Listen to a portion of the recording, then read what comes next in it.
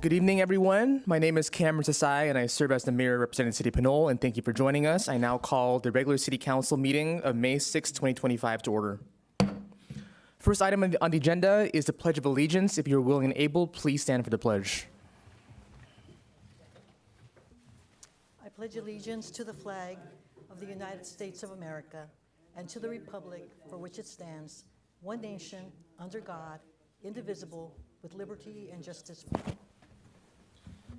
Thank you. We are now on item 2 of the agenda, our land acknowledgement, which I will read aloud.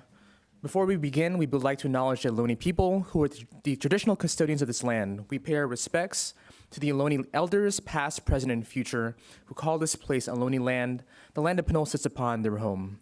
We are proud to continue the tradition of coming together and growing as a community.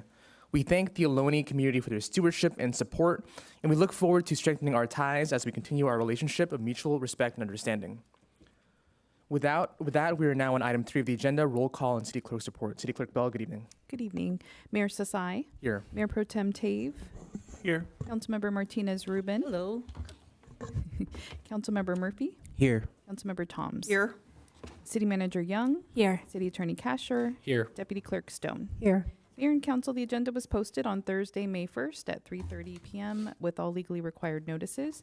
Written comments were received in advance of the meeting, distributed to Council and staff, posted to the website, and are available to view in the back of the chambers. I also want to note we received a couple of updated presentations, which we will be sharing to the website. I believe one has been updated, and we have one more that will follow for the NHA presentation. With that, does the council have any conflicts to report on the agenda items this evening? Seeing none, that concludes my report. Thank you very much. We are now on to item number 4, and this evening we have one closed session item, 4A, conference with real property negotiators, Government Code 54956.8. Property discussed is 2100 San Pablo Avenue. Agency negotiators include Kelsey Young, City Manager, and Eric Kasher, City Attorney. Negotiating parties Art Pakpur, and the price and terms are under negotiation. We will return to open session at 6 o'clock p.m. Thank you.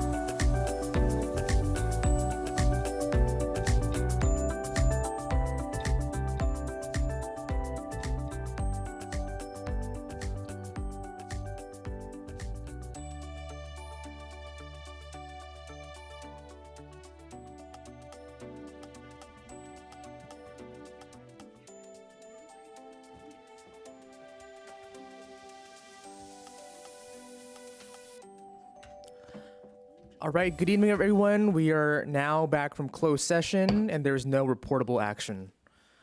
Moving on to item number 6, which is public comment, citizens to be heard. Madam City Clerk, do we have any public comments? Thank you, Mayor. Yes, we do. In person, Rafael Menes and Irma Ruport.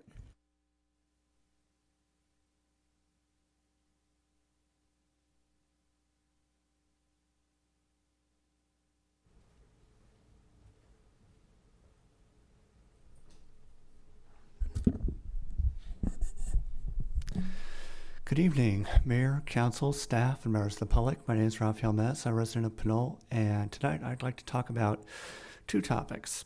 First, it turns out that COVID-19 data is still available at covid.cdc.gov/covid-data-tracker/#wastewater-surveillance. And what that says is that at the moment we're at 1.94 per 100,000.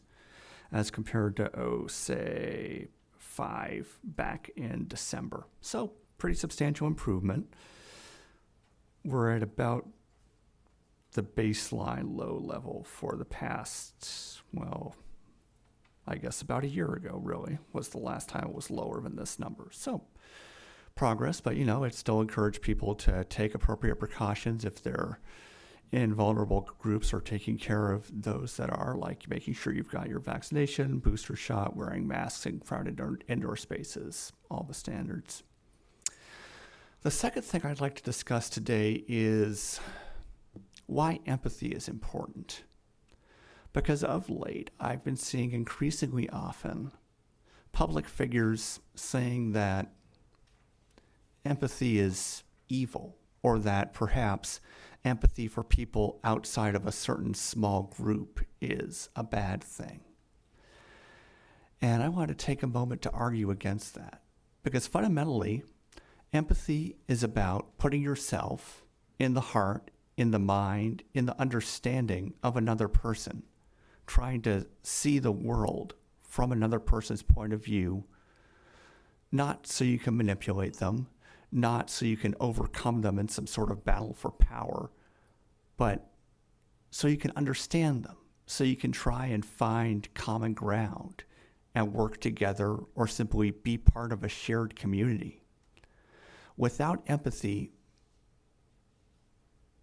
it would be incredibly difficult to have any sort of community other than the most basic and raw and transactional, sort of the Hobbesian war of all against all. And I'm pretty sure most people don't actually want that.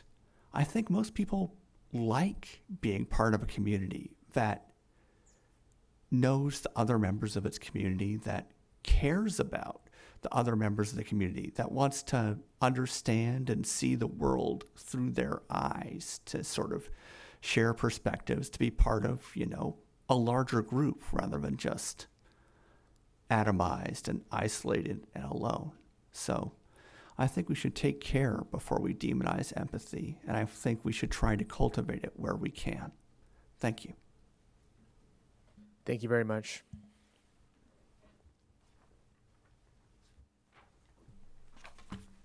Good evening, Mayor, Council, staff, and public, and I want you to know that this morning I attended the Valor Village grand opening, 33 affordable homes for low-income veterans and families, today at 10:30 at San Pablo Avenue in Pinole, California. What an excellent presentation and opening. The development team is listed here. There were so many. Financing by City of Pinole, Contra Costa Housing Authority, urban development. I mean, I can go on and on, Mayor.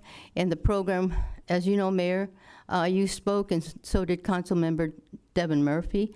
And it's a list of people who were so important with this project. And SAHA draws on 50 years of experience in operating 80 community low-income seniors, families, and people. Mayor and Council, this grand opening of 33 affordable homes for low-income veterans and family is one of the best projects the City of Pinole has had. The problem and disappointing factor is that the city was not represented by the city manager, assistant to city manager / communications director, and or public TV station 26 and 28. None of these people showed up. No televised or recording of this grand opening was done. Mayor and council, what is the use of having two television stations and not used to its potential? The taxpayer and residents lost the opportunity to be a part of this very important project. It's a shame that this opportunity has been lost forever. Mayor and council, our TV station cable was transferred to the city manager. We hired a new city assistant city manager / communication director. We have a new city manager, Mayor.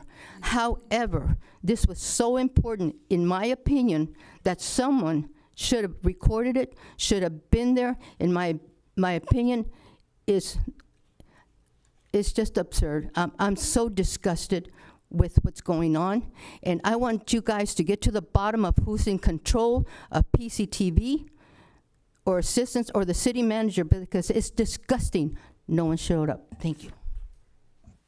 Thank you very much. Any other public comments, City Clerk? Thank you. Yes, Kayla Gomez. I did have a card for her. Maybe she's no longer here. Do we have any remote comments? No remote comments, Mayor. All right, thank you. Moving down to item number 7, reports and communications. First is our mayor's report. So this last month, I met with Director Epps, Councilmember Murphy on the Memorial Subcommittee meeting, a few items and discussing that, and we have a lot of these conversations to be still had, and we're currently going through applications, so if you submitted one, we're reviewing them, and we'll continue to discuss those items this month as well. On the 19th, I had a really great time joining everyone at Independence Park for Earth Day, and had a walk there. It was a really good time to walk and talk with residents, get to know them, talk about issues and some ideas they have. But just want to thank staff for being there, and I know especially Director Dwyer, your work for getting that together. We had so many great vendors out there, and I know the community appreciated it, and it was just a great event. So thanks for being there, and thanks for everyone who joined. I joined Mayor Pro Tem Tave and Treasurer Swearingen for the Finance Subcommittee meeting last week. Great discussions there as well. We went over the items related to the budget that we'll be seeing here tonight as well. And as mentioned, Valor Village, 811 San Pablo Avenue, was there this morning with Councilmember Toms and Murphy. And it was just a really great project, 33 units, 100% affordable in the west side of Pinole. So it was a pretty surreal experience to be there because we were all there in 2023 for the groundbreaking. And we've all passed by that project time and time again to see it go from just soil and then to partially built, but now to essentially completed. So to go inside, see the facility, I think also meet the residents who are veterans, hear their individual stories. It reminded us why this work is really important. And also thank you to staff in the back who were there as well. Really appreciated that. But 15 of the residents for that particular project are formerly unhoused. So this is a really, really important project that we have here in Pinole. This upcoming week, I have a WestCat board meeting on Friday at 6:30 p.m. here in Pinole City Hall. Please join me if you're interested. And there's also a very special event happening tomorrow at Pinole Valley High School at 7:30 p.m. I think we all kind of know what it is, but it is a Key to the City ceremony for Pinole, who is a Pinole native, Pinole Valley High School alum, Contra Costa College grad, who went on to be an award-winning artist and rapper, who is also ambassador to the Golden State Warriors. So it's going to be a really great event. Again, tomorrow, Pinole Valley High School at 7:30 p.m. Everyone in the community is invited.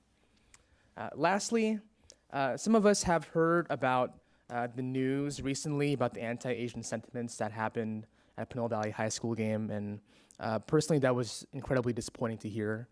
Just to hear the words that were uttered in the recording, personally, it's disappointing and it's offensive. Those same jokes and anti-Asian sentiments I dealt with growing up, very, very similar. Back then, it was normalized, but I think the responsibility of now and today is to acknowledge that, correct the behavior, push for accountability, and also shape our city's culture as representatives of the city. Not to sweep it under the rug, but also just to bring it into conversation and open. So that'll be a priority for me personally this year, especially given how the national conversation is shaping how folks are acting locally. But I've had an opportunity to discuss this personally with our school board trustee, Jamila Smith-Folds, last week to get some updates. Albany Mayor Robin Lopez as well, who is checking in with his district, working with me on a joint statement. But our school district is currently looking at the situation That's as much as I can provide at this moment, but I'll continue to keep you all updated on that. So with that being said, I'll move on to item 7B. We have mayoral and council appointments, but we have none there. So we'll go to item 7C, which is City Council Committee Reports and Communications. We'll start with Councilor Martinez-Rubin. Thank you, Mayor Sasai. Since we last met in April, I attended the Cal City's East Bay Division meeting that was held in Pleasant Hill at Diablo Valley College. And to give those of you who couldn't join us an idea of the kinds of things that were discussed there, we had presentations by two senators, Senate President Pro Tem Mike McGuire and local Senator Tim Grayson. They both started with talking about the budget challenges at the state level and how eventually those are going to require local cities to, I'm going to paraphrase greatly, to fight and advocate for the kinds of things that are important to us. And so I'll tell you a little bit about how I got to do that later in the month. Additional to that, Cal City's East Bay Division meeting, April 23rd, 25th of this year, there was a leadership summit that was held in Sacramento. It's a 3-day event, and the first day of that summit has its participants lobby or attend sessions with their assembly persons. And so I got to sit in with a group of colleagues, other council members from other East Bay cities, to speak on behalf of some of the pieces of legislature that Cal Cities is in support of. And as you are aware, Cal Cities is our advocate on educational organization favoring legislation and in support of legislation that would favor cities. So I got to speak a bit about Assembly Bill 846, and that is Cal City-sponsored bill that streamlines the California Department of Fish and Wildlife permitting process for vegetation management projects in fire-prone areas, ensuring that cities can more quickly clear flammable vegetation to prevent future wildfires. And given that we work with our county fire department, and we are surrounded by beautiful vegetation via our hillsides, and the valleys face the sense of threat about potential wildfires, and we're also surrounded by the Park District and other adjacent areas and parcels prone to overgrowth. I thought it was quite fitting that I could be a bit of a advocate and spokesperson to ask for us, our representative Buffy Wicks to support that. She does sit in the Natural Resources Committee, so it makes sense that she would favor that. And so at this point, as of April 30th, that particular piece of legislation made it to the suspense I'm going to say file, but it's a suspense committee, which means that there has to be consideration of fiscal implications, given that in order to implement that piece of legislation, it is going to be more than $100,000. Because if you think about its implications statewide, many voices and many ears have to hear about that before the Assembly submits its full vote. So that was one opportunity that I had at that event. But there were other educational sessions, and I wish all my colleagues had been there to join me. Example of some of the topics that were presented was the titles, Partners in Local Governance, Strength, Continuity, and Leadership in Modern. And because this is an ongoing and recent experience with us, aligning goal setting and the performance evaluation process. So best practices to retain top executive talent, very, very pertinent for us.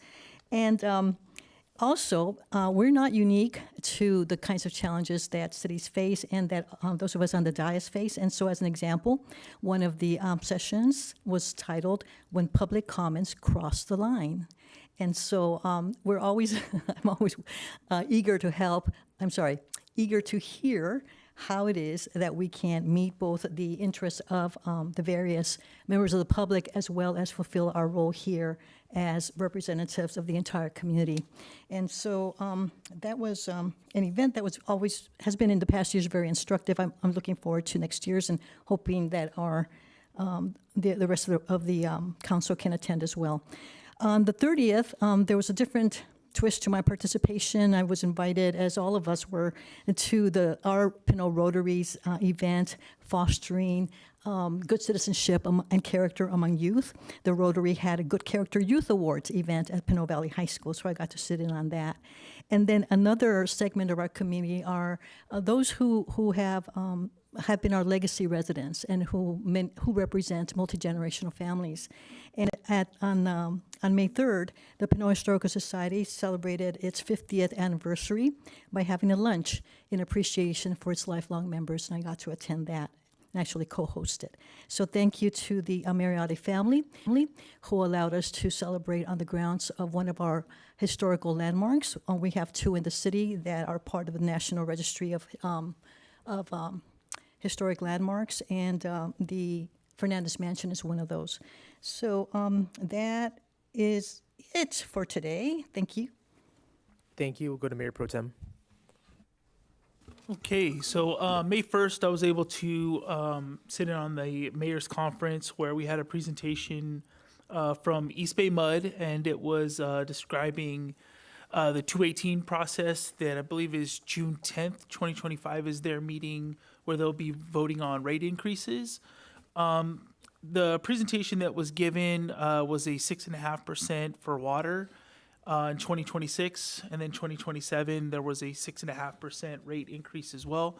For wastewater, it's a little bit more of an older system with a lot more liabilities. I know that Pinole, we had our meeting and talked a little bit about the nutrient standards that are going up, that Pinole will be having to wrestle with just as much as East Bay Mud is.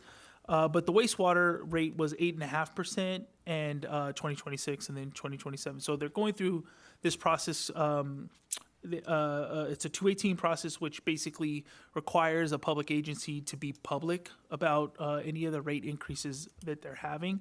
The presentation was great. They had the CFO there that basically went through and took us through all the different needs and capital projects that have to happen. There has been a huge effort by East Bay Mud to get a lot of this information out to the public. They've been holding budget workshops. I think they had 2 of those.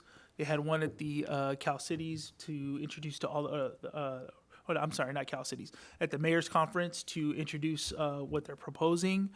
And so it's something where you can show up to that meeting and voice your opinion. So it's June 10th, and there's a virtual link as well on their website. So I'd encourage anybody that has an opinion on those rates to make sure that they reach out. But like most agencies, there's a lot of deferred maintenance. That maintenance costs money. With the tariffs and uncertainty with costs, there's the question of, do we have enough money to make these repairs, and are we going to be suffering from any rate increases from construction materials, construction labor, the whole nine moving forward. So no one has a crystal ball, but everyone is somewhat preparing for that in their capital projects. So meeting was great. Had a chance to sit down with a few of the other mayors and talk about what Pinole's doing. I mentioned the Valor Village project, which I wasn't able to attend today just because of work conflicts, but heard that it went very well. I want to thank the mayor and everybody that was there representing us. That was a project that was a long time coming. People said it couldn't be done 100% affordable, and it was. And so I think this council and previous council members who had discussions about this have a lot to be proud of. So, and the city has a lot to be proud of as well, honoring those 33 families. So that's all I have to report. Thanks. Thank you, Councilor Murphy. Yes, thank you, Mayor. I wanted to start off my City Council communication support this evening by thanking you, the residents of Pinole. Thank you for your patience, your compassion, and understanding during my time of personal grievance. I know this year has been a very difficult year for many, unfortunately, in our country, and it's been increasingly personally a difficult year for myself as well. And I really just want to honor the residents of Pinole. Your support has meant more to me than words can fully express. In moments of challenge, I'm reminded of the strength, unity, and empathy that make our community so special. And your words of encouragement, whether it's been phone calls or emails, or just, at the grocery store, has been really both soothing and special. And I just want to thank you. And I remain committed to both serving you with my heart and integrity. And I'm just so grateful for your continued encouragement. So I did want to start off that way. I have been pretty busy since our last city council meeting. And just want to thank again Mayor Pro Tem Tay for chairing our Pinole Hercules Wastewater Subcommittee meeting. Our committee did discuss the operations and budget for this year or for this next year, and we did request a meeting for May or June. So residents just look forward to that, and I do look forward to discussing our plant operation and budget a bit more because there were some exciting updates from that last meeting. I also was able to, as the City of Pinole's representative to MCE, attend the California CCA conference.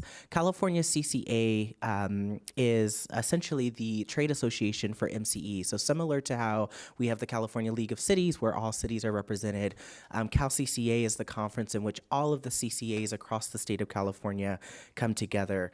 At the 2025 CalCCA conference, leaders across the state gathered to discuss how community choice aggregators are advancing specifically energy affordability.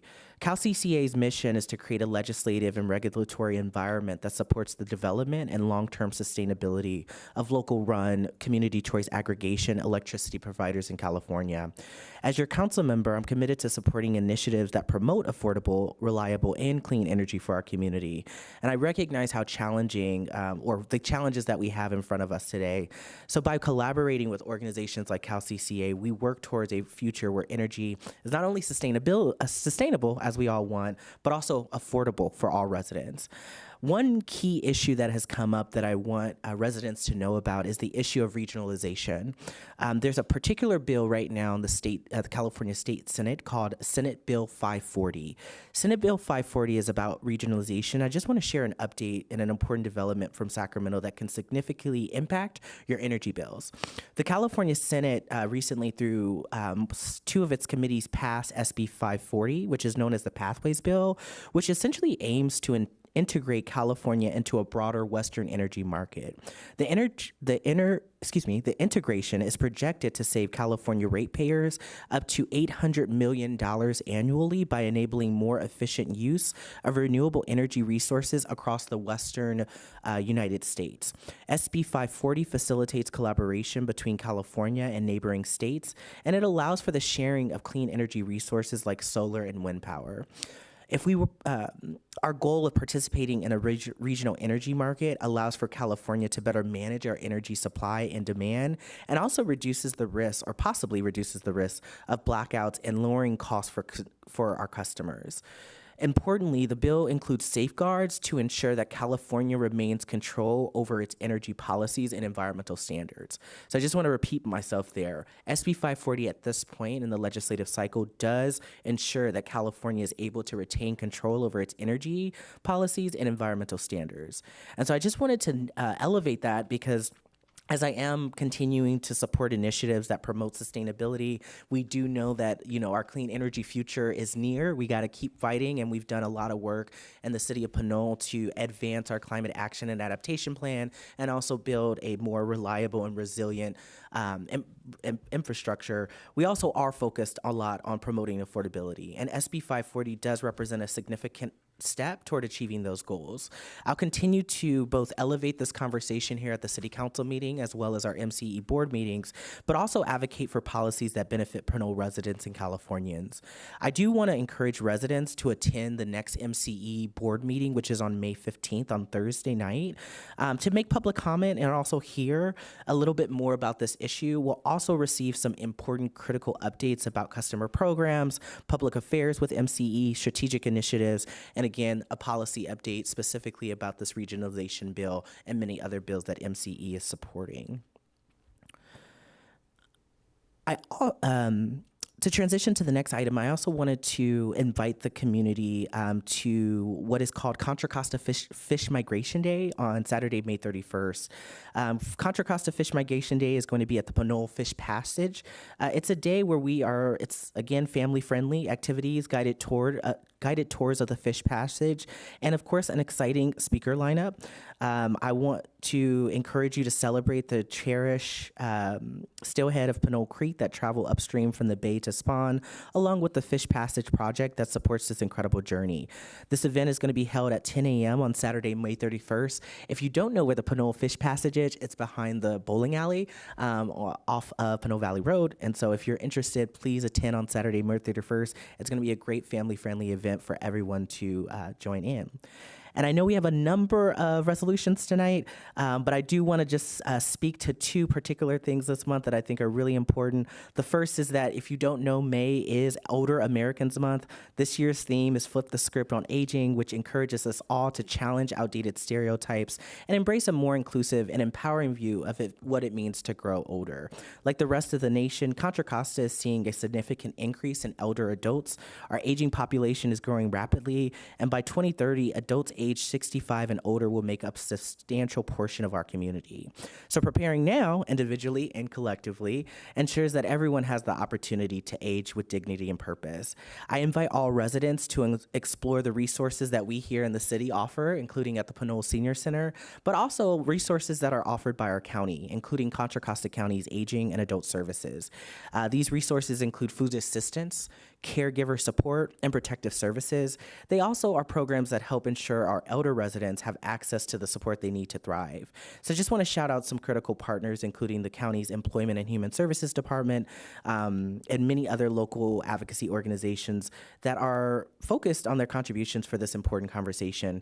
And if you are looking for some county resources, you can visit the Employment and Human Services Department website, which is ehsd.org/aging and adult services. And again, our older adults are vital to the strength and wisdom of our community, especially here in Pinole. We got to continue to advance policies that respect their contributions and protect their well-being. Everyone deserves their right to age on their own terms. And we got to continue to fight to ensure everyone's included in our town. And then last but not least, of course, Affordable Housing Month. This month is, I think we really started off this month really with a bang today as a city.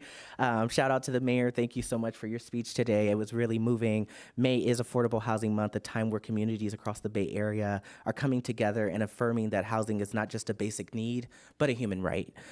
This month, it's been exciting to shine a light on the urgent need to expand access to affordable housing and uplift solutions that work. It's been quite exciting to see that Valor Village come to life during my time on this council. Just want to give a huge shout out to our city staff. It is such an honor to go to those events and see and hear so many people say, oh my gosh, one of your city staff worked with me and they were amazing to work with. That makes it such a beautiful experience. And again, just our community development department from Director Whalen all the way down to the front, the front desk staff. You all have been doing such a tremendous job at just making sure the culture of our community is elevated higher. And I felt that today, but it was also just, again, so inspiring to see us build a 33-unit property that supports 33 different families coming into Pinole. And I think we did what we needed to do. We knew the mission. We definitely did what we needed to do this Affordable Housing Month. So thank you again, and let's continue to build a future where housing is affordable and accessible to all. Thank you. Thank you, Councilor Thomas. Yes, good evening. Since our last meeting, I attended the East Bay Wildfire Coalition of Governments meeting in El Cerrito, where we had a presentation from PG&E and also a presentation regarding grant funding for wildfire reduction projects. I attended the Cal Cities event where we did hear from Senator McGuire and Senator Grayson, and they both discussed proposed legislation related to insurance and making sure that our citizens, our residents can get insurance, especially during this time where it's, there's been a lot of cancellations. On the 19th of April, I attended two city events, or, things that, first was the Earth Walk, and then the second was the opening of the swim center.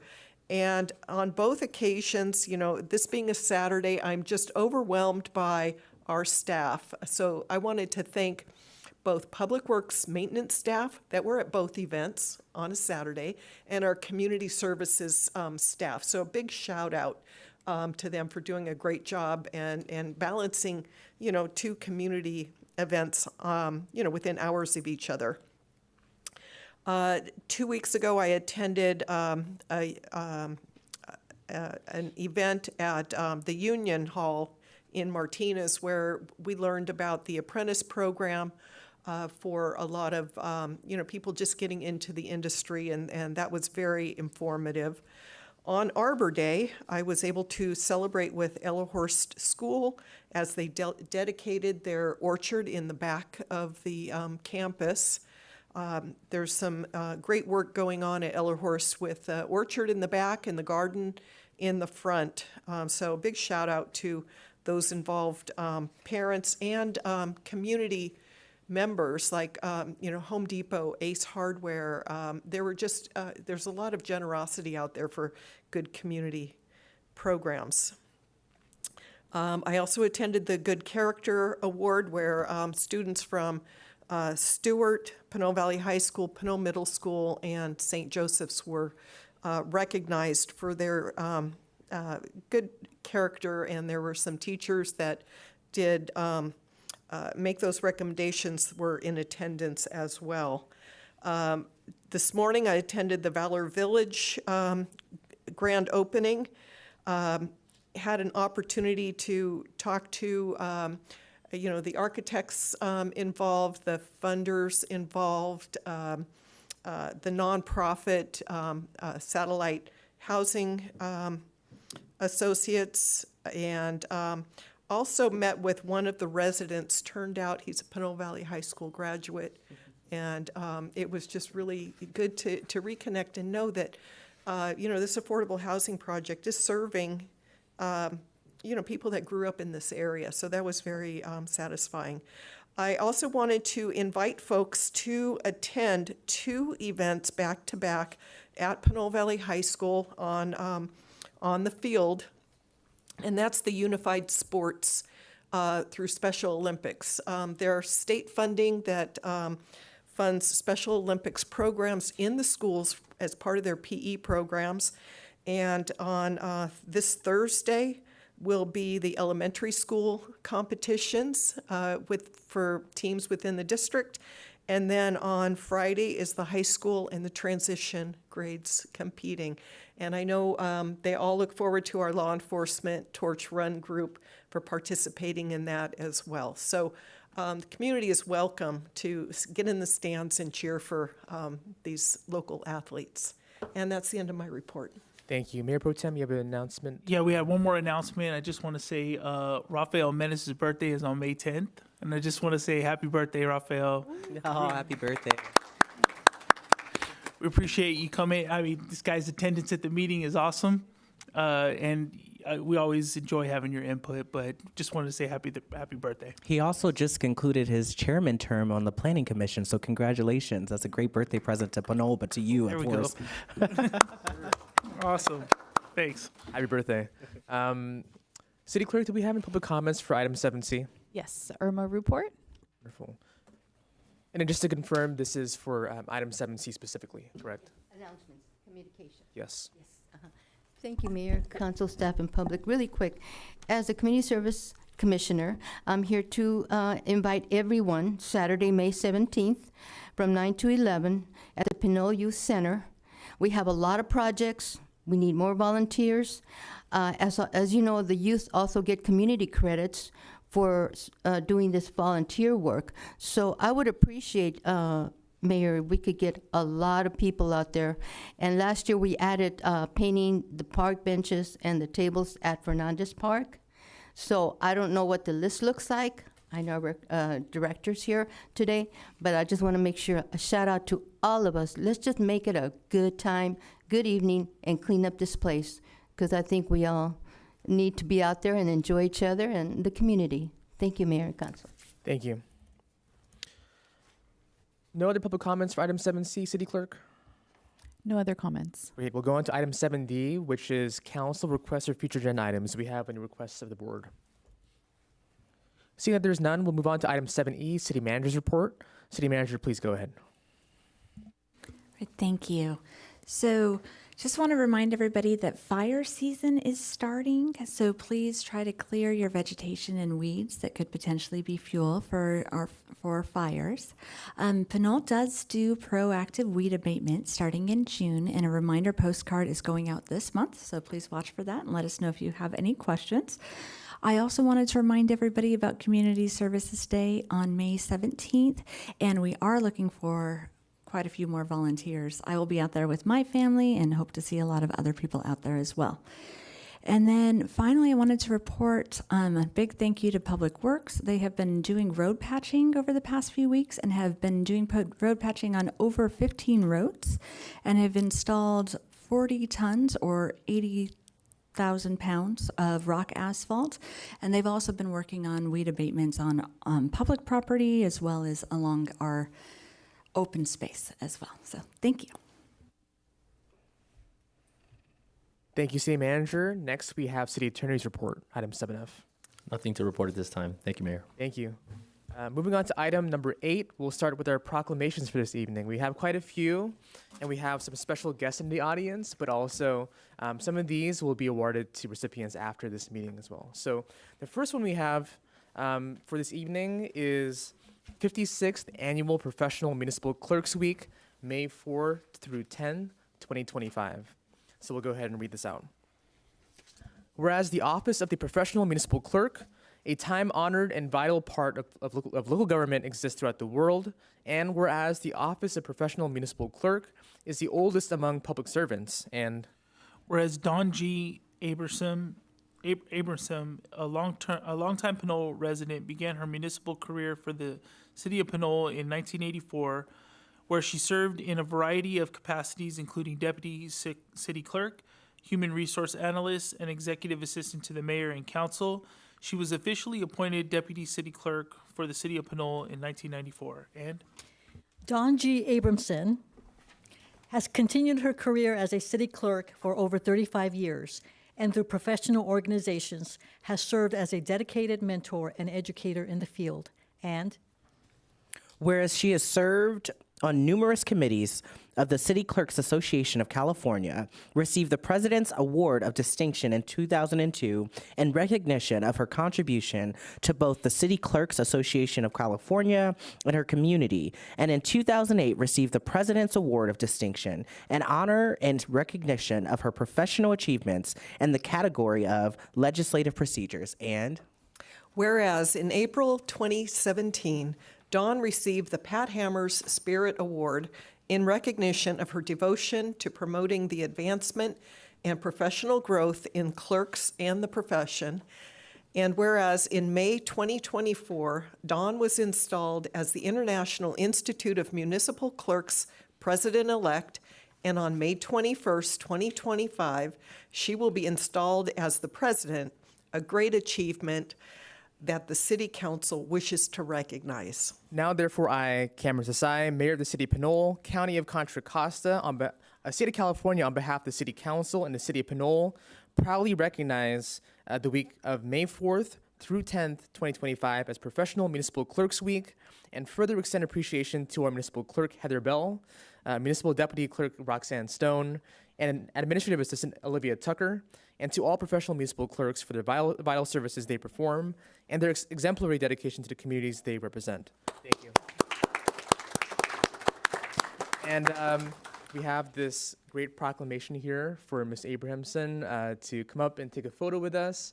And I met Ms. Abrahamson first it was probably Cal City's East Bay event in Alameda, I think. I remember she was telling me how she used to start in the city of Pinole, and so it's an honor to have you here. We'll join, and I'll invite the city clerk staff to join us as well.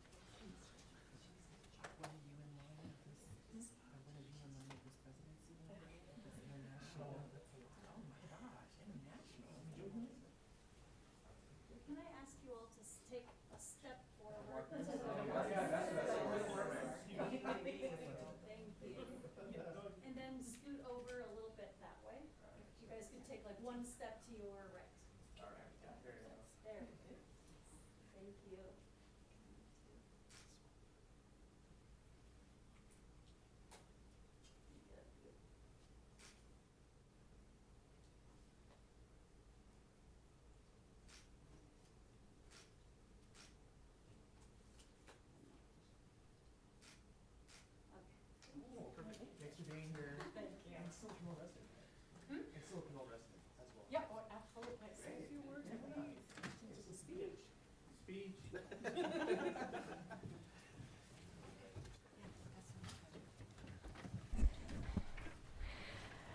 I want to thank the mayor and council, and I know Heather had a lot to do with this for the recognition. As you heard, I started my career, I grew up professionally in the city of Pinole, working for the city of Pinole for about 16 years. It is my hometown, I have not moved, and the greatest joy in my life now, I've been doing this for almost 40 years, is to mentor and coach deputy city clerks that have worked for me that have moved on. All of them have moved on to be a city clerk. Heather Bell, I'm so proud of you. I'm proud that you're in my hometown community and you're deputy. I've gotten to know her through some training. And so like all good city clerks, I am now going to go home because I have a council meeting night off and write another council staff report. So I wish you a productive meeting tonight and thank you very much. Thank you so much. All right. Next, we have Economic Development Week, May 11th through 17th, 2025.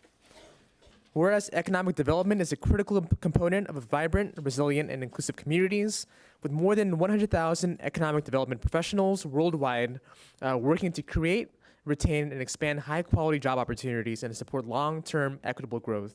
And whereas economic development helps build strong neighborhoods, promotes sustainability, enhances quality of life, and generates a robust tax base that supports essential public services. And Whereas economic development professionals work in rural, suburban, and urban settings across the public and private sectors, including cities, counties, chamber of commerce, universities, public-private partnerships, and nonprofit organizations, helping communities grow and thrive. And Whereas economic developers serve as collaborative stewards and bridge builders, uniting stakeholders such as residents, businesses, elected leaders, industry partners, and educational institutions to advance workforce development, investment, infrastructure, innovation, and prosperity. And Whereas in the city of Pinole, the Economic Development Division, established in 2021, implements the city's economic development strategy to attract and retain businesses, support small business growth, activate underutilized sites, and promote a thriving and resilient local economy. And Whereas since 1926, the International Economic Development Council has led a profession globally promoting equitable, inclusive, and sustainable economic advancements through education, advocacy, and innovation. And now, therefore, I, Cameron Desai, Mayor of the City of Pinole, County of Contra Costa, State of California, do hereby proclaim the week of May 11th through 17th, 2025 as Economic Development Week in the City of Pinole and urges all community members to recognize the significant contributions that economic development professionals make to the well-being and vitality of our city. Thank you. All right. Next up, we have National Public Works Week, May 18th through 24th, 2025. Whereas since 1960, the American Public Works Association, APWA, has sponsored National Public Works Week, and whereas across North America, more than 32,000 members in the US and Canada use the Public Works Week to energize and educate the public on the importance of public works to their daily lives. And whereas public infrastructure, facilities, and services cannot be provided without the dedicated efforts of public works professionals who are engineers, managers, and employees at all levels of government and the private sector, who are responsible for rebuilding, improving, and protecting our nation's transportation, water supply, wastewater treatment, and solid waste systems, public buildings, parks, and other structures and facilities essential for our citizens. And whereas the City of Pinole Public Works professionals focus on the infrastructure, facilities, and services that are of vital importance to achieving sustainable and resilient communities and to public health,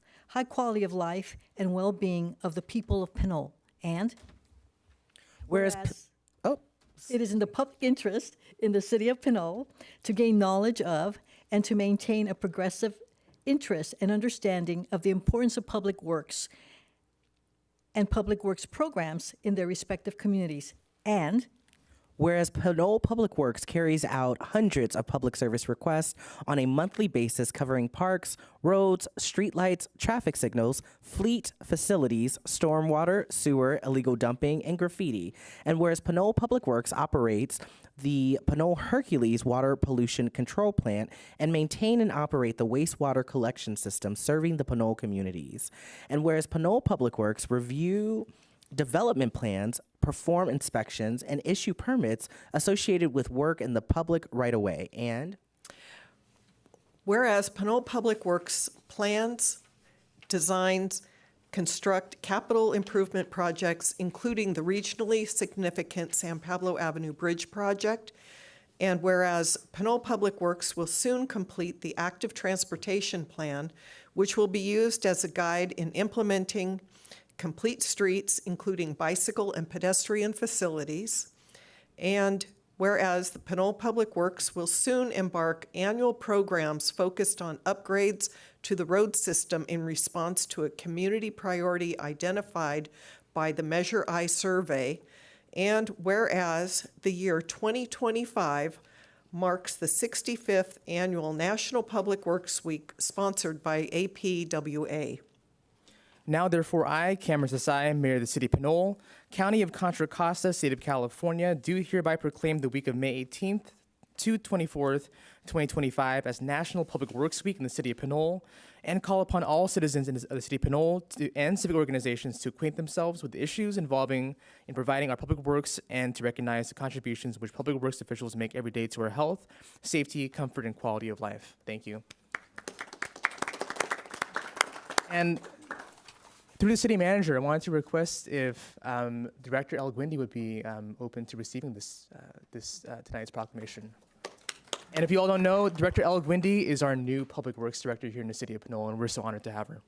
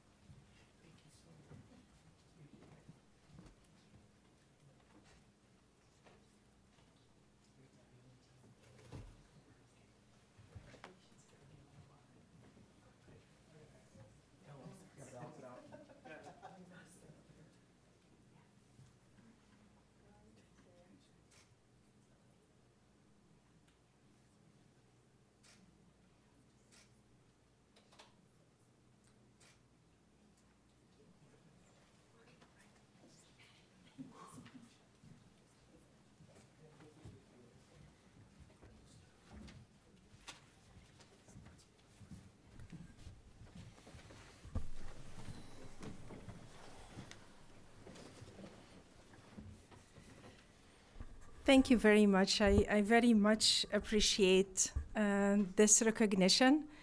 The Public Works team works very hard in serving our community every day.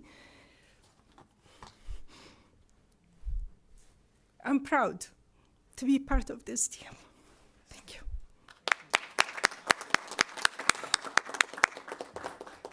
Awesome. Thank you so much. The next one is Police Officer Week, May 12th through 18th, 2025, and Peace Officers Memorial Day, May 15th, 2025. Whereas there are over 900,000 law enforcement officers serving in communities across the United States, including our current 24 sworn members of the Pinole Police Department. And whereas in a resolution approved by the United States Congress in 1962, the President is authorized and requested to issue proclamations designating May 15th of each year as Peace Officers Memorial Day in honor of federal, state, and municipal officers who have been killed or disabled in the line of duty, and designating in each year the calendar week during which May 15th occurs as Police Week. And whereas the members of the Pinole Police Department play an essential role in safeguarding the rights and freedoms of the residents of Pinole. And whereas 3 Pinole peace officers, Constable Arthur McDonald, Officer John M. Sellers, and Officer Floyd H. Swartz, made the ultimate sacrifice, their lives, to protect the citizens of our city. And whereas it is important that all citizens know and understand the problems, duties, and responsibilities of their police department. agency, and that members of our police department recognize their duty to serve the people of our city by safeguarding life and property, by protecting them against violence or disorder, and by protecting the innocent against deception and the weak against oppression and intimidation.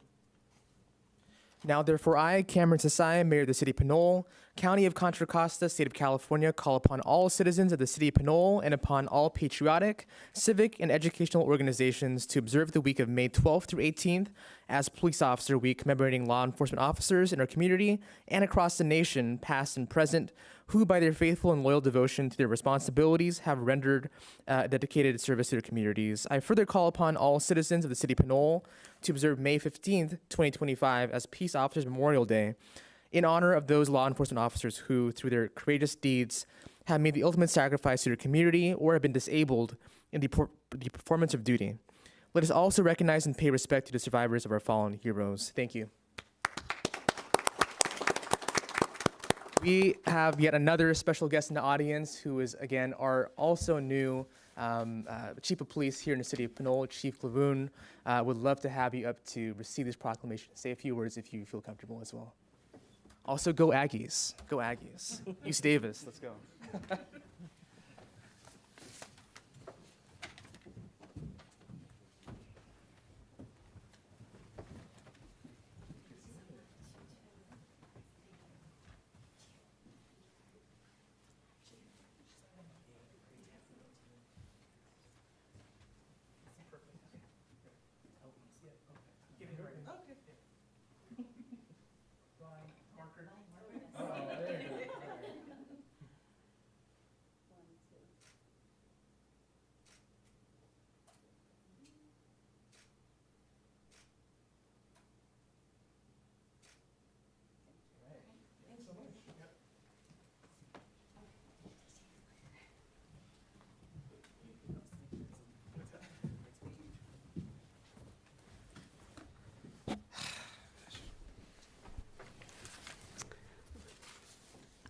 Good evening, Mayor Sasai and council members. On behalf of the Pinole Police Department, I'm very honored to receive this proclamation.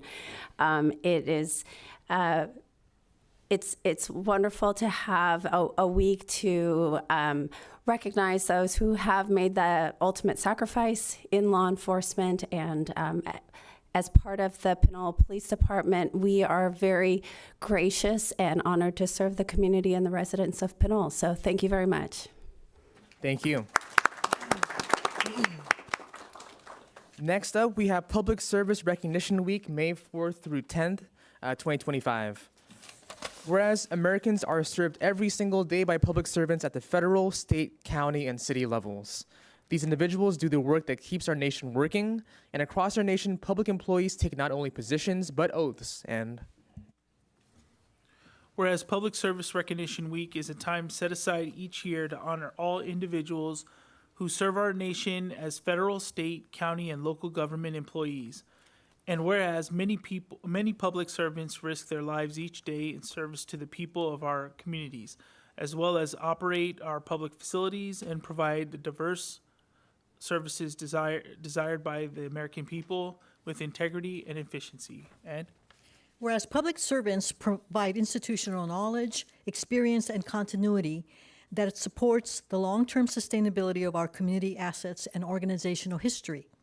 And whereas here in our city, our staff promotes and sustains the high quality of life in Pinole, and in partnership with our community, delivers cost-effective services in a personal, responsive, and innovative manner. And whereas the City of Pinole has 99 dedicated regular employees, of which 19% have over 1 decade of continuous service to our community.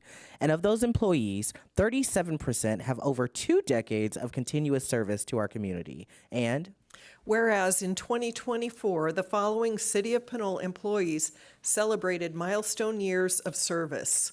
Letitia Andreas, 5 years. Heather Bell, 5 years. Joe Bingaman, 5 years. Anthony Colden, 5 years. David Hanham, 5 years. Eric Wilson, 5 years. Jose Garcia, 15 years. and Jennifer Witchy, 15 years. Now, therefore, I, Cameron Sasai, the Mayor of the City of Pinole, do hereby proclaim that May 4th, 2025 to May 10th, 2025 as Public Service Recognition Week. All citizens are encouraged to recognize the accomplishments and contributions of government employees at all levels, federal, state, county, and city, and especially our City of Pinole employees. Thank you, everybody. We have a special guest who's not in the audience, but he's actually making this happen, which is PCTV. He is in the back, Mr. Eric Wilson. If you can come out here, I know I asked you beforehand, but it's not a surprise. But it says 5 years. Oh, there you are. It says 5 years, but you've technically been here since 2003, serving the City of Pinole. And on top of that, since we're talking about public service, you were also a veteran of the United States Navy, correct? Air Force. Thank you so much. Well, we'd love to have you join us for a photo, and then if you want to give a few words, that'd be great.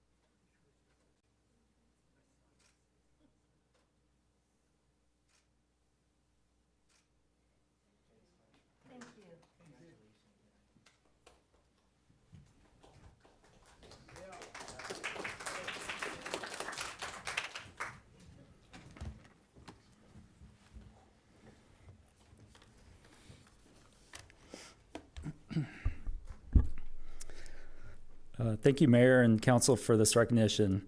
My name is Eric Wilson, and it's an honor to be acknowledged for my work and dedication to this incredible city. I want to extend my gratitude to each of you for your leadership, collaboration, and vision. It's a privilege to work alongside such a dedicated group of public servants. And I look forward to continuing our work together for the betterment of our community. On behalf of all public employees here in the City of Pinole, thank you again for this Public Service Week recognition. I'm grateful for the opportunity to serve. Thank you. Thanks so much. Eric has the best energy. We work together at the PCTV studio to record the Beat of Pinole every month, and he always encourages me when I can't get my lines right. So thank you. I appreciate you, man. Lastly, we have our proclamation for Pilo Day, a brand new proclamation in the City of Pinole recognizing somebody who is really important. It's May 7th, 2025. Whereas May 7th marks the birthday of Paolo Rodriguez, professionally known as Pilo, a Filipino-American rapper, producer, and cultural icon born and raised in the city of Pinole, California. And whereas as a founding member of the HBK gang and a prolific producer behind the West Coast contemporary sound, Pilo has worked with renowned artists such as Wiz Khalifa, Flo Rida, G-Eazy, Kalani, Yo Gotti, E40, and Too Short, all while remaining rooted in his hometown and uplifting the Bay Area music scene. And whereas Pilo's contributions to music began early in his life, producing music as a teenager in his Pinole bedroom, and later helping define the sound of a generation with tracks like Act Right, GDFR, and his own solo hits, including Put Me On Something and Same Squad, showcasing both innovation and cultural pride that made him known as an architect of the modern West Coast sound. And whereas Pilo has not only elevated Bay Area hip-hop to national and international stages, but he has also been a visible advocate for Filipino-American representation in entertainment, breaking boundaries and inspiring a new generation of Asian American artists to pursue creative careers unapologetically.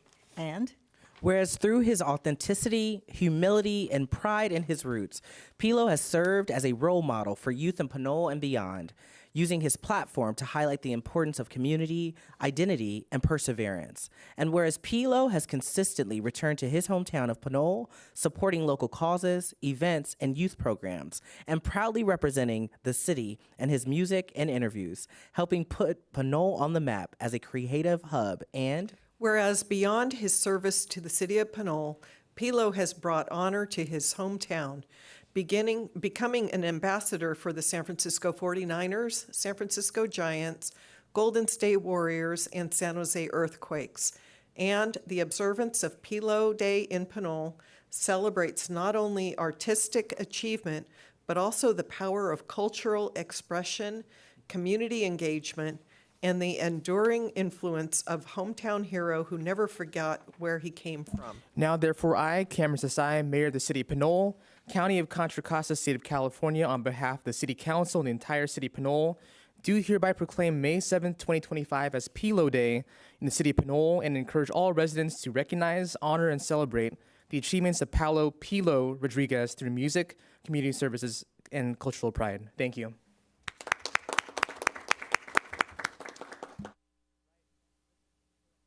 That does it for our proclamations. Again, I want to invite you all tomorrow, 7:30 p.m. at Pinole Valley High School for our Key to the City ceremony for Pilo.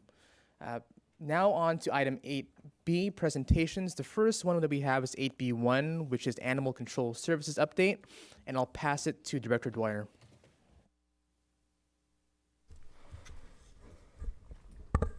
Thank you, Mayor. Tonight, I have Steve from the Contra Costa County Animal Services Department to provide us a specific update for Pinole and our animal services. Thank you. Thank you. Good evening, Mayor, Council. I'm actually Ben from Animal Services. I'm Ben Winkleblack, Director of Contra Costa Animal Services. Steve, I work with Steve. It's an honor to be called Steve. We have a little presentation. Is the clicker over here, or do you do that? You can just say next slide. Okay. Next slide. What is Animal Services and who we are? Trying to fit everything that Animal Services does onto one slide is kind of tough. We've distilled it down to 4 categories. One of them is field services, and this is who you all see, often called animal control. They do law enforcement, they investigate bites, they investigate animal cruelty and neglect. We have shelter operations. We operate a shelter out of Martinez. The shelter will intake about 7,000 animals a year. This is everything from dogs, cats, rabbits, horses, goats, and we currently have fish in our care. We also, as part of the shelter, we have a full-service hospital. We have multiple veterinarians. We have medical staff 7 days a week. We perform spay and neuter surgeries for animals that are being adopted or reclaimed. We also perform emergency services. Animals that come into our care require prompt action, and we have the staff to meet that. We have administration. This is how we keep the lights on. This is the staff that greets you when you come to our front door. This is the fiscal staff. I'm included in that. We really steer the agency and work behind the scenes. We have community services. We have hundreds of volunteers that come every week on their own time and enrich the lives of the animals. They support us when we do outreach. In the last year, we've done over 60 outreach events. These include microchip events, adoption events, access to care events, where we bring services to the communities that need them. Next slide, please. Again, this is what we do. I will not read this slide to everyone. I touched on a lot of this. It's like I said, it's hard to shoehorn everything that we do into just a couple slides. But we meet all the mandates from the state. You contract with us to fulfill those mandates. But we do more than that. Just operating them and fulfilling the mandates. No one would be happy with animal services if we just met those mandates. We work tirelessly to find placement and for animals in need. We are the safety net for animals in need. And we are social workers. We're interacting with people when they've had the loss of a family member. They value their animal. This is their family member, and they've not been able to find them. Or we show up when something happens. Animal control will show up and provide service, and it's meeting people where they are and being able to help them. A lot of it's customer service and very little of it's animal focused. Next slide, please. This is what we do for the city of Pinole. This is fiscal year to date, 24-25, as of a few weeks ago, as you can see, we had 109 animals come in from this community. We picked up 83 deceased animals in this community. We performed 67 investigations. Most of those are going to be bite investigations. This is rabies control. This is mandated by the California Department of Public Health. Some of these may have been cruelty or neglect allegations. Assist, that's usually when we're assisting law enforcement, or if someone needs to go to the hospital and they have animals, we are able to provide that. We pick up the animal, take them to the shelter, and care for them while they are unavailable. And then 6 animals from Pinole were reunited with their family. So, next slide, please.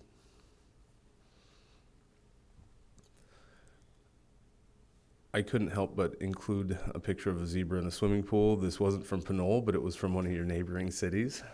This is the reality of what we get into.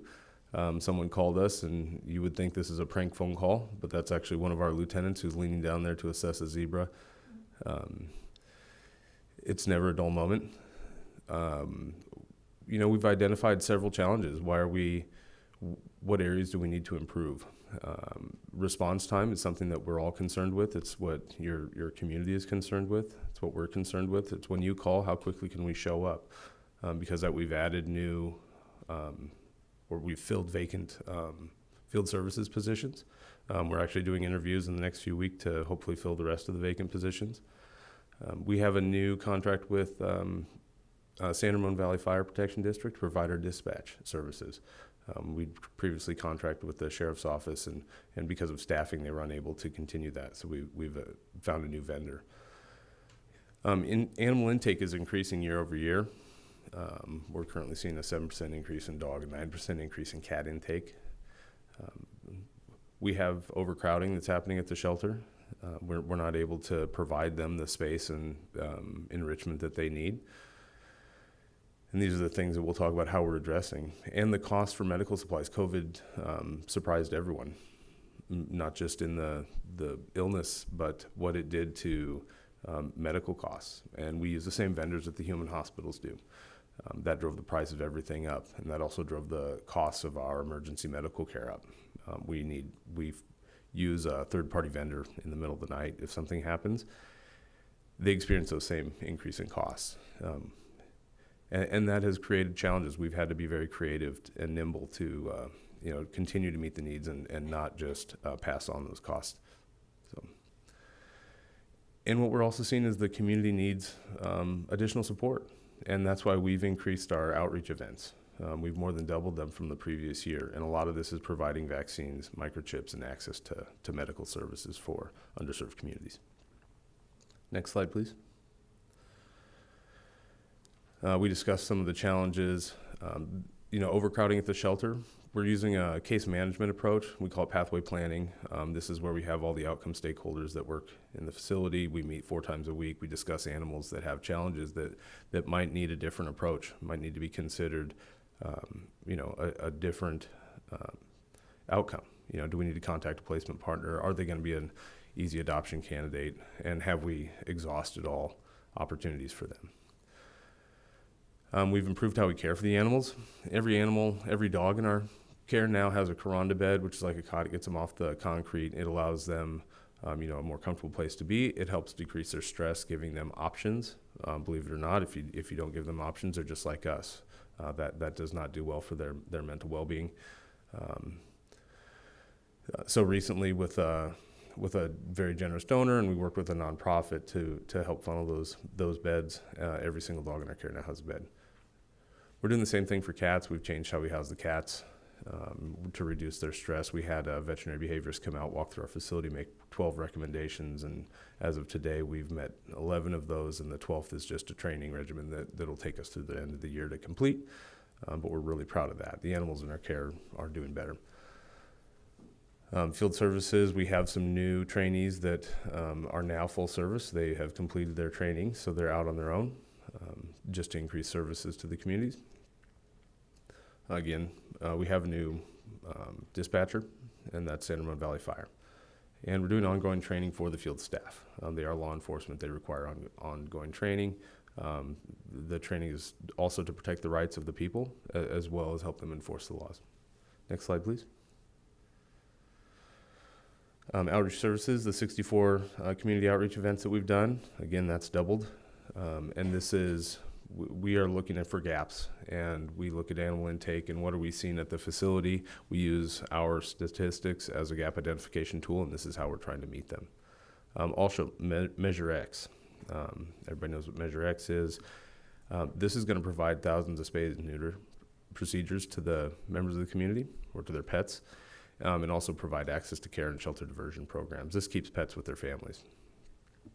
The Animal Benefit Fund is a restricted fund that we have. It's made up of donations. We use that for progressive programming. This year, that's going to fund over 500 surgeries as well. Next slide, please.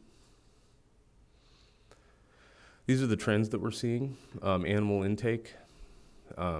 It's been on an upward trend, and this slide is from a few weeks ago when we produced the report, and we're actually seeing it trend a little higher now. Adoptions are down a little bit, and that's because we've been focusing on returning animals to their families. We've done targeted social media ads, and so far, since we started the campaign, the return to owner rate has increased 38% when compared to the same periods last year. We focused on that. Those animals spend the least amount of time with us, and they go back with their families.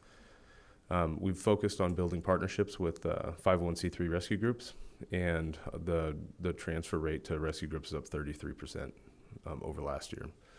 Euthanasia is trending downward right now. This is because of the pathway planning or the case management approach to population management. Next slide, please. Field services, we investigate bites. That's part of the rabies control, but some of the situations that led to that bite might define an animal as potentially dangerous or dangerous animal. This is something that we investigate and then we enforce. In Pinole, you only have 4 animals that fall in the dangerous or potentially dangerous code. That's part of the Contra Costa County code for the definitions, and they mirror largely the Food and Ag code. And then the field services activities, we're seeing a little bit of a downward trend on these. We actually believe it's just how we're eliminating duplicate calls. The number of calls we actually respond to is very similar to previous time period. Next slide, please. And that's all I have. I'm hoping you have questions. Thank you so much for the presentation, for being here today. Yep. We'll start with Councilor Thomas with questions. I just wanted to thank you for coming. I don't have any questions, but thank you for the partnership that you provide. Thank you for having me. Councilor Murphy. Again, no questions. Just thank you for your presentation. Right. Thank you. Mayor Pro Tem. I just had one about the coyotes situation. Yeah.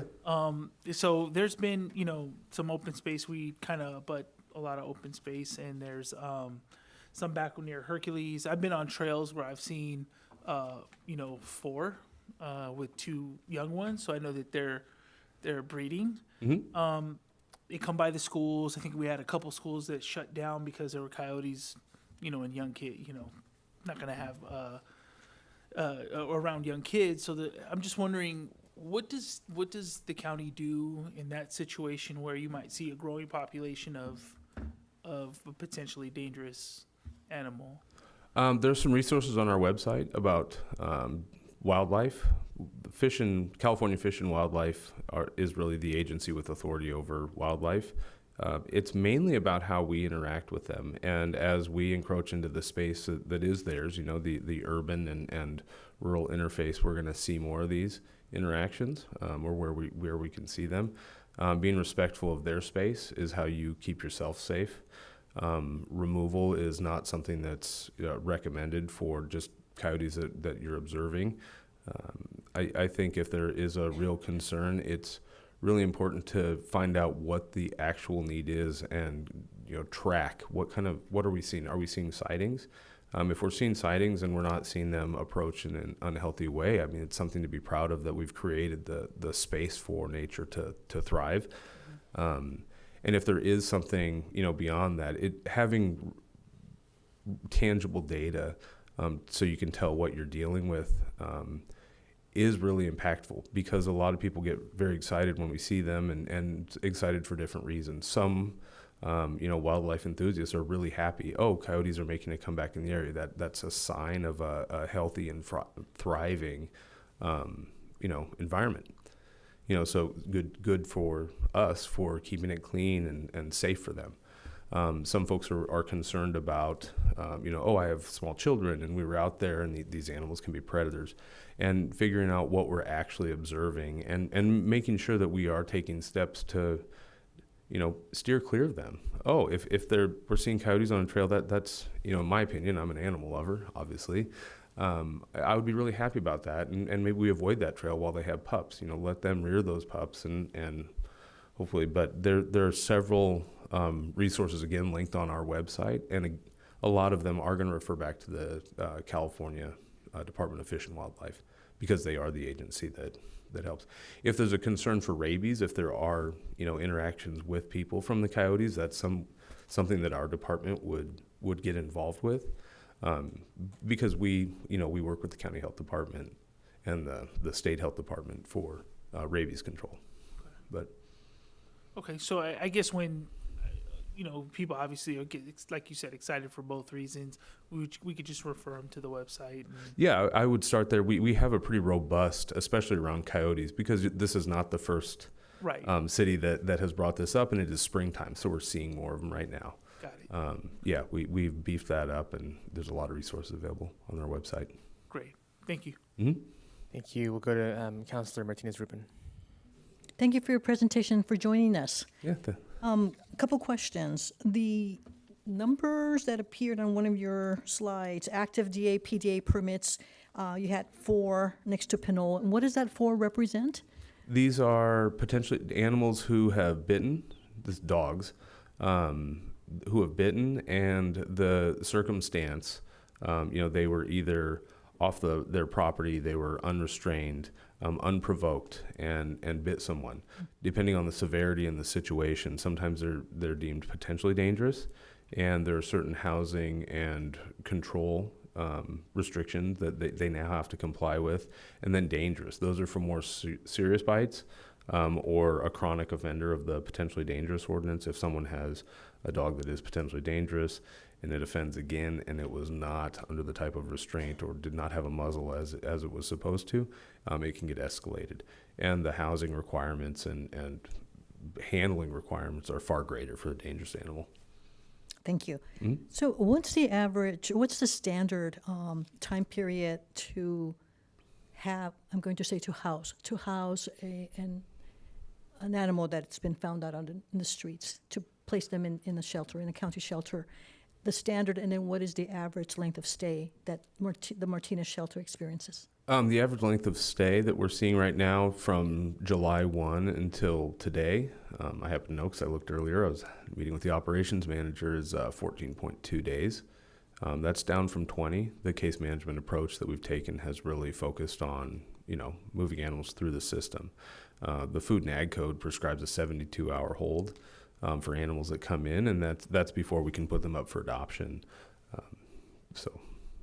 Does that answer the question, or? Yes, it does. Okay. And also, thank you for reporting on your, sounded to me like an increased collaboration with rescue groups, in particular the cat lovers. I know that in Pinole at one time there was a slew of emails that we kept seeing from particular groups here, I think perhaps before, around the time that you joined your office. And they were very eager to see more support from the county to assist with the cats that would otherwise just be stray animals. I understand that it's quite expensive actually to neuter pets, and Yes. so there's something that you've done to establish that relationship. Tell us more about that. We've really increased our TNR services. That's trap, neuter, return. These are the cat enthusiasts that you see. There's not a mandate for cats to be, on a leash. Cats can be out in the wild, and they are. And the most impactful thing that we can do with those cats is, prevent them from breeding. and vaccinate them against communicable diseases, rabies, and feline distemper. Those are some of the large ones. Panleukopenia. There's a handful. We offer a service of TNR, and we've really, in February of this year, we took a really deep dive into our practices to make sure that we are being very efficient. And we found a lot of opportunities. We've increased the number of free TNR services that we provide every week. We went from just a token amount, 5 or 6. Every Monday we do about 30. When we have additional staff, we'll do 60 or 70 on a Monday, and then more throughout the week. That'll increase the number of just TNR surgeries alone by about 2,000 surgeries a year. It is quite expensive, but if you're able to, it's an economy of scale thing. Some of the supplies required for this are expensive, but what you really are paying for is payroll. It's people power. So by increasing our efficiency and doing more per hour, we're able to bring the cost down. So if this isn't happening already, we have an excellent part of our communications to the public includes our city manager's report, which includes promotional material about activities going on and around Pinole, usually in Pinole. Okay. I've not seen something coming to us from your department to promote the clinics, the vaccination clinics, and other services that you provide. So when that happens, or if I'm being careful about how I phrase this, because having worked in the public sector, sometimes the promotion doesn't happen because you're concerned about meeting the demand, and demand is definitely there. I also believe, though, that not everyone is going to go to your website, but they will avail themselves of known communication means, and one of those is the communication channels that we have. So I would encourage you to be in touch with our communications director if you're not already, and help us inform our Pinole residents about the availability of your services. As you put out information about them, if not weekly, on a quarterly, even on a quarterly basis, it would really welcome. And what I'm thinking about is, I don't ordinarily go to your site. I'm a pet lover as well. Mm-hmm. But if something comes to me via a known means of communication, then it entices me to then seek it out. And I think that would be the case for other residents. Yeah, we're happy to do that, and we're not afraid to try to meet the needs. We function as a safety net, but we really are a gap identification tool. If you look at why animals are coming into their care, you can read between the lines and tell what's going on in the community. And then if you look at the health of the animals as they come in, we track all of these things, and you can tell that there is a need of the animals to receive additional care. When we do these outreach events, it's hundreds of people that show up, and they might have to wait a little bit, and we wish that they didn't have to, but there's so many out there, and that we stay all day to do it. I go out there, I help out. Mm-hmm. It's something that we all take away, like that really fulfills us, but also it helps us understand what the needs of the community are, so we don't shy away from talking about it. We have been using, again, targeted social media ads to get the word out, because we want to make sure that since we're doing so many of them, we want to make sure that we are sending the message to the community. And if we haven't had any come out through the appropriate channels for here, I'll certainly discuss that with our communication folks and make sure that we're using the proper channels. So, thank you. Yeah. Thank you. And also, you would know that in Pinole, you've patiently sat through all the different proclamations. Last month, we had a proclamation for National Pet Day. And part of the language in that proclamation was calling an appeal to the public to do more to help out with to help pets in different situations. Yeah. So I think we didn't take advantage of that opportunity to work collaboratively, but there is next year to do something. So perhaps we can do something grand and have something in Pinole. So it's one of those situations where we are coming to where people are, mm-hmm. rather than having people, and sometimes many of those are seniors who have pet companions, but who don't have the access to go to Martinez, believe it or not. Right. And you're aware of that. Yep. So welcome to Pinole, and whatever you can help to increase the quality of life for both the families of pets and pets themselves. And even without the services, seeing pets congregate in an organized, controlled manner Yeah. is quite a sight. It is. And so that's attractive too, and we can make it somewhat of a festive occasion. Yeah. So thank you. Thank you.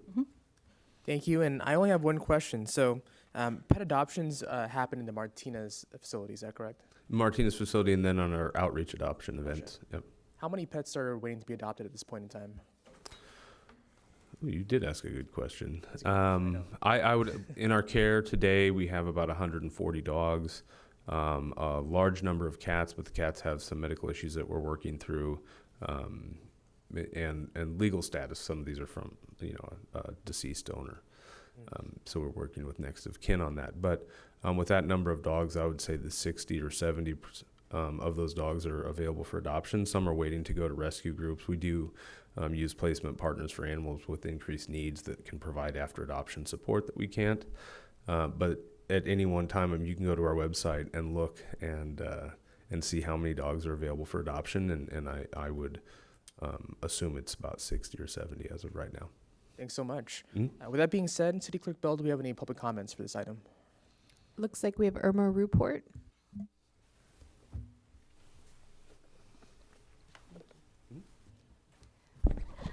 Thank you for coming. I've been asking for you for a year. Okay. I know. Today is my 1-year anniversary. See, I told you guys. Thank you for coming. Thank you all. I really appreciate it. Our Pinole Hair Clinic closed years ago, and West County is really underserved with the county in terms of the animal services. So I got a few comments, and maybe we can discuss them later more in detail. I've seen mobile vans available out there in the public. I think I saw one at the Hercules Fair last year. Is there a way we can provide a van or something when we have these cultural fairs here in the city of Pinole to come out and maybe give some kind of service? We do have some clinics here that have closed in El Cebrani, so really we are having a hard time in West County. So my thing is there any way that we can provide some kind of a partnership with some of these animal clinics, give a discount for seniors? Some of us can't go all the way to Martinez. I don't have the means to get down there. And the other thing too is the Fix-It Cats problem that I have. I had a neighbor that moved in about a year ago, brought 4 cats, threw them outside, and just let them go, and they multiplied to 8 cats. And then the same year, one of my neighbors came up to me and says, let's trap them, get them fixed. Well, we got 12 fixed already. So let me tell you, it is a problem getting these feral cats caught and fixed, so I'm thankful to that. And the other thing that I'd like to ask you is, my dog is behind a gate. He was sprayed by a skunk. And what happened, I called Animal Service, and they came out and looked at him and said, well, we don't have to take him in because he's the only dog here and he doesn't go anywhere. So we're going to come here and check him out maybe once or twice a week to make sure doesn't have any rabies or something, with the skunk. I had to pay $100 every time he got sprayed. Is there any reason why I, as a taxpayer, have to pay $100? I mean, for your officer to come in and just check through the gate to see that he's okay. I don't understand that. I'm a senior, and I don't think that I should have to pay $100 a shot to every time someone comes and checks the dog through the gate. And so I would appreciate a little better service in the West County. Maybe we can talk more. And I think maybe, like I said, help us out here on this side. A lot of things on Nextdoor come out about pets. And I'm surprised they didn't come out because they would be here talking to you regarding some of the issues they have. So maybe in the future, you can give us a card and let us call you or email you. Thank you. We'll continue with that. Appreciate it. City Clerk, any other comments? No other comments. All right. Thank you so much for being here. We appreciate it. Absolutely. All right.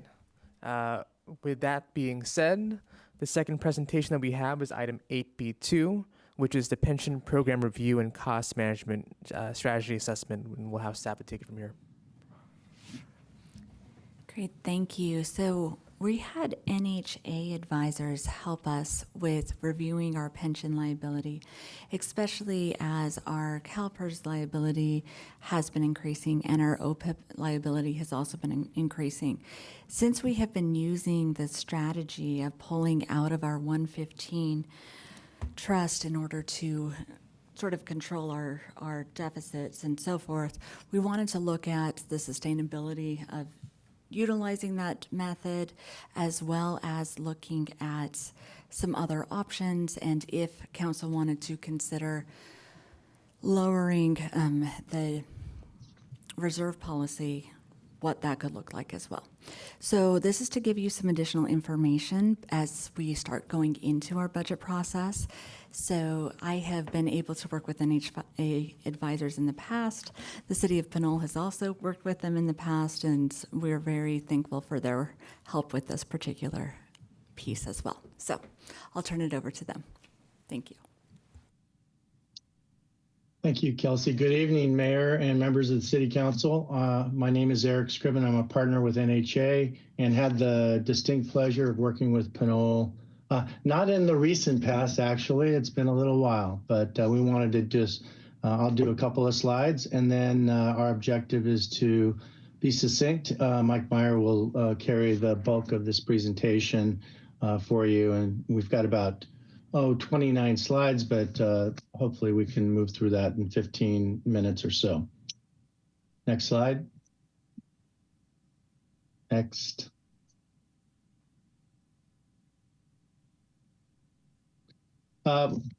NHA, we've got 9 advisors, and we're very deep. We do a lot of transactions. We like to work on funding projects where we try to find free and cheap money, as well as municipal bonds.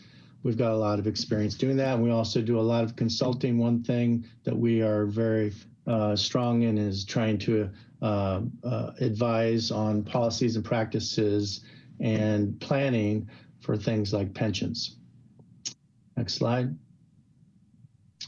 We're a local firm, Northern California. As I said, we're very active, doing a lot of transactions, but we also like to consult, particularly on the planning, especially given current situation, economics in the state of California and nationally. It's helpful. A lot of municipalities are under financial stress. We worked for Pinole on a couple of refinancings about 9 or 10 years ago, and we are very pleased to be assisting you all on this planning effort tonight. With that, I'd like to turn it over to Mike Meyer, who will go into the nuts and bolts of sort of the pension situation for the city.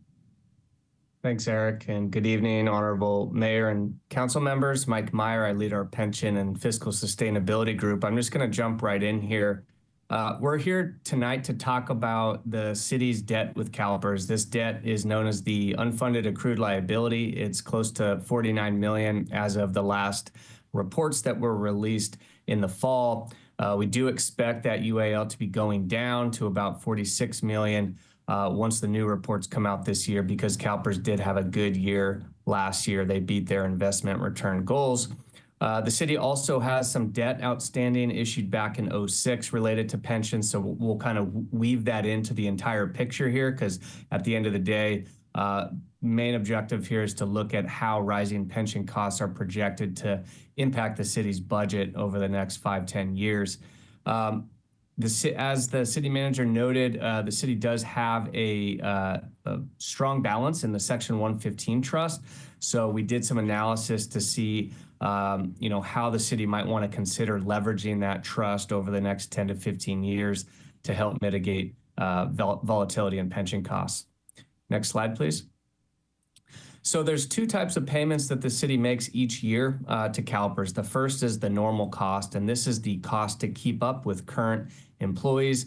In a perfect world, if CalPERS were to meet all of its assumptions, that's the only cost you'd be paying each year. Unfortunately, as CalPERS, when they don't meet their assumptions, oftentimes what develops is an unfunded accrued liability. And as you can see on the chart on the right side, that UAL is really the gap or the shortfall between what the city would need to have in assets to be fully funded, which is shown in the blue bar. That's 152.9 million, versus what you actually have in assets with CalPERS, which is 104 million. So that difference right there is about 49 million.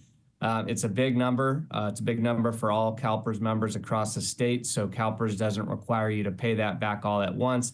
They amortize that over 20 years at an interest rate of 6.8%. Next slide, please. So the reason we're talking about UALs, just going back into the 90s, there were no UALs for CalPERS members, and that's because the stock market was earning double-digit returns most years, and there was too much money in the plans. Most plans were super funded. However, over the last 20 years, CalPERS hasn't met their investment returns. You can see in that table in the top right, their 5, 10, and 20-year averages are ranged from about 6.2 to 6.7%, which is decent, but it's a lot lower than what they had assumed back in the early 2000s when they assumed they would earn 8.25. So over time, they've started to bring down their target investment return, also known as their discount rate. And each time they do that, that drives up unfunded liabilities for all CalPERS members. There's additional assumptions that have been changed as well that are driving up costs related to inflation, mortality rates, as well as you can see on that last bullet on the bottom right, CalPERS has moved to forcing members to pay this debt over a shorter time period as opposed to extending it over 30 years, which would be a little bit more budget friendly in terms of a lower annual payment. We do note here in orange that this year is very important in the sense that CalPERS is revisiting all of their actuarial assumptions right now. They do this once every 4 years. It's called their Asset Liability Management Study, and we will know the results of that this fall. And so that will be another good time to really reassess your CalPERS situation once we know what their new assumptions will be moving forward. Next slide, please. So this is a graphic off the CalPERS website, and really it depicts how CalPERS benefits get funded for your retirees. About 55% is made up of investment earnings. About a third is paid for by the employers, such as the city of Pinole, and then the remaining 11% or so is paid by employees. And the reason we wanted to show this graphic is because if you were to look at this graphic before the Great Recession, you would have seen that the investment earnings component of this dollar bill was about 70%, meaning that employers such as the city were only paying 20 cents on the dollar. However, as CalPERS hasn't met their investment earnings, it means that employers such as the city have to pick up that difference. Next slide, please. Last slide in this section, just to talk about some of the facts related to the retirement plans. There are 2 plans that the city has, one for safety members and one for miscellaneous members. There's newer employees are governed by new PEPRA legislation, so those are slightly lower benefit levels, slightly lower cost, more affordable for the city. However, as we state there in bold at the bottom of the slide, nearly 100% of this UAL challenge is attributable to the classic plan. So it's not, it doesn't really tie to the new PEPRA plans. Hopefully the PEPRA plans will be helpful long-term, but this UAL challenge that all members are dealing with is really related to the classic plans, and it's developed over the last 2 decades. Next slide, please. Next slide. Slide 13 is a, 7-year history of the city's UAL balance, as well as what's known as the funded ratio. So that funded ratio is kind of a common metric to see how healthy your pension plan is. A few takeaways from this chart is how volatile the UAL can be. So if you're looking at the gray bars, you can see there going from 2020 to 2021, there was a big reduction in the unfunded liability. And that's directly attributable to the fact that CalPERS had a really good year with their returns. They earned 22.4%. And then you see that jump back up the very next year to 46 million. That's because they had a very bad year. They earned negative 7.5%. So just moving out to the right, you can see the current estimated UAL is about 46 million. That's what we estimate when the new reports are released this fall. In green there is the city's funded ratio. So that's the actuarial assets divided by or the market value divided by the projected actuarial liability. And then in orange, we wanted to show what, given that the city has a very strong balance in your 115 trust, we also wanted to show what the effective funded ratio is when including those assets. And so that's about 79.4%. Next slide, please. So this chart is, in our opinion, probably one of the more important charts in the slide deck, just from a budget perspective and looking at projected costs. The blue bars there represent the historical UAL payments in royal blue. And then looking forward, they're shown in navy blue. And then below that, there's very small payments related to the pension bond that was issued in 2006. But the big takeaway here is if you rewind back to 2018 or 2019, those costs are hovering around that $2 million mark. This fiscal year, they're above $4 million, and they're projected to go to $6 million by the end of the decade. Also not shown in this chart is the normal cost that the city pays each year, and that's about $1.6 million each year.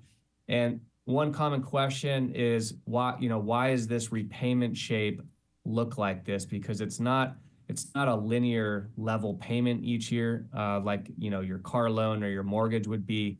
That UAL debt is really an aggregation of lots of different layers, and they all have different terms. So some of that debt is amortized over 5 years, some over 10, some over 20. And when you stack it all together, this is the repayment schedule that most CalPERS members are facing. Next slide, please. So just to give the council an idea on of how sensitive the UAL is to investment earnings at CalPERS, as well as changes in assumptions, we just show a few scenarios here. Second from the bottom, if CalPERS were to reduce their discount rate, that's their estimated investment returns each year, down to 6.5 from the current 6.8, that would drive the unfunded liability up to about 52 million. And then separately, just to give you an idea of if they didn't change the discount rate, but if they did, let's say, have a poor investment year this year, for instance, they were flat or 0% returns as shown in the bottom row, that would drive the UAL up to about 53 million. And these are unknowns at this time, but obviously for planning purposes, it's always good to oftentimes be a little bit conservative when projecting out potential UAL impacts. Next slide, please. Next slide. So there's a lot of different cost containment strategies that are utilized by agencies, prepaying the UAL early in the fiscal year, negotiations. There's something called a fresh start amortization. That's not a very common tool, just given that it does increase your annual payments to CalPERS. And then really what we want to focus the remaining 3 or 4 slides on is what's shown in kind of that peach orange color, which is essentially using reserves to pay more. And this is something the city has already done in terms of establishing your Section 115 trust. This is a separate trust that is solely dedicated to pension and OPEB. And I know the city has been withdrawing funds over the last several years in order to bring down the impact on the general fund. Next slide, please. Next slide.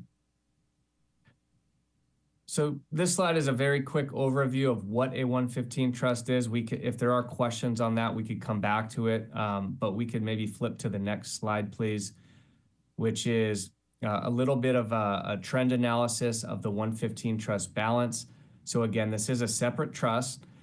There's currently 14.2 million of assets that are dedicated towards pension costs, and that number is as of March 31st of this year.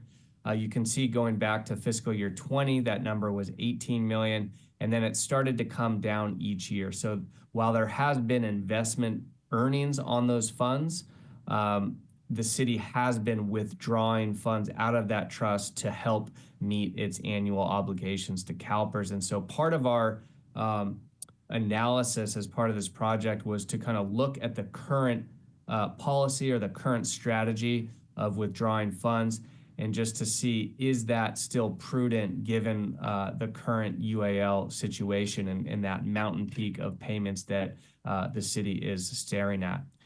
So next slide, please. So the next few slides, you're going to be looking at a chart very similar to what's on the left side here. And in those blue and teal bars, those are the same exact numbers that we just looked at on a previous slide. So those UAL, the overall payments are growing close to that $6 million number. And then what we've shown there in the shaded blue in the orange are with planned withdrawals from the trust. And then in the orange dotted line, that's really the net impact that the city's paying, because part of that bill to CalPERS each year is being paid with money from the trust. And so this scenario one is based on the current city strategy, which is maintaining your net payment at about $2.3 million. So that's a level that I believe was established back in 19. And that's why you can see that orange dotted line there at 2.3 million for the next 4 or 5 years. Everything above that orange dotted line are payments that need to be paid to CalPERS, but essentially you'd be withdrawing funds from that trust to help make that payment. And the issue that we see with the current strategy is that after 2029, that trust is going to be fully exhausted, and the payments that will be payable by the city will nearly triple. So it'll go from that $2.3 million level up to close to $6 million. So when we saw this based on the current strategy, we wanted to look at potentially leveraging that 115 trust in a little bit of a different way, making it last a little bit longer and having smaller withdrawals over the next several years, so you can really get through that peak in payments while keeping that trust alive. So if we can flip to the next slide. So this is just a different scenario. It's the same bars, but it essentially models out lower withdrawals from the trust so that you don't exhaust it in 2029, but it actually lasts all the way through 2036. So again, everything above that orange dotted line would be paid from the trust, and that net level that the city would be paying out of the budget each year is around $4 million each year. Next slide, please. We did the same exact thing as scenario 2, but we did want to use a more conservative assumption. When we did this presentation, I think the stock market had just lost 5 to 10%. So we wanted to do a scenario that did account for a potential increase to the UAL. So in this scenario, the only difference from the last scenario is that we are assuming a $53 million UAL instead of $45 million. But the same strategy really, which is using the trust to withdraw funds starting in 26 and going through 2037 and keeping that level that's paid for by the general fund to about $4.5 million. Next slide. So these are the numbers behind the charts. Again, just a different way of looking at it. If you look at the left side, scenario 1, that's larger trust withdrawals over the next 6 years, and then a depletion of the trust by around 2029 or 2030. These other scenarios that we are sharing for consideration are lower annual withdrawals so that you can make that trust last longer. Next slide, please. The next slide. So again, the trust balance for the city is very strong. We look at this pension situation for cities across the state, the fact that the city has $14 million in the trust related to the $45 million UAL is very strong. But as you can see, there are headwinds. There are potential things out there that could increase the UAL, whether it's the current ALM study that CalPERS is undertaking, or perhaps CalPERS not meeting their investment returns this year if there's continued volatility in the stock market. So from our perspective, kind of stepping back, recalibrating that current 115 withdrawal strategy so that the city can make it last longer and hopefully stabilize the impact to the city's general fund over the next 10 to 15 years versus just the next 5 is something that the city may want to consider. So with that, I will open it up to any questions. And Eric, if I missed anything, please chime in. Thanks so much. We'll start with Councilor Martinez-Rubin. Well, thank you for your presentation. This is more a question to staff. The withdrawal rate or percentage or amount that has been withdrawn since the trust was in place is based on an existing policy? I imagine so. The answer is yes. And so we're listening, we're hearing this so that we can consider modifying that or amending that policy. Yes, and part of that would be our reserve policy, because we have been taking out of our 115 trust to balance our general fund. So we have a few different policies that we could look at with that, and we'll have Markeisha speak to that further.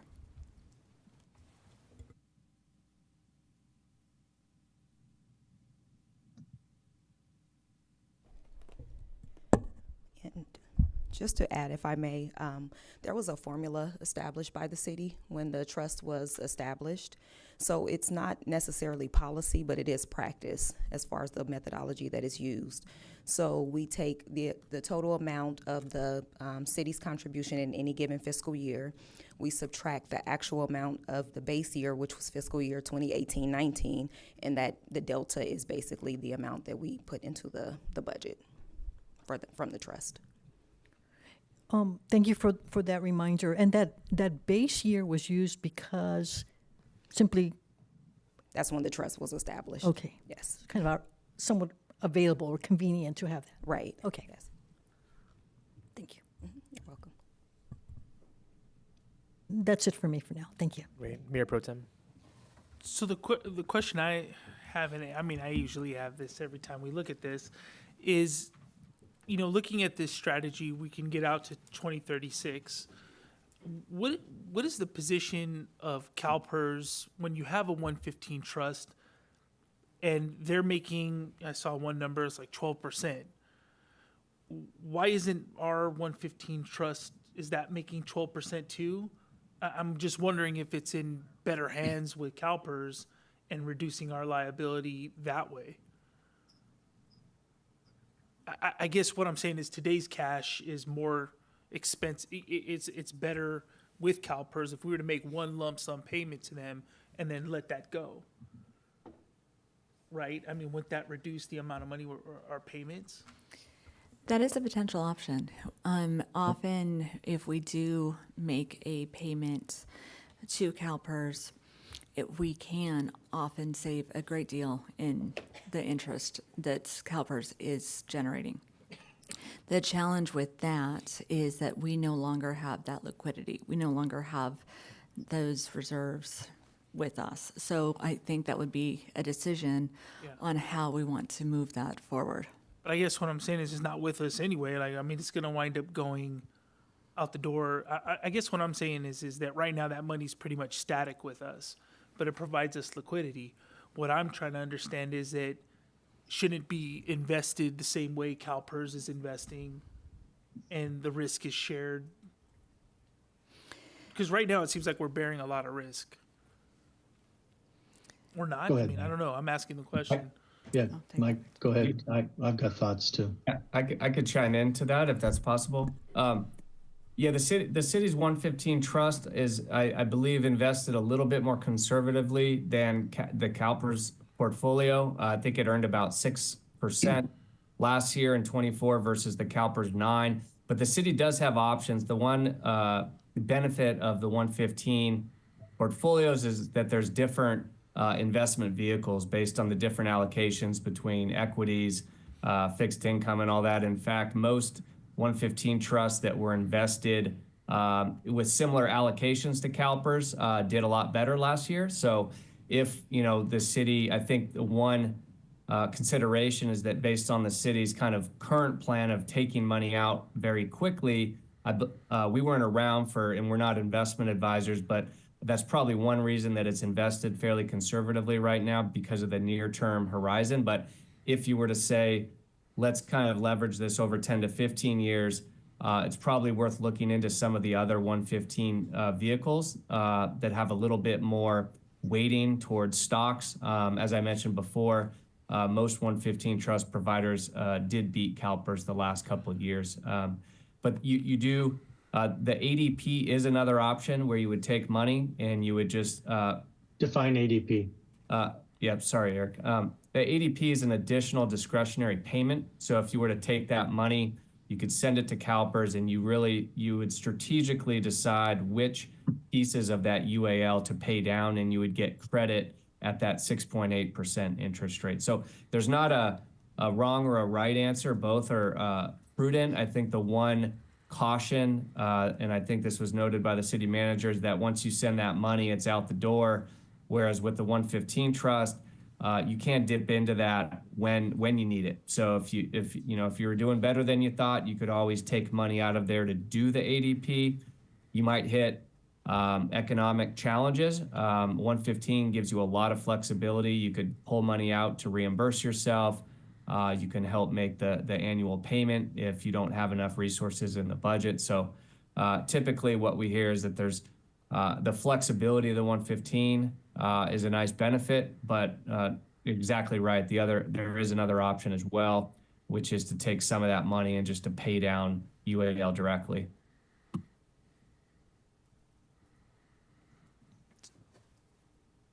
So, Mike, I guess this is one of the things that I'm noticing over a 20-year period from your charts, that you had a 7.5% average with fluctuations of 20%. I mean, in some instances, 20% down in 2008, and average fluctuations of about 11 to 12%. Pinole's investments, I believe, is constant 6%, pretty conservatively throughout. I'm just saying it seems like we're more consistent than CalPERS. Is there a way for us to get our money back and invest it ourselves? I mean, we're doing better than they are, or close to it. I'm just asking the question. I know it's on everyone's mind. I'm going to say it. Is that possible or not? You can't pull any money out of CalPERS in terms of the assets that you have with them. Yeah. We're gambling either way. I mean, I guess what I'm looking for, Mike, and it seems like you're presenting this in scenario 2, is the consistency that we can start planning our city off of instead of it fluctuating all over the place. Yeah, that was, and I could reshare it if it's helpful, but yeah, we wanted to bring to your attention the fact that, there is this spike in cost that all CalPERS members across the state are facing based on the current strategy of kind of keeping the payments at 2019 levels. What we started noticing is that trust is going to be gone in 4 or 5 years, and the city's going to move from a, $2 million number in the budget up to $6 million just in 1 year, and that's quite a shock. So I think there are good considerations as to why you'd like to make that trust last longer, and maybe push pause on some of how much of the withdrawals the city's doing right now. Great, thank you. The other question I had was, what is the suggested amount of money we're going? Is this 18 million on slide 23? That's the trust withdrawals. I guess what I'm asking is that if we were to lower our reserves, how much money would go into this, or is this already assuming that? This is not already assuming that, but I'll send that over to Director Gilroy. So it's approximately $2.5 million if we were to lower it to the 25% level, for example. And is that on an annual basis or one time? It's one time. Got it. Yes. Okay. Thanks. Those are my questions. Great, thank you. We'll go to Councilor Murphy. No questions now. Thank you, Mayor. Thank you, Councilor Thomas. I have no questions at this time. Thank you. Sure, please May I go have ahead. one more question. Earlier, again, to staff, can you review for us again why mentioning that this pension trust has been used to balance the general fund? Because I'm thinking of it it's specific to that UAL. Is that, yeah, if you could just explain to me. I'm not seeing the connection. Yeah. So it hasn't been used necessarily to balance the general fund. While it does help to balance the general fund, the purpose of it is to help offset the growth in the pension contribution. Right. So, for example, for fiscal year 25-26, we're looking at total city contribution of $5 million.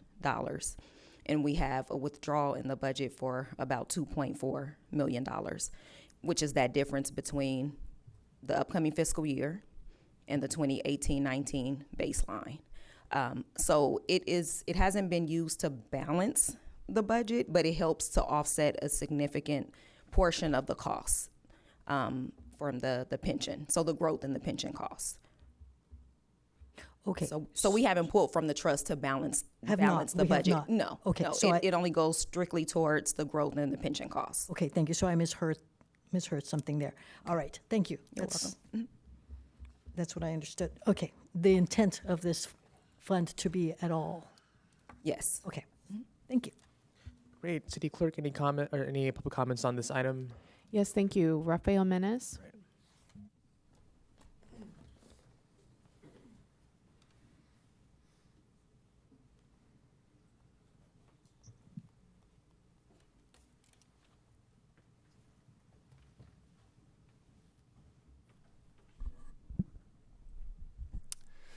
Good evening again, Mayor, Council, staff, members of the public. My name is Rafael Mess, resident of Pinole, and I've got a few questions on this item. And I sent in just about all of my questions in writing to staff before the meeting. They're not printed out as part of the meeting minutes or anything, but staff did receive them in writing in advance as the mayor requested. First off, on page 28 of the agenda packet, it says that all of the assumptions are going to be revisited by the PERS Asset Liability Management Study this year. Would it be correct to assume that that's probably going to lead to more conservative assumptions that are going to require the city to pay more regardless of CalPERS's performance outcomes in the stock market this year? And then secondly, looking at the next page, sort of CalPERS historical preliminary investment returns, so that's page number 29, you can see that basically they're varying from, well, they're usually around like their target discount rate, roughly. But they've had a few times where they're either at near 0% return or below 0%. Like 2008, they were at negative 2.9. 2009, they were at negative 23.6. 2012, they were at 1%. 2015, they were at 2.4. 2016, they were at 0.6. 2022, they were at negative 6.1. So with regards to the suggestion by Mayor Pro Tem Tave earlier that the city shift more of its funds to CalPERS to allow them to invest it more directly, I think that, especially given current market volatility, increasing the city's risk exposure if it wants to maintain the current fund withdrawal approach that it's taking of basically burning the fund down to zero by 2030. And just doing withdrawals every year to basically offset the UAL costs of the budget each year would be ill-advised. If the city does want to go for a longer-term time horizon, then I think it could potentially make sense to go for higher risk investments. But right now, I think is a particularly high-risk time to be making changes in the city's risk tolerances for any of its investments, given the current and likely continued I would say at least next several months, volatility in the stock market with regards to tariffs and various other factors. So I suggest caution in any sort of adjustments in the risk tolerance the city has. And finally, I note that there's a spike in expected payments in 2044 in pretty much all of the projected cost management strategies. And I'm curious as to why that is. It's a little bit less in scenario 3, but it's still there. Thank you. Thank you very much. Any other public comments at all? There are no more public comments. Sounds good. There were quite a few questions there from Mr. Menace. If the presenter feels comfortable or staff feels comfortable at this time to answer, welcome that as well.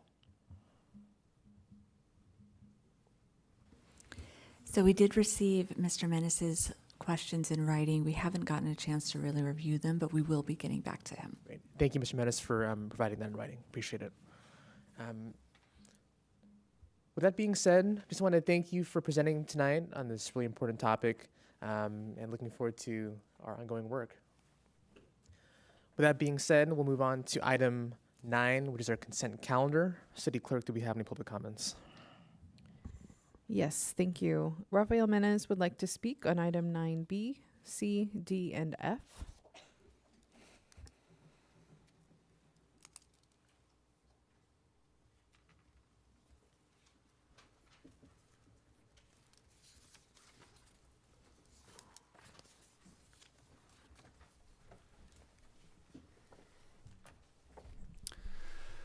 Good evening again, Mayor, Council, staff, members of the public. My name is Rafael Menace. I'm going to start with my comments on item 9B, the warrants, which I again sent in to city staff in advance.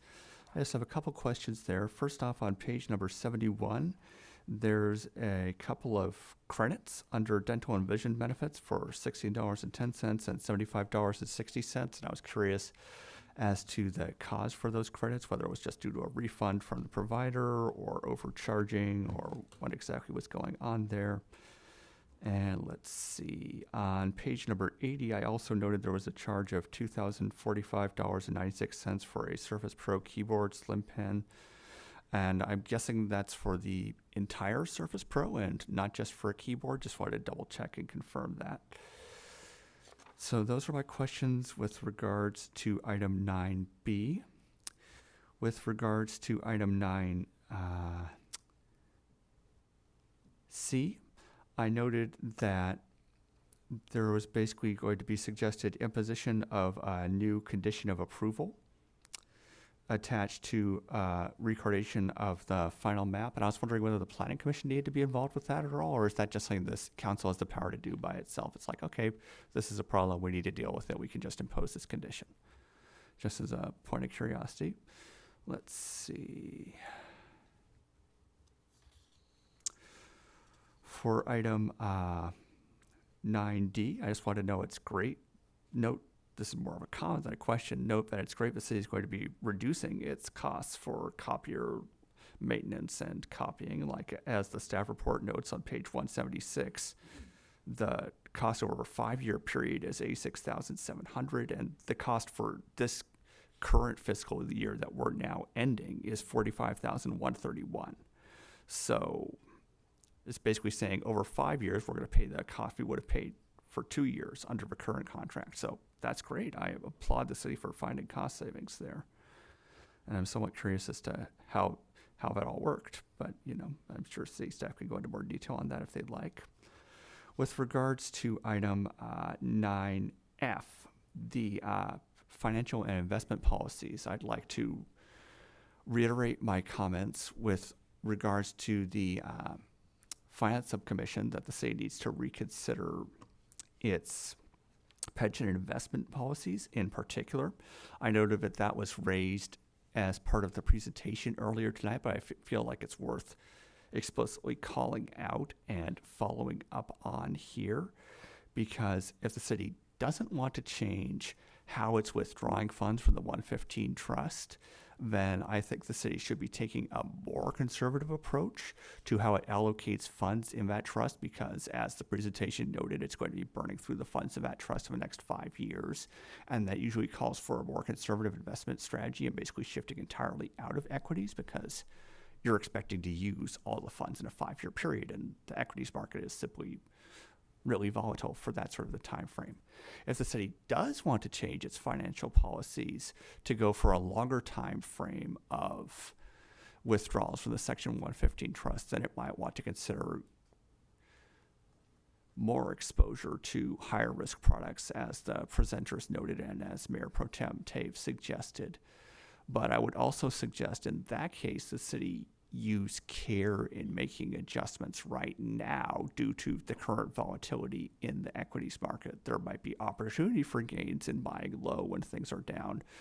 There's also the substantial risk of things getting worse and the equities going down even lower. So if we shift more of our funds into equities and then there's further collapse in the market, we end up worse off than we are now.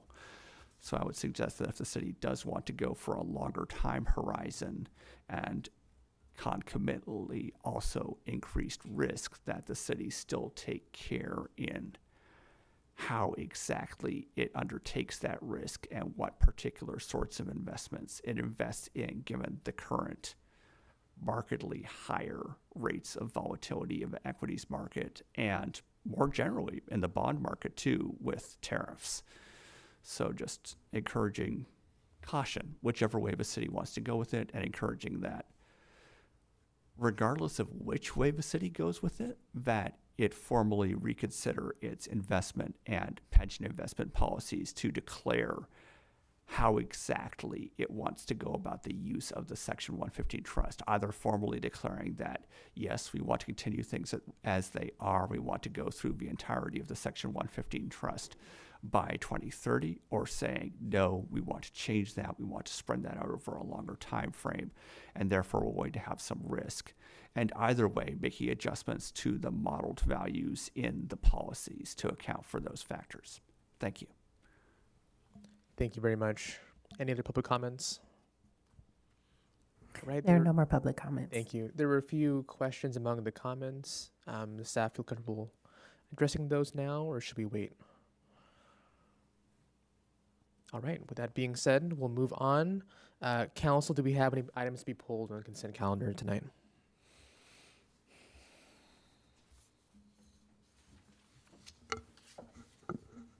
Motion to approve the consent calendar. A second. Thank you. City Clerk, please call roll. Thank you. Councilmember Toms? Yes. Councilmember Murphy? Yes. Councilmember Martinez Rubin? Yes. Mayor Pro Tem Tave? Yes. Mayor Sasai? Yes. Motion carries. Thank you. Now moving on to item 10, public hearings. We have one, which is fiscal year 25-26 master's fee schedule. Director Guillory, welcome.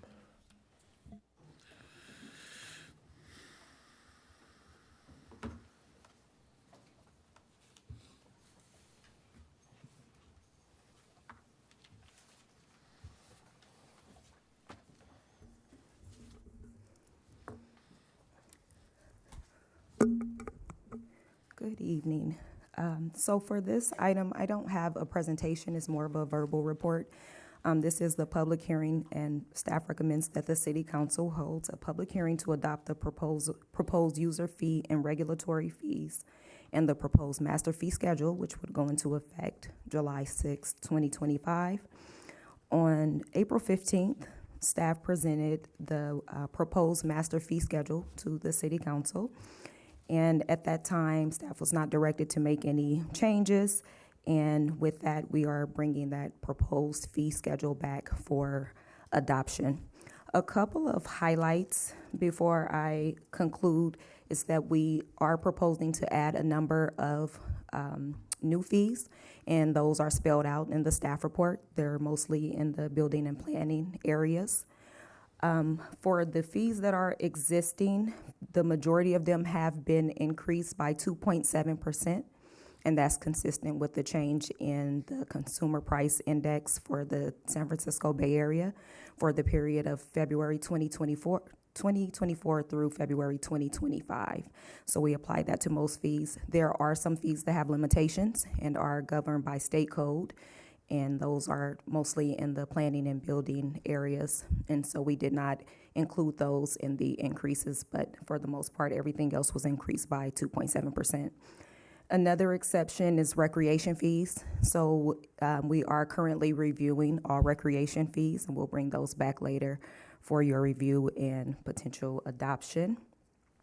Also, police fines and penalties are governed by Pinole Municipal Code, so we did not make any changes there. And with regard to police fees, we only had two changes, and one was to the vehicle release fee, and the other was the weapon seizure, storage, and return fee. And that's also noted in the staff report. And again, everything else was increased by 2.7%. For the development impact fees, the wastewater utility and business license fees, those are updated based on separate processes. So those have already been updated, but we did make sure that the current rates are reflected in the proposed master fee schedule. And that concludes my presentation or my report, and I can answer any questions if you have any. Thank you very much. We have the report, resolution, and the schedule here in front of us. Council, any questions on that? See Mayor Pro Tem. So, I wanted to ask, when we look at those fees, we tie that to an index for the Bay Area. Yes. How are our fees comparable to other cities around us? I'm just wondering, we are applying a percentage, but if somebody has already started out with a higher amount, when they apply that percentage, they might be doing a higher or lower amount than we are. How do we compare? So that is usually done when we have the fee study. So the last fee study that was conducted in 2022, it not only identified the cost of services, but also did some benchmark comparisons to other agencies. And then on an annual basis, we just look at an inflationary index. So for example, we use the consumer price index. So we're gonna have another fee study in the upcoming fiscal year. So at that time, they will do a comparison to other communities. Okay, and then just a small thing on page 241, it looked like the old seal was used. Yes, we transition. Yes. I'll be sure to update that before we post it. Awesome, thank you. Perfect. Thank you. You're welcome. Councilor Thoms. Yes, thank you for the report. This question might be to our city attorney, but I had a resident ask if approval of the fee requires 4/5 vote or if it's just a simple majority.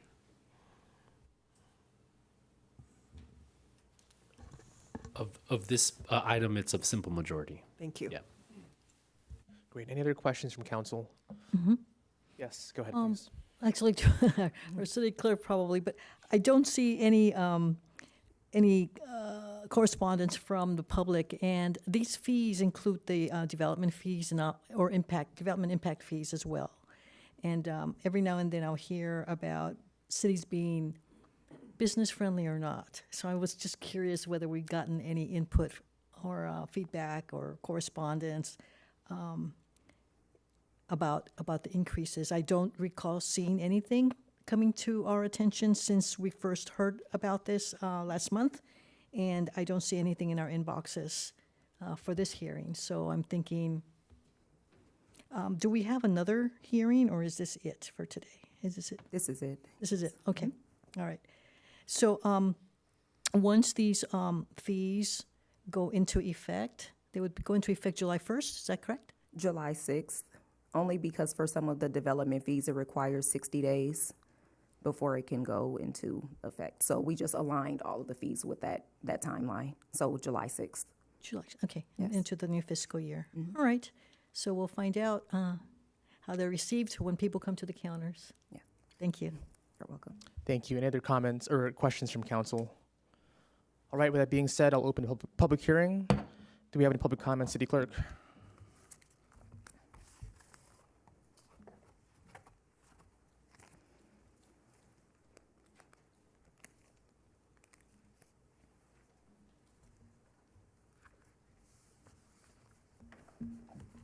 Yes, we have Rafael Menace. Thank you.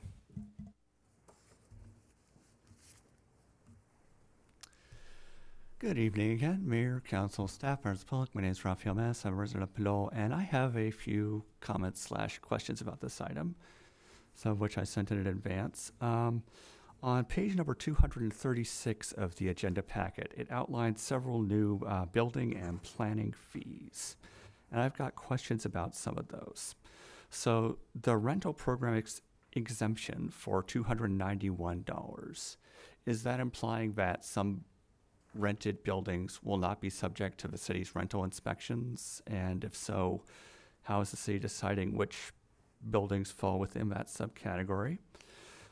Secondly, with regards to planning fees, I'm curious as to what % of total costs the city expects to recover from planning applicants. I had a discussion with the city manager about this earlier today, but I wanted to follow up on that somewhat more. I noticed there was a $30 fee for a business license review, and I'm curious as to whether that's going to be applied to all business license applications or just business licenses associated with plan projects.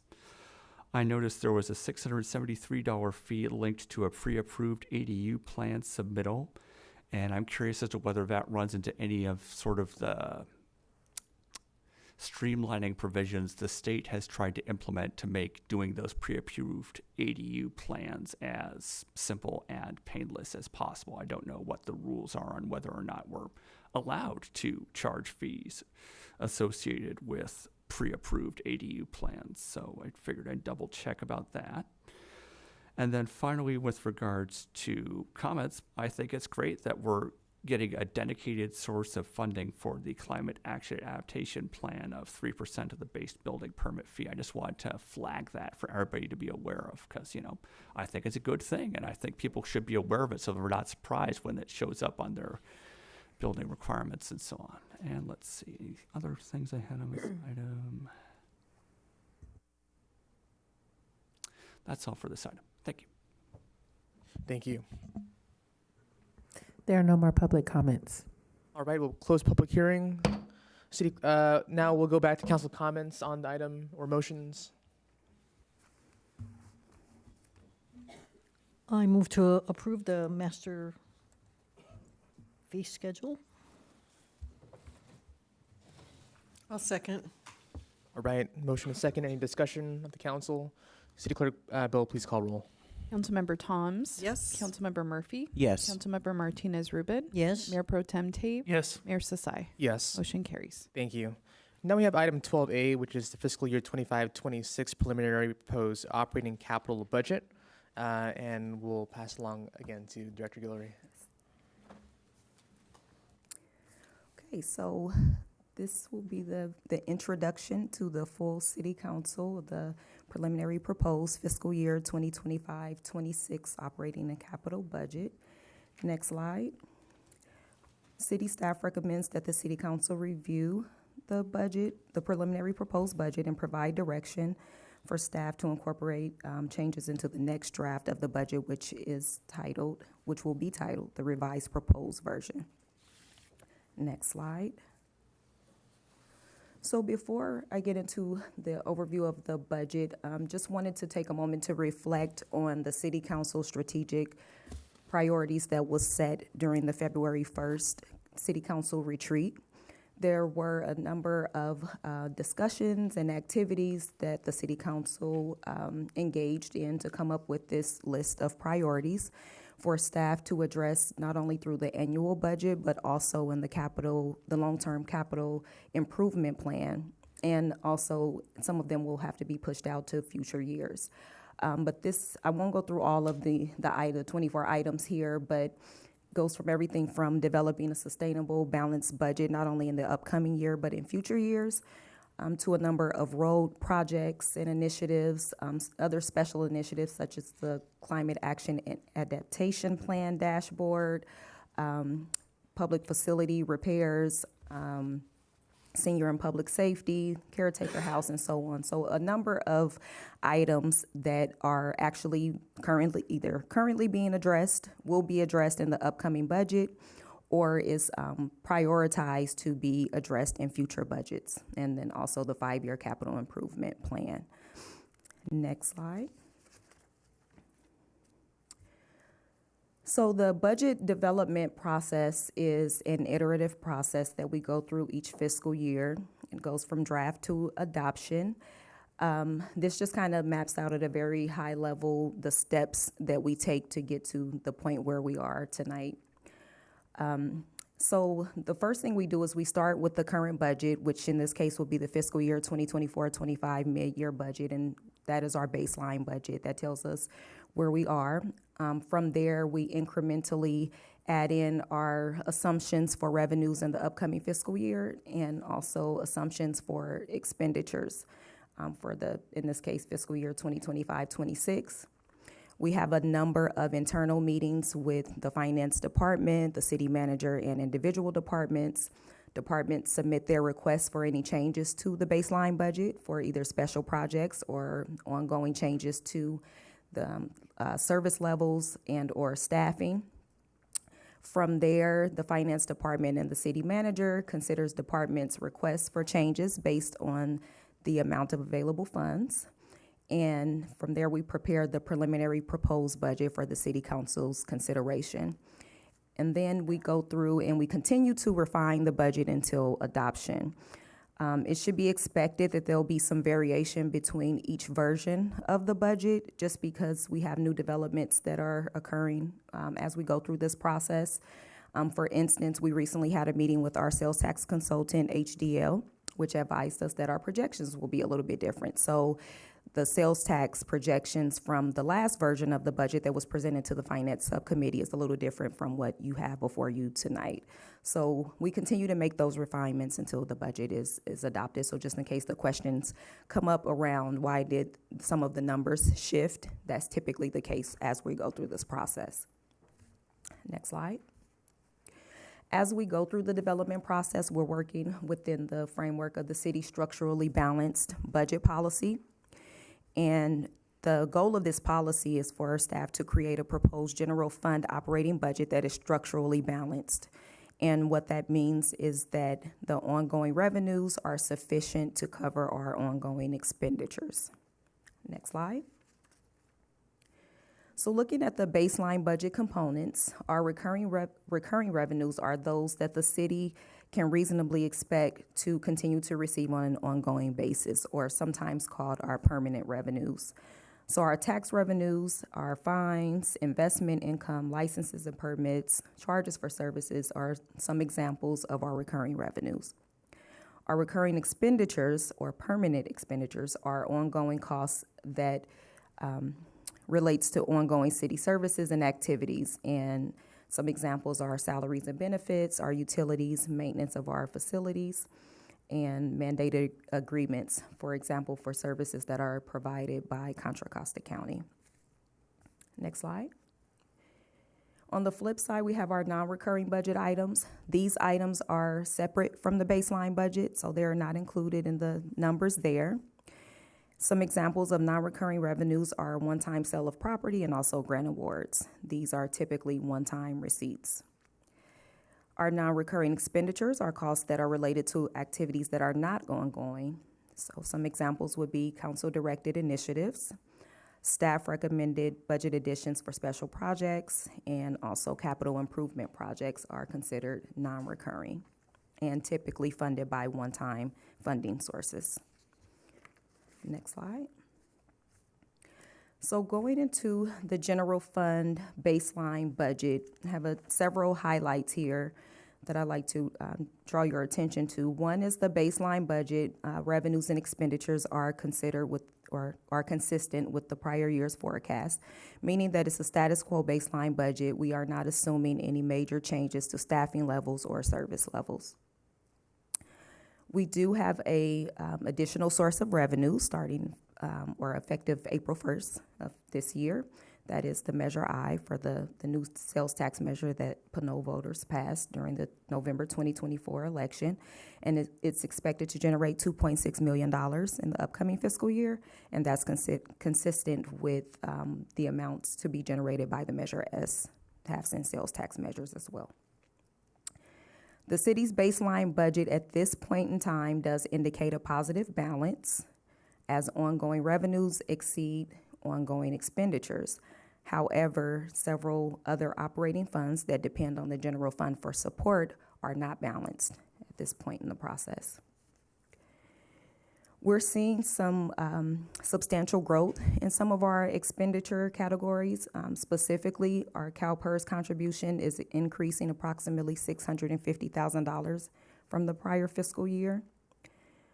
Also, the baseline budget does not include a transfer to the general reserve at this point. So if we were to keep our policy level at 50%, we would need to identify that amount and put that in the budget to be transferred from the general fund over to the general reserve as well. Right now, that is not built into the budget. And then another point that I wanted to make is that we started this process of developing the budget with a deficit for fiscal year 2025-26. You may recall that in fiscal year 2024-25, we did a one-time transfer from the city's general reserve to balance the budget. So that was a one-time budget balancing measure that was put into place. So we are starting the next year with a deficit that we needed to cover with this new source of funding. However, as I mentioned, we are in a positive position at this point, but we do need to consider how to close the gaps in the other operating funds, and those are the Pinole Community Television Fund, the Recreation Fund, and then also the Building and Planning Fund, specifically on the planning side. Next slide.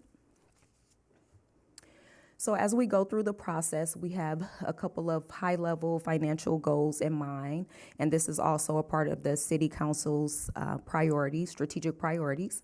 And one is to develop a fiscally sustainable budget, not only for the upcoming fiscal year, but in future years. So we're taking a long-term approach to this as we develop the budget. And then also, we strive to maintain a positive net position whereby our total assets exceed our total liabilities. We discussed this during the presentation of the fiscal year 2023-24 year-end financial statements when we presented the annual comprehensive financial report. And one of the ways that we discussed keeping a positive net position is to maintain a positive cash position. So that means balancing or developing balanced budgets and not deficit spending. And then also addressing some of our unfunded liabilities, such as our other post-employment benefits. Next slide. So here, this is our citywide organizational chart, and I wanted to include this in the presentation just to show what our funds are used for. So this is the way that the city is organized, and under each department, you see the general services that those departments provide.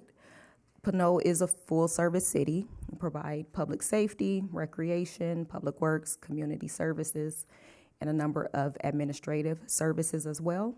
And so everything that we see listed here in this organizational chart is what our funds are used for. Next slide.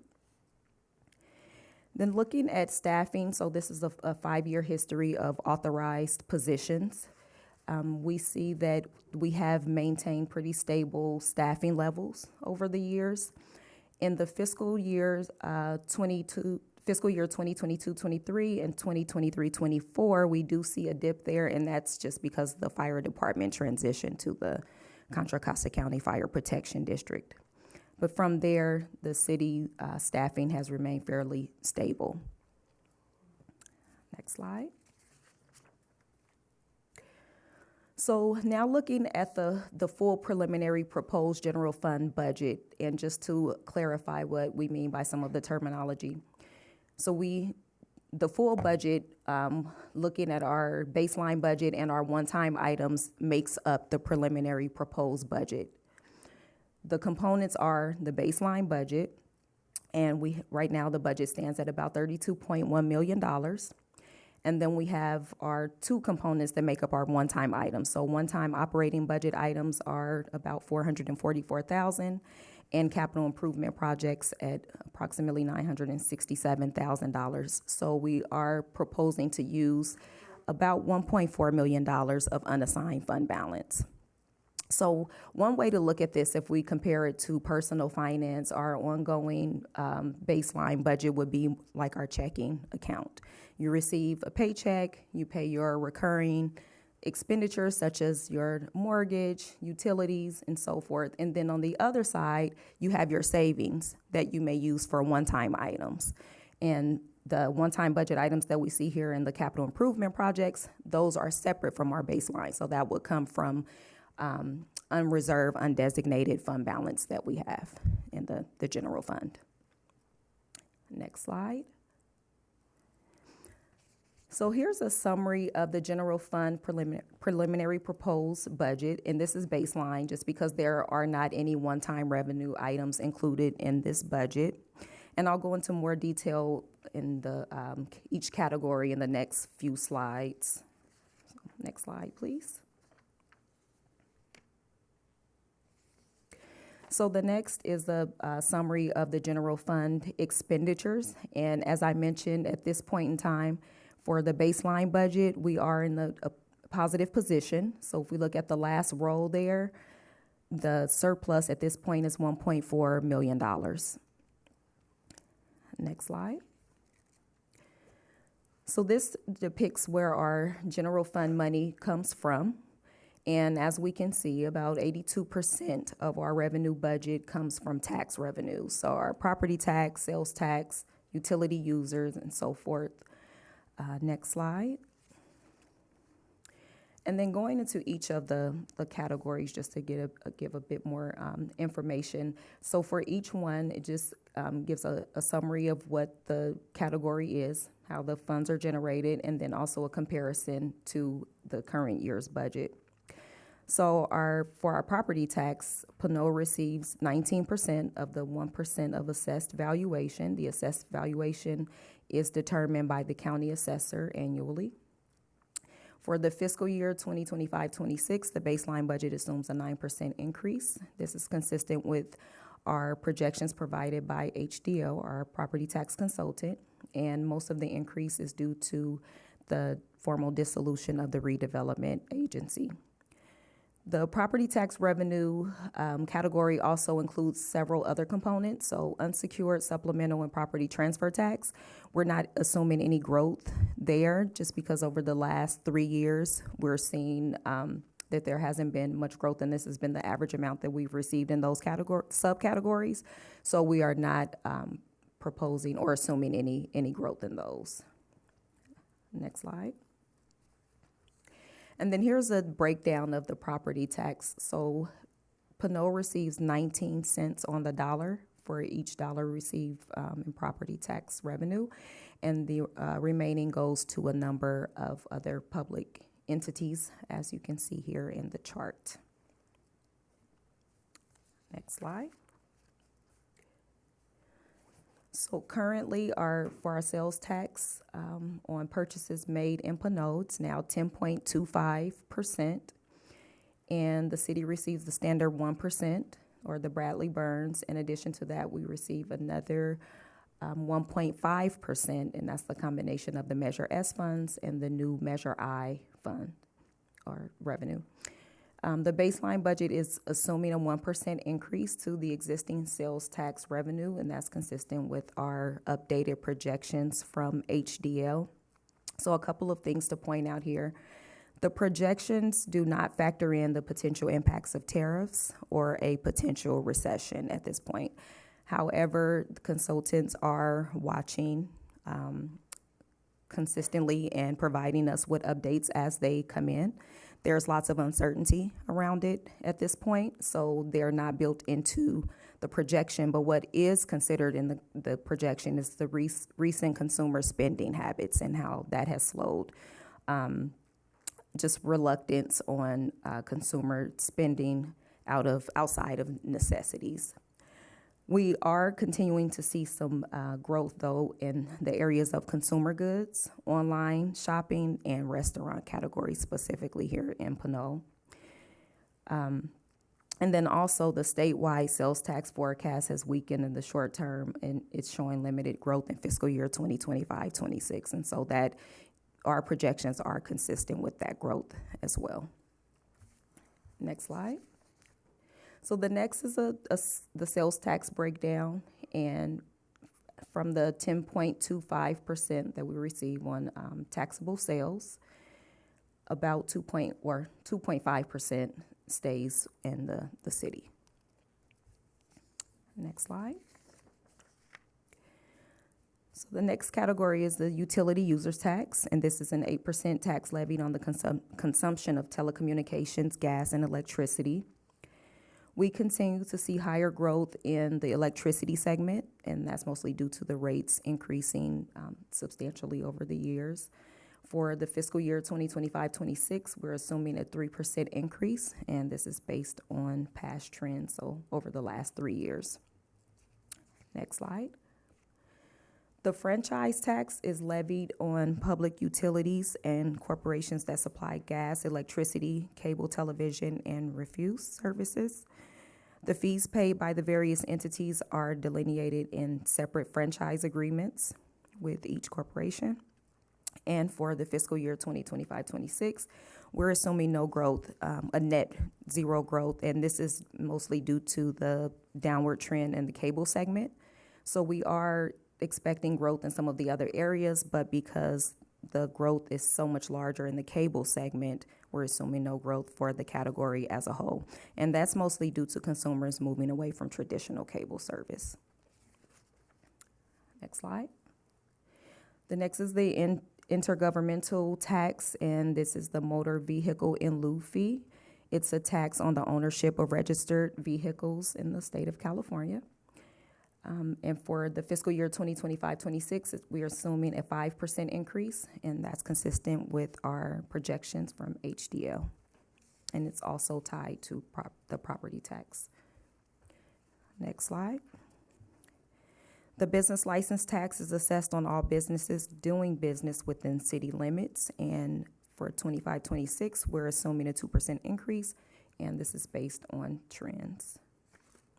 Oh, sorry, I'm on the wrong one. Okay.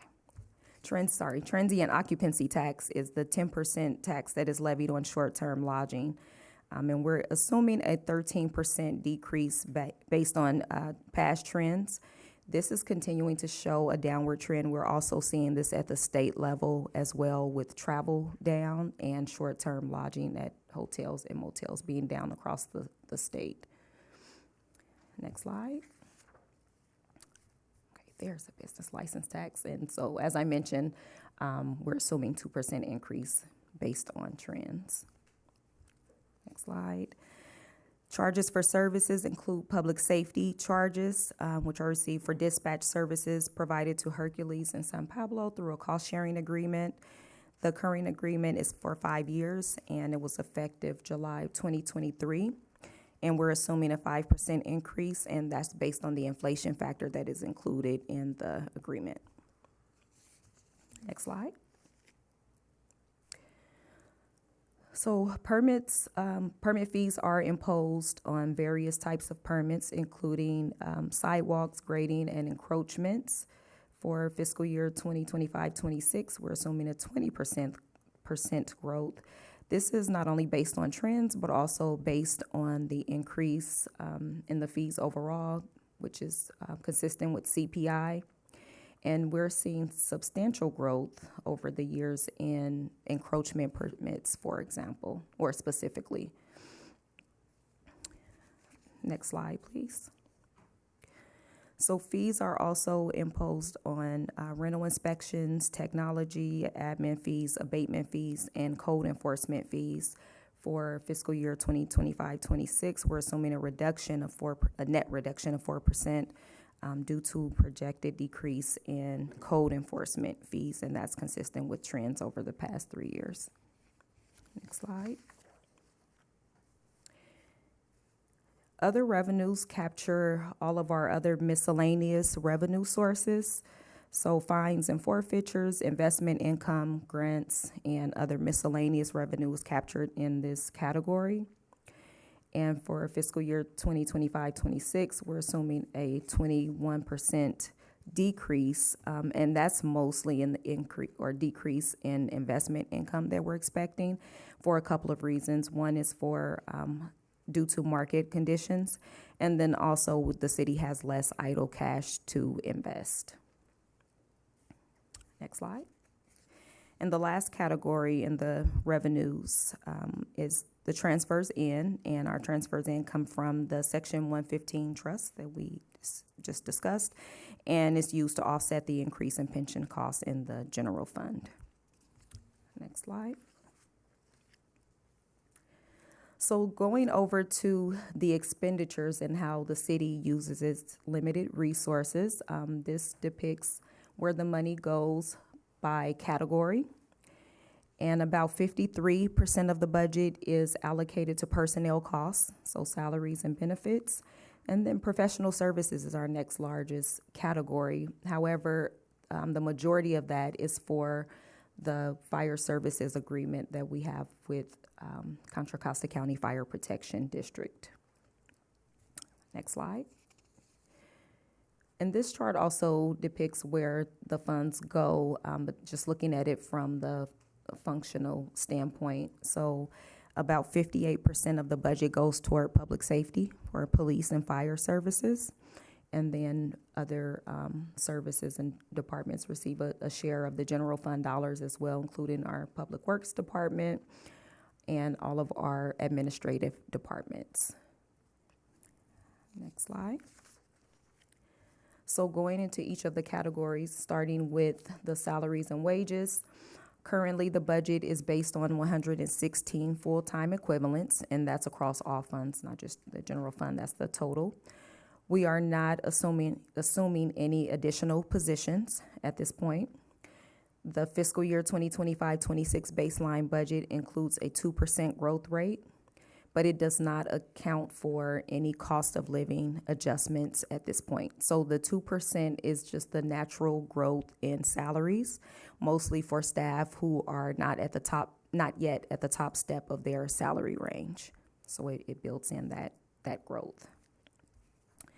Next slide. So benefits includes employee benefits, including retirement, medical, dental, workers' compensation, and so forth. For fiscal year 2025-26, we're assuming a net 11% growth in the general fund, with the highest growth in the PERS contribution and the medical rates. Next slide.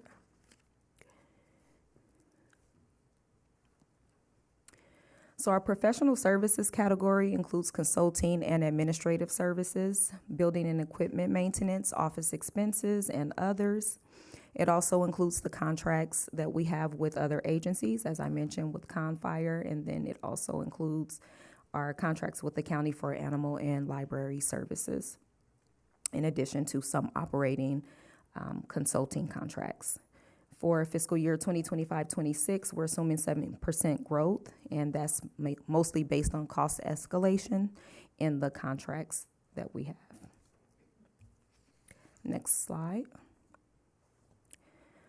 Other operating includes all of our utilities, and we're assuming a 17% growth rate, and this is just based on past trends over the last 3 years.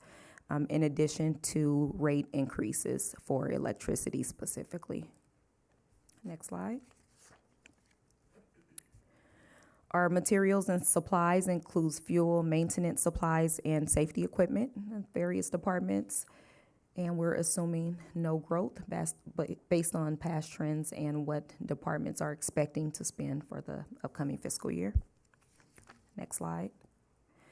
Our interdepartmental charges include administrative charges and reimbursements to the general fund for services provided by one city department to another.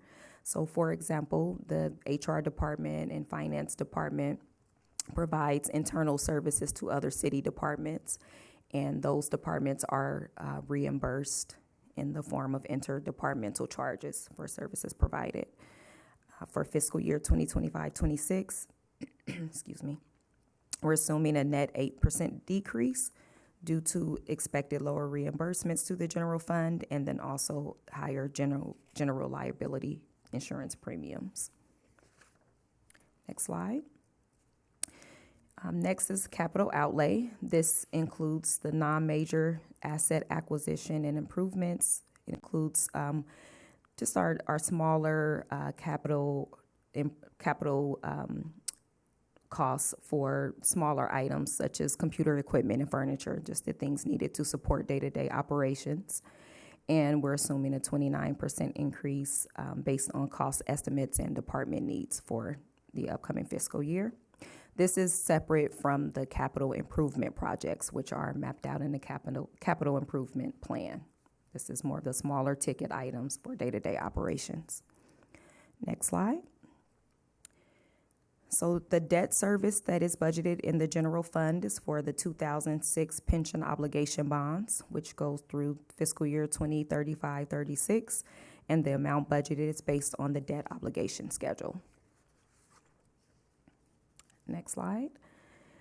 For transfers out, those are primarily the transfers from the general fund to the other operating funds that are not or that rely on general fund support to offset some of their costs. So that includes the recreation fund and PCTV.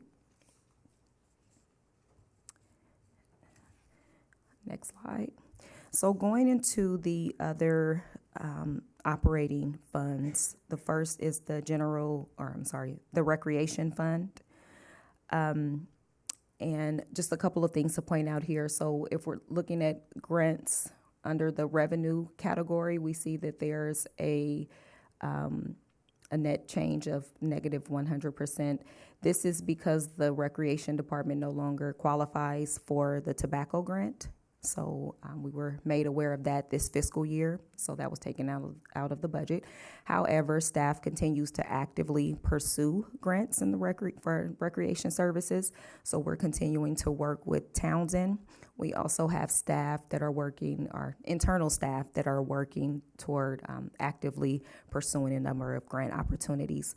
We're also looking at potential sponsorships for recreation to help offset some of the costs. But as we can see for fiscal year 2025-26, with the proposed budget at this point, there is still a shortfall of a little over $1 million. So we will need to look at ways to close that gap. Next slide. The next is the Building and Planning Fund. And another item to point out here is also in the grants category. So good news there. The department will be receiving several grants, and we budgeted for those. So that's where the majority of that increase in the revenue comes from. We don't have any major changes to the expenditures with the exception of an additional position. That position was approved by the City Council during the mid-year budget review. And for the proposed budget, right now there is a budget shortfall of approximately $831,000. And again, we are continuing to look at grant opportunities for the Building and Planning Fund as well. And it should be noted that it is the planning side that is not 100% cost recoverable. The building side is self-sustaining. Next slide. So the Pinole Community Television Fund, again, requires general fund support. It's a smaller amount. Right now, there is a shortfall of $207,000. And this is another area where we're actively pursuing grants as well as potential sponsorships to help offset some of those costs. But other than that, there are no major changes to this budget. Next slide. So for the Sewer Enterprise Fund, this is just wanted to show this as one of the operating funds. It does not require a general fund subsidy; is completely self-sustaining. And there are a number of capital improvement projects that the city plans to complete over the next 5 years. So if we go down and look at the capital outlay line, you see a very large number there of $29 million. And that is mostly because the 5-year projects are all budgeted in year one of the capital improvement plan. We also see what appears to be a deficit of $24.9 million. However, that will be covered by reserves that has been accumulated over the last several years.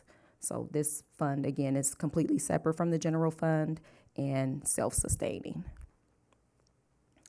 Next slide.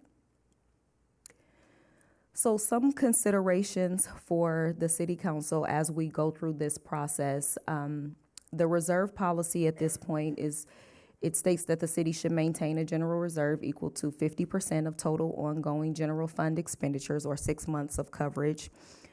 We have been discussing possibly adjusting that and redirecting funds.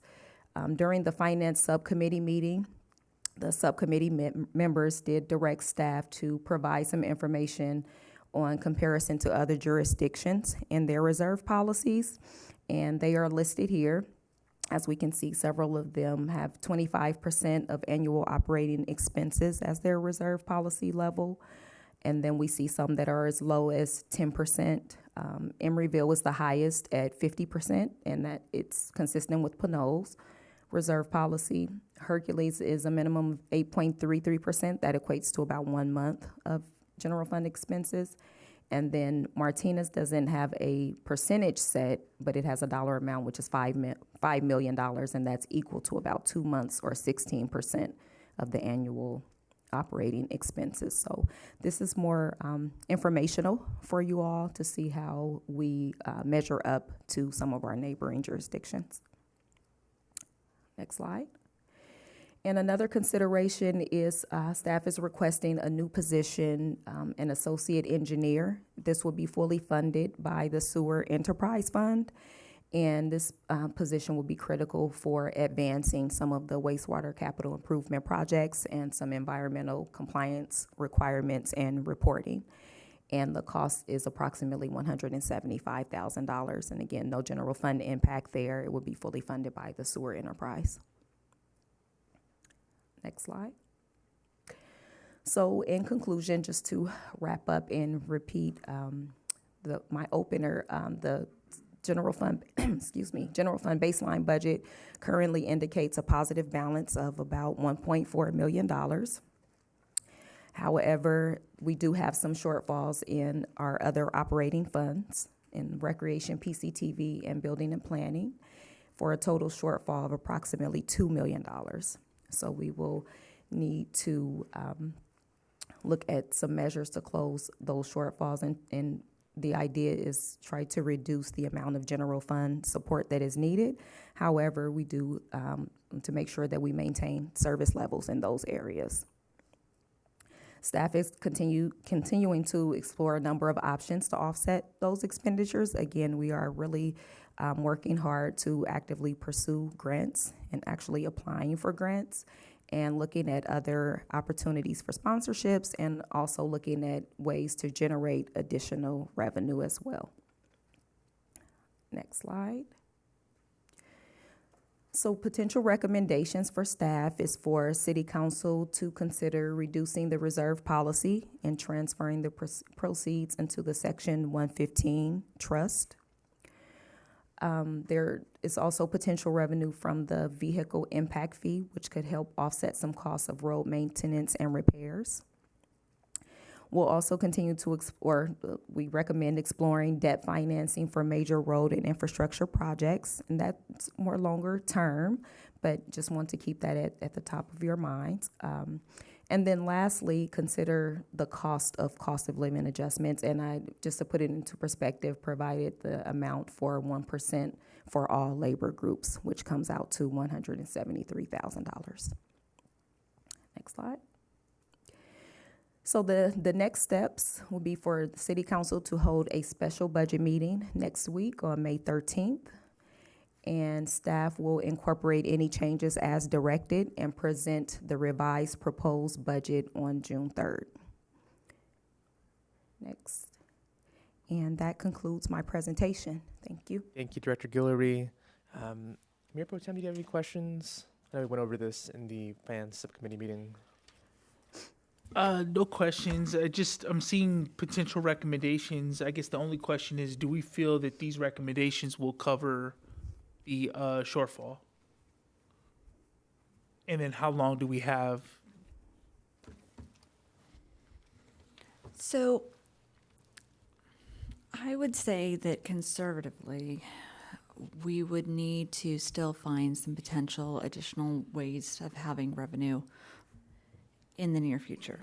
However, I think these recommendations would bring us through this year and possibly next year. Okay. And so it seems to me like there's also the capital budget that we outlined, which is about 1.4 million. So if we did no capital improvement projects, this budget would still, I guess, make up a lot of that 2.5 million though, right? There is the option to take some of the funding from capital improvement projects from some of the areas and put that elsewhere. Okay. The reason I'm asking is similarly to the wastewater plant, there was a lot of deferred maintenance that's costing us more money on an annual basis. Is there a way to differentiate, and I know we're going to be getting to the capital plan, but differentiate those projects in particular that are costing us money on an annual basis, making the investment so that they don't cost us in the future? I guess what I'm asking for is to be strategic on how we use that money, and then to be realistic as to what we can achieve within this fiscal year, and then what needs to be deferred. And I know we're probably going to get into that a little bit later, but No, I think that's a great question. I would say that that's something that we can definitely talk about more with CIP, and definitely more when we go into our workshop as well. I think any of the capital improvement projects that are looking at infrastructure maintenance in particular, or roads, facilities, anything along those lines, are going to be the ones that can help us, to your point, save money in the long run, because those projects will only become more expensive. right, okay. I'm sure I have a few more questions, but those are it for right now. Sounds good. Councilor Martinez-Rubin, any questions of the presentation? Just relatively minor. It doesn't even peak at $1 million. We're way under it. But what is the threshold for capital outlay project? What or the opposite? What is a major asset? So $5,000 is the threshold for 5,000? capital project, yes. Okay, thank you.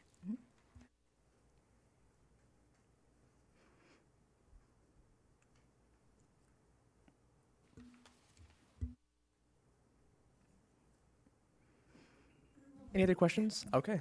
That was my question. It's just a little tiny. Great. Thank you. Councilor Murphy, any questions? No, Mayor, thank you. All right, Councilor Toms. No questions, but I do want to recognize all the hard work that went into putting this together so far. Okay, thank you. Thank you. Go ahead, Mayor Pro Tem. I just was going to ask, with the professional services, seems like there's a considerable amount of professional services on top of the fire contract that we have. Is that something that we talked about this in the I think it was in our budget, the workshop that we had with the finance committee, about how we are contracting a lot of work versus bringing in-house. Seems like there's a considerable amount of money, and I guess the question becomes, is it, and I know this is not an easy answer, like we're not going to get to this, but is it cheaper to bring that in? Is it more expensive to, bring it in-house? And is there more ROI there, right? If it's an internal thing. I was waiting to see who we were looking at. So I'm just, that is, when I ask these questions, I know it goes to like the general group.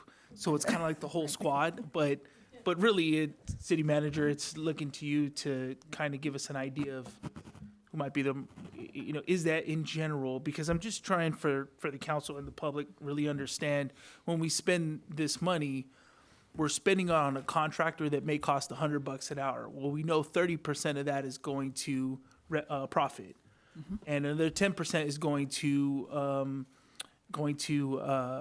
medical, dental, and the benefits, right? Or sometimes 15%. And then as we're chipping away at that $100, the question becomes, could we have brought somebody in full time for $80? That's what I'm trying to figure out. no, it's a great question, and that's actually been something that we've been really exploring over the time that I have been here, and I know staff was looking at that previously as well. And as you've probably already noticed, we have made some changes, and if you look at the professional services, that's actually been decreasing in a lot of areas. So, for example, we have changed the way that we're doing our IT services, and we're taking those internally. We've changed the way that we're doing our planning services, and we're taking those internally. Director Epps has taken on multiple projects that were originally provided by consultants, and now those are done internally. There's still a lot of projects that and various services that we're not really able to handle in-house just yet for two different reasons. One, it may be that we just don't have the staff capacity. It also may be that we don't have the specific expertise in that particular area. And then there's also items like exterminators and other professional services that we're unlikely to ever have fully in-house because of the specific needs of that particular function. But we do like looking at what we can do internally as much as possible. So that is definitely something that we are reviewing on a regular basis. Right. And the other thing, and I don't know if this is possible, but is to enter into long-term contracts. I don't know if we've done 3-year and 5-year to try to gain some cost savings within multi-year contracts. I know that's not really something that cities typically do or public agencies typically do, only because, you know, they want the RFP process to be continuous in making sure that there's a competitive bid. But has that been explored as maybe looking at ways to reduce costs? It has, and however, we haven't quite been able to take that on just yet, but it has been definitely under discussion because that is a definite way to have cost savings. Okay. I want to say thank you to staff. I mean, really getting us to this point. I know these conversations are not easy, and they are difficult conversations that I'm sure we're going to be having. But I just want to thank you guys, and really how we move forward is really going to be dictated by a conversation that's happening between staff, the council, and public, staff, and council. You know, and I'm hoping that we can get to a good place moving forward. So thank you again. Thanks. I just have one question on the potential recommendations. One of them is consider reducing the reserve policy and transfer proceeds into the Section 115 trust. So thank you to staff for bringing forward the data on the cities comparable to us, on what their percentages are on the report. I know Mayor Pro Tem and I requested that at the Finance Subcommittee meeting. Does staff have any particular recommendation on what to consider reducing the policy to in terms of percentage? Right now we're at 42%. Was there any specific recommendation there? I would recommend to be consistent with other cities to be at 25%. I would not recommend going lower than that. Great. Thank you. Those are all my questions. City Clerk, any comments? Yes, Raphael Menace. Thank you.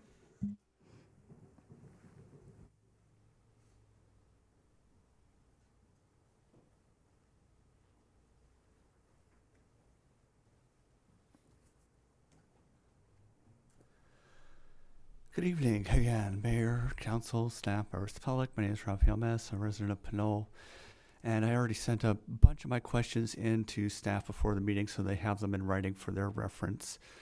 I guess I have one question that's sort of come up over the course of the meeting tonight that I'd like to ask through the mayor to the city attorney if I can. There's a staff recommendation that the reserve policy be adjusted, but policies were brought up earlier in the meeting as a consent calendar item, and the council decided to take no action on them at this time. So how does that work? Can the council reopen the item even though it was agendized as a different item? Does it need to reconsider it as a future meeting as yet another consent calendar item? How do those things interact? And then let's see. Just highlighting some of the key points. I noticed that the PCTV net deficit increased compared to the finance subcommittee numbers. And I was curious if staff could go into a bit more detail as to why that was the case. There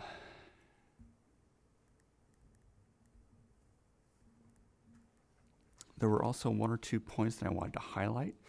So on pages 437 through 439, there were a few bullet points under FY 24-25 key accomplishments that are just blank. I don't know whether those are items that were deleted or items that were supposed to be there and just aren't, or typographical issues, or what the deal is there, but I figured that was worth flagging for review before the workshop at the very least. Let's see. there's one particular one.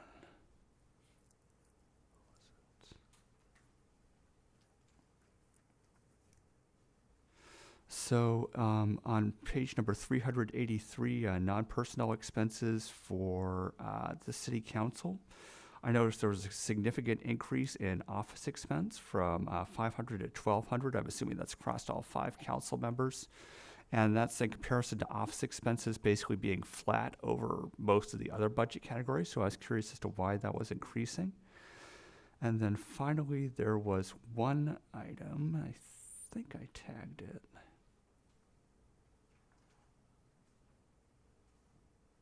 Ah, yes, on page number 474 for furniture, item 47107 for the major non-personnel expense details for the Building and Planning Fund. I noticed that there were 2 items listed there for ergonomic chairs and standing desk, but those were both listed as a price for the prior year, not the current year, like it usually is when they're itemized. So is that a current year item or a past one? Thank you. Thank you. Irma Report. Thank you, Mayor, staff, and public. And thank you, staff, for all the work that you've done. I really appreciate it. I think it's good for the public to know where we're at. However, I do want to make a few suggestions. I know that the workshop's coming up next week. And I attended, the subcommittee meeting, and one of the things that needs to happen is, I don't know if Councilmember Tom's remember, in the past, one city manager prepared 2 budgets just in case we got in trouble. One coasting with the monies that we have now, but seeing the economy the way it is now, the inflation and recession we're getting into, maybe a second budget just in case we get behind on something. And one thing I might suggest as a former government employee myself and running through budget crisis, maybe let the department heads give a 5 or 10% cut on what they can do on their department, help them feed us that information. What can they do 5 or 10% less? And just give us that report at a starting point. Not necessarily you're going to do it, but where could we be at that 5 or 10% cut, so that you guys as department heads know exactly where you're at and what you need to run the city. So that would help the taxpayers understand where you're coming from, because if huge cuts come in later on, as some things could happen and are happening now in other areas, I suggest that the less risk and the less, how should I say it, feelings that we give people in terms of either losing jobs or losing less time or wages. I know that happened to me in a reduction in force in the federal government when we had a recession. I had to lower my grade to accept the job less, but I got it back when we recovered. So suggestions, please be cautious and maybe let the department heads give us some suggestions too. Thank you. Thank you very much. City Clerk, any other public comments? There are no more public comments. Right. I know there's one question to City Attorney. Thank you, Mayor. So this item is agendized for review of the operating budget and then to provide direction to staff. So the City Council can provide a recommendation or direction to staff to adjust the reserve policy. If that were to be done, there'd be no action at this time because this item is not agendized for any action, but that would necessitate bringing back the policy that was approved earlier in the agenda. And if that were the case, and if the council decided to reduce the reserve policy to 25%, we would bring back that policy that was approved earlier just to formalize that. But there's no formal action right now. This is just discussion and then direction to staff for the workshop in the next items. Thanks so much. We'll bring it back to any other council comments. Yeah, thank you. So, Director Guillory, you started your presentation by including a slide with the council strategic priorities. Are we going to see at the workshop or at our next meeting how some of these priorities will be incorporated or are going Yeah, will be You can incorporated add that into the budget. information into the Okay. report. What I see is a lot, and a comment I shared with the city manager during our one-to-one meeting is that as many priorities really makes me wonder, or makes me think, I could say it a couple of ways. 24 priorities out of how many? 100 is what I see, but standing alone, that's a lot of priorities, so I'm wondering which is really a priority. Just to say that in the next part of our meeting tonight, we're going to see the CIP, but we're not going to have some of these there. Right. Okay. So that'll be the beginning of a presentation about why that might be. Right. Okay, thank you. Right, any other council comments on this item? Or motions? Go ahead. So, I guess we're not taking action tonight, but we would be if I were to put a motion on the floor, it would be, I guess, can we put a motion on the floor to reduce the reserves to 25% and move that money to the 115 pension trust? Or is that, I guess, where would that money go, and then how much would that actually be? Like if if we moved it to 25%, how much is going to go to the 115? And does that do anything? I mean, I guess, how does that help us? Like, there's not much in here to show what that does after we got that CalPERS conversation. I guess what I'm saying is there's going to be analysis, right? You guys are going to come back and say, yeah, that helped us. Well, I guess I don't want to make a motion that it hurts us, right? Or locks us into something that you guys didn't account for. So just from a procedural standpoint, if the recommendation or if the motion was for staff to reduce the reserve to 25% and reflect that in the next version of the budget, then we would essentially bring that forward so you can see it in the budget, so you could see what that would look like at the budget workshop. And then there would be a final action on the budget. I think it's on June 3rd. It would be later on. And then if we needed to amend the policy, we would do so in parallel, like with the approval of the final budget. So this is really just providing some direction so that we can adjust the proposed budget as it stands and then bring it back for you to review at the workshop. So is it something we could say, just I guess, approve the recommendations that were, because it says potential recommendations. I would imagine, given the circumstances, we probably want to see all of this and go point by point or really understand them. I don't know what a potential revenue vehicle impact, well, I don't know what that would do to our current budget and how it would reduce costs. I guess it's hard to make a motion like that, kind of like in the blind. So just as a little bit of background, our intention with this presentation was to try to provide as much information as possible, with the idea that during the workshop, you all can ask these questions and then provide us additional direction that would then come back in order for you to actually make motions at that time. Okay, so maybe it's just direction then. I think you've provided 4 kind of levers to pull, right, in adjusting the budget. Can we have those 4, and I know that there's a workload attached to this, right, and how much we're going to be able to do, but can we have those scenarios, or at least my suggestion for direction would be to give those scenarios and what their impact would be to the budget? Is that fair? Absolutely. Okay. Those could be. And then I guess for the workshop, the hardest thing is going to be, to Councilmember Martinez's point, I'm looking at the strategic priorities and I'm putting an R next to all the things that would be considered roads, right? So, the painted crosswalks would be a road item, along with, 2, 3, and 4, road plan, road quick wins, and road maintenance plans. Like, that would all be lumped into one road conversation.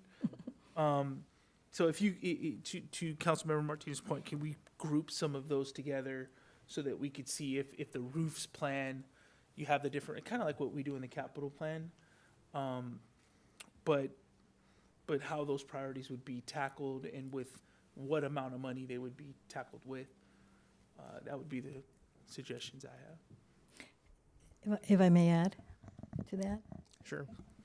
I just want people, us and the public, to know that of those items listed as strategic priorities, I'd like at the workshop for us to discuss what of this will actually be part of the budget. What I saw in the staff report, staff's attempt to align projects with existing goals, which is great. That alignment between prior conversations of goals, whether they came out of this council or not, is important because they are fairly broad. And within those goals, we have had as a council discussions about specific projects leading to this list. But they're not all going to be feasible, or they're not going to they all have a financial impact. So the discussion about which among these fit with the more, fit with what budgets, what funds we do have, is going to need to be made clearer than what we have heard so far tonight. And I think that was the reason, that's the reason we're having the workshop. So we have a lot to possibly want to grab onto, but realistically, if we don't want to see if we want to close any gaps in operations, we need to also be attentive to having one too many priorities that aren't going to match with available funding. And I just want to have us be able to have a conversation without necessarily having to reference a budget document that says this is what's going to happen in 25, 26. Right. Thank you. Before we go to other members, do you have any direction you want to provide, Mayor Pro Tem? I think I kind of gave the suggestions that I'm looking for. I don't know if a formal motion right now is something, at least to me, I don't feel comfortable motioning for direction, just because this is really just a discussion, And when we have the workshop, I'm definitely going to ask those questions. It's just, I think that it's a little hard to kind of say, yeah, move the money from here. I think that it's a little hard to kind of say, yeah, move the money from here to here right now without having to worry about another meeting where we're moving it back, right? It's probably better to just go through the process. Gotcha. Councilor Toms, Murphy, go ahead, Councilor Murphy. Yeah, thank you, Mayor. Just wanted to reiterate, I'm fine with staff considering and moving forward the potential recommendations today listed on slide 48. Of course, I know there's contingencies in each one of these recommendations, so just looking forward to our special meeting to discuss those.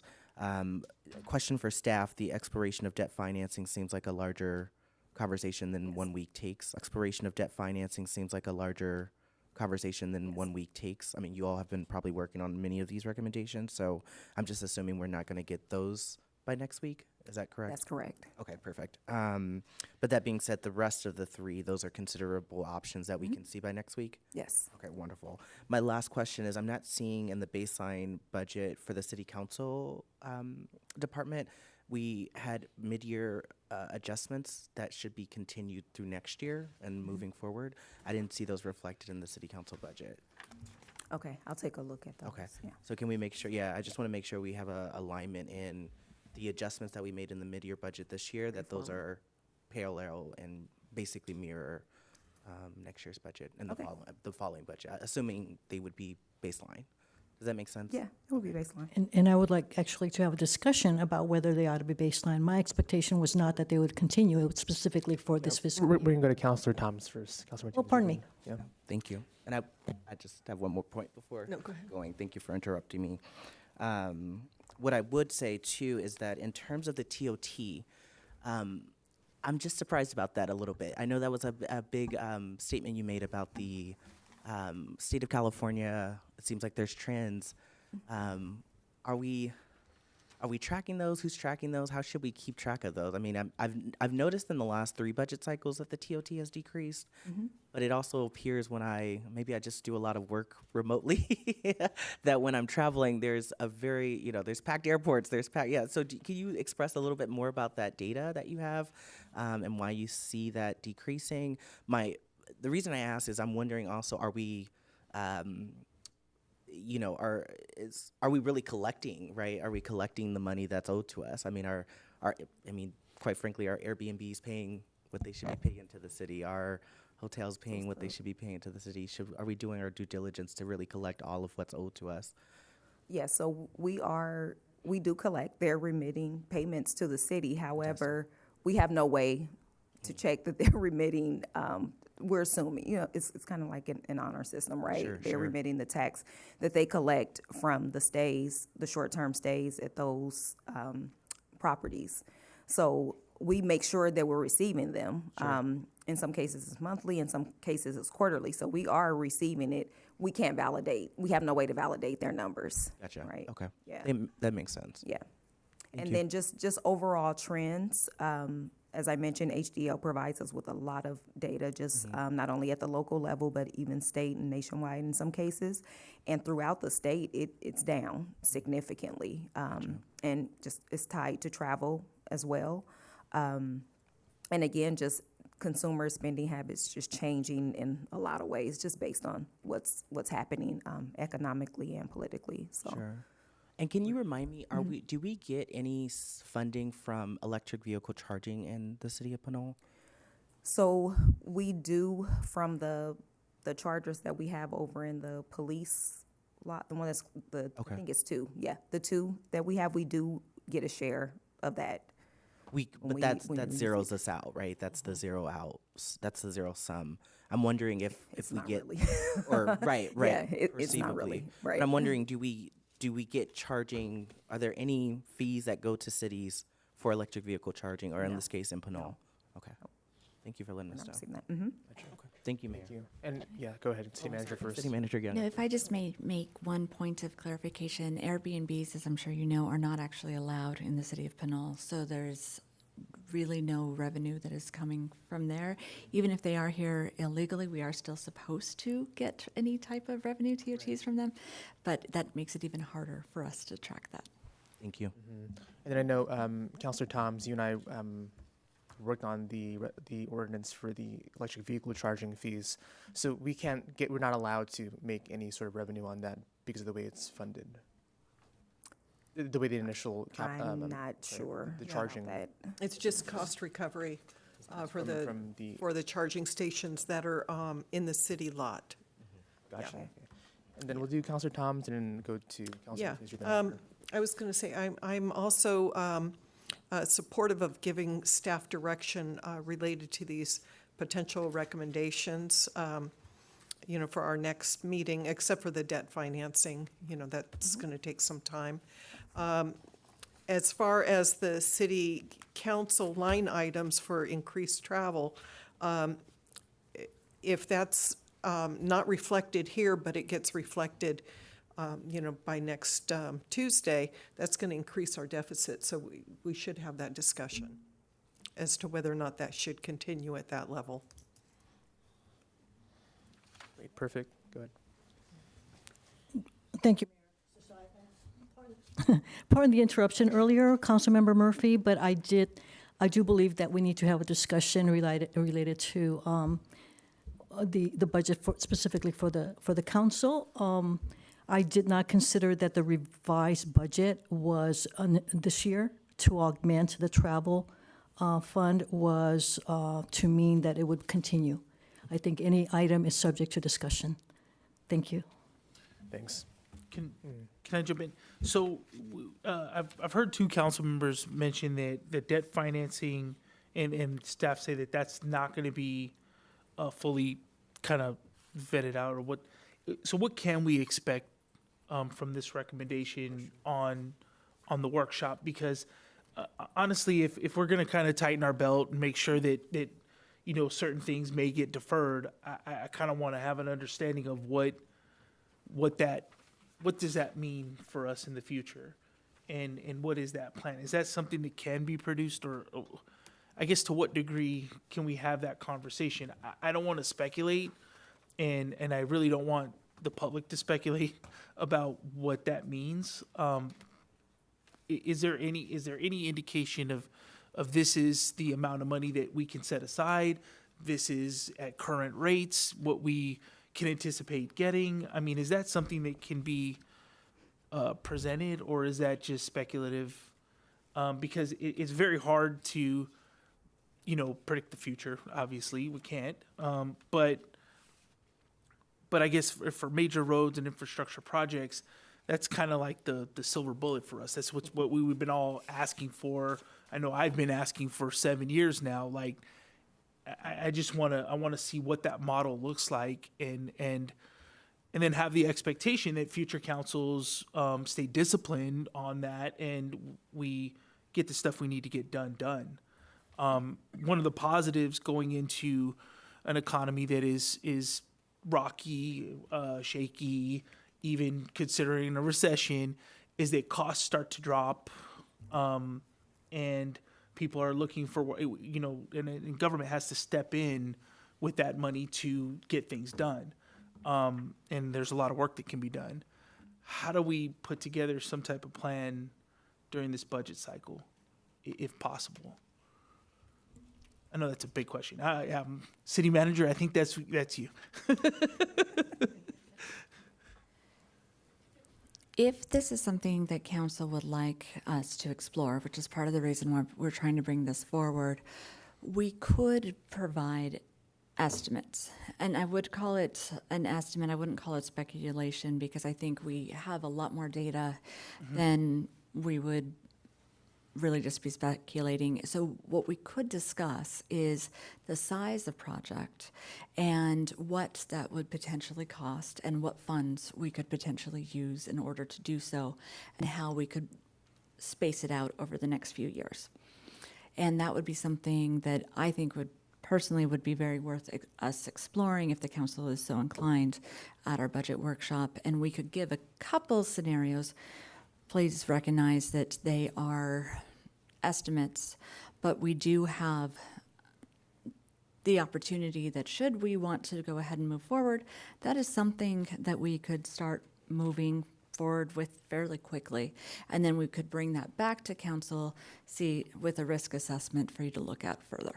So I'd like to see that in our next meeting, or in the workshop meeting, and focused on, as we said earlier, projects that we know we're paying weight. Like right now, we mentioned in your report that there are several potholes that have been done. I think it was 83,000 pounds of material, right, in asphalt. That's a lot of money and work and time that went out, from our staff.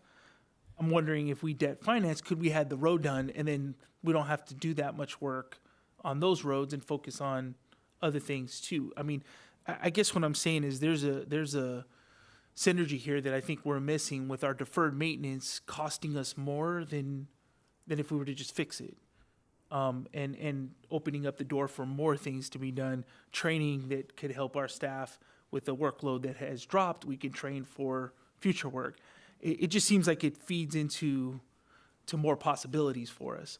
That's why I just don't want us to not have something to present, and really with that something to get the gears turning on, well, how much money do we need to put up? I don't know what our vehicles cost, but same thing. Like if we have a high performing vehicle and it's brand new, then it's less maintenance and it's less out of our operating budget. So financing is not a bad thing. And I can't recall when Pinole went in last time we did debt financing. 2016, I believe. Is it 2016? We've been paying as you go since 2016. Kind of deal, no financing associated with that? Yeah, and that was for redevelopment agency debt financing. Was that before? Because I think it was probably 30 years ago, because it was just recently retired. Right. about the one for the treatment plant. That's what I was. That was the most that recent was the one. most recent. Yeah, that was the most Right, recent. okay. I believe it was around 2016. Okay.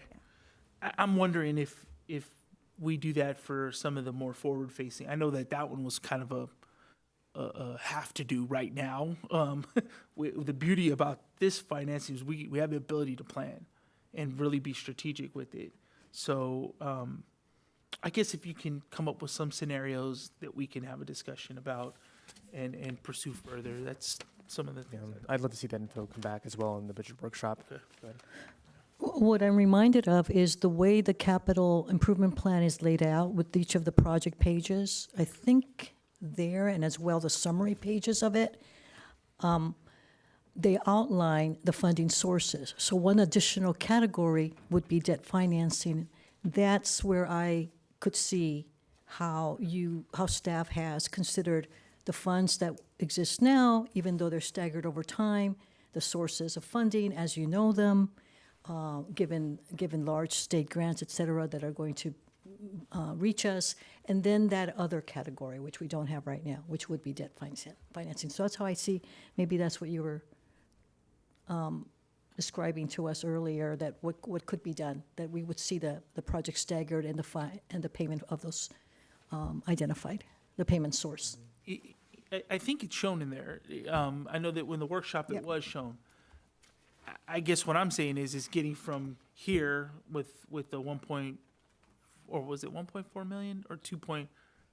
It was a 2 million deficit that we just saw, right? Or 1.4, our current The budget. deficit in the general fund? Yeah. If we factor in the additional operating subsidies, it would be 600,000. We have a surplus right now of 1.4, but Got it's it. 2 million in the other, so about 600,000. So $600,000 deficit that we need to balance. Yes. Then the debt financing, well, you need cash to do that. So we got to find that from somewhere. I guess what I'm saying is not just the hey, we'd love to have this line, but really from A to Z, what does that look like? And what moves do we actually have to make now to get to that line? Is really kind of what I'm hoping the workshop will kind of flesh out. Yeah. Does that make sense? I mean, May I? Okay, yeah. What I know about debt financing, so we're talking about projects that are millions of dollars. And so debt financing is used typically for those larger projects. So that, say, 600,000 plus, we would find it in some other way. We wouldn't go into debt financing for that. We'd go into debt financing for the projects that are millions of dollars. And we have them. So that's what I see, that's what I envision we will see as part of the workshop, how those larger ticket items, if you will, multi-year projects would be financed. Because that's my understanding of why we would even consider debt financing, because they're just so large. well, yeah, and that's why we're going to have not to go through the mayor. That's why we're going to have the discussion. But I think we heard from two council members that we didn't want to dive too far into that. And so I kind of want to make sure that we have that conversation, especially when we talk about what money has to be moved around, what little projects may have to not get done in order to have the cash to debt finance. I wanted to just clarify that the direction where I said to hold off on that, that's for next week, because I think it's a quick turnaround. But, to get that information on debt financing, I don't think it should be off the table for us to look at it. It's just, I didn't think that it would be timely enough to have an adequate discussion. But if staff thinks that, that's something that they can get some information to us next week, then, that's fine. Okay. Right. Any other comments? Mm-hmm. Yeah. We'll go to Councilmember Murphy first. Yeah, so just to staff, is that, where are you all at, given this conversation about the debt, what we're receiving about debt financing next week? I heard the city manager earlier say, I don't know if you use the term scenarios, but what are we, what's going to be offered to next week? So we're clarifying. Or maybe. If this is something that council wants to review, what we could provide would be some sort of high-level scenarios that would then be further fleshed out in future months. So, for example, something that we have been discussing regarding debt financing is if there was an interest in us looking at our road infrastructure and using our current funding and potentially the vehicle impact fees that may be coming from our franchise agreement, we could put together something along the lines of 16 to 20 million that would be given to us, and we would do projects over the next 5 years to complete those projects. And then we would be paying for that over the next 10 to 15 years, depending on what the structure looked like. And we would be using potentially 600,000 of the funds that we currently have to pay that back annually. Okay. And those are some of the scenarios that we've already been exploring. So we could bring a few of those together, just recognize that they are estimates and they are subject to change once we're actually working with the private investors that we would be looking at to fund this. Thank you, City Manager Young. Is it also true that staff sees today's direction as considering and moving forward with all 4 options? As per your recommendation, do you hear that from the council? I have not heard a full consensus on that yet, but if that is the direction, that sounds like something that we can still bring forward to discuss, at least at the workshop. Okay, so what other recommendations have you heard today that you've taken note of? Just the 3 that were listed, and not as recommend. The way I understood is that we're just bringing back information. So for the 25%, for example, for the reserve policy, what is that number? Okay. And then how much does that leave in the reserve, for example? And then the vehicle impact fee, I'm assuming you want to see number or estimates on that as well. So it's not necessarily moving forward with the recommendation, but coming back with information. With additional, okay. Right, yes. But working on That's these what- options, essentially. Yes, Okay, absolutely. working on these options. Mhm. Probably. Okay, and then my question to you is, given the baseline budget and the concerns about the 3 funds, PCTV, recreation, and building and planning, Yes. which of these recommendations is matching those concerns or those shortfalls? So none of the recommendations match those. It's Okay. just, we're looking at the full picture. So if we were to cover those additional subsidies that are needed, that's what puts the general fund in the negative position with Right. the 600,000 that we'll need to find. Gotcha, because they're transfer in, transfer outs. Exactly. Gotcha. Yes. Okay. And then I would like to again see, and I would love the support of the council to mirror again what our city council budget was for this year. Yes. Next year I'll- as well. I'll bring that information back as well. Fantastic. Thank you. Thank you, Mayor. Councilor Martinez-Rubin, did you have any final comments at all? Thank you, staff. Okay. You see where we are here and help us. Thanks. I think staff has sort of like next steps, and really want to encourage folks to come out to the budget workshop next Tuesday, May 13th. Looking forward to further discussion, but want to be mindful of time at 9:43. So we have one more item up in front of us. Thank you, Director Elguindi, for your patience, and we're looking forward to hearing more about the draft capital improvement plan. So we'll move on to the next item. Thanks so much, Director Guillory. Thank you.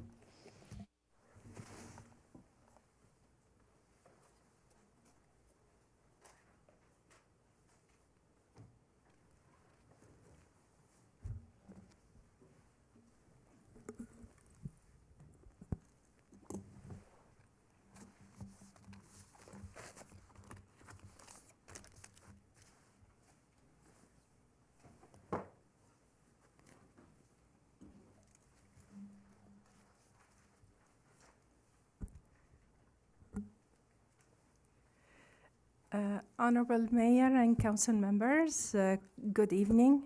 I will be covering briefly the draft capital improvement plan for the 5-year period, starting fiscal year 25-26 through fiscal year 29-30 for your feedback, comments, and priorities. Next slide, please. The capital improvement plan was developed based on the existing deficiencies as well as our future needs. The funding sources of the fees, grant funds, gas tax, debt financing, as I will briefly cover later on, and will be happy to answer questions.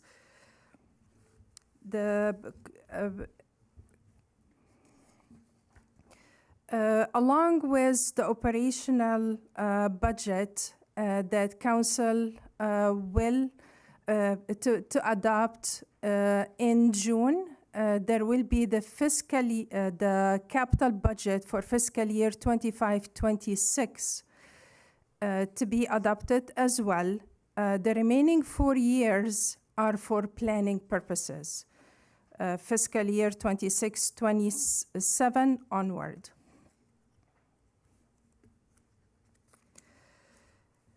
The plan currently includes 45 projects and 5 infrastructure assessments. Based on the assessments of our needs, 12 new items were added to the plans, and these include 2 new projects, 1 action plan, as well as 9 multi-year projects or programs.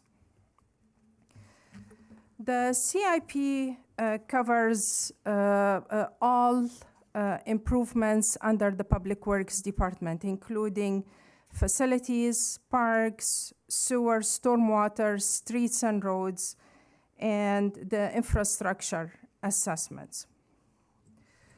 During the Finance Subcommittee meeting on April 24th, there was emphasis noted on the sewer projects as well as pavement rehabilitations and street lighting.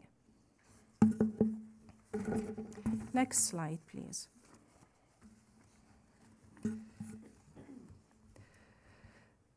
This is one of the new projects simply because of one of the comments made earlier today, which is the increased cost of maintenance. Maintenance of the existing pools has been relatively high. That's why we would like to dedicate the amount of $350,000 from development impact fees to upgrade our pools, including the heating system, the pumps, and other equipments and amenities. The second project shown on the slide is as part of our transition planning to the zero emission vehicles, as well as the implementation of EV charging infrastructure at multiple locations throughout the city. This project will be mainly funded by the Climate Implementation Grant in the amount of $952,000, in addition to the $118,000 of measure funds for local match. The third item is an action plan update. The ADA transition plan is outdated from 2004. The recommendations contained in the plan are no longer valid for the most part. And also the design standards have been updated a number of times since. So we need to update the transition plan to allow us to apply for grant funding and other provisions, especially for projects that involve Caltrans, for example.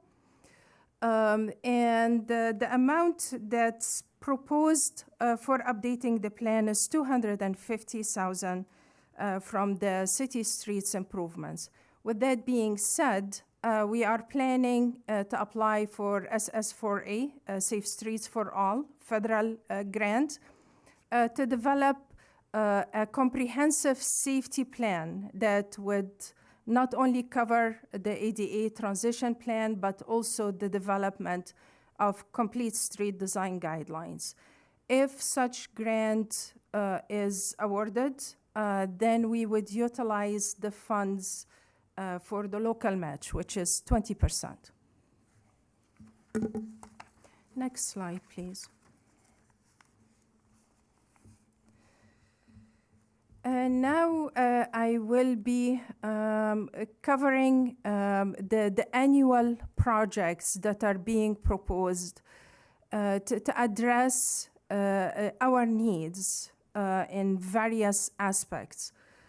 Starting with the upgrades of our parks, the proposal here is to dedicate $200,000 annually to upgrade playground equipments, provide furnishings, pave pathways, and probably, if approved, we would start with the dog park in fiscal year 25-26 because of the amount of concerns that are reported regarding that park. The second project would be general improvements to our stormwater system with the amount of $150,000 annually from measure funds. That would be for meeting the requirements for the installation of trash capture devices, as well as small-scale upgrades.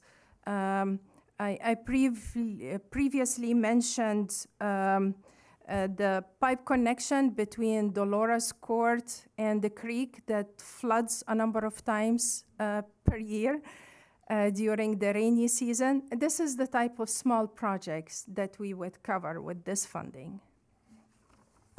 Next slide, please.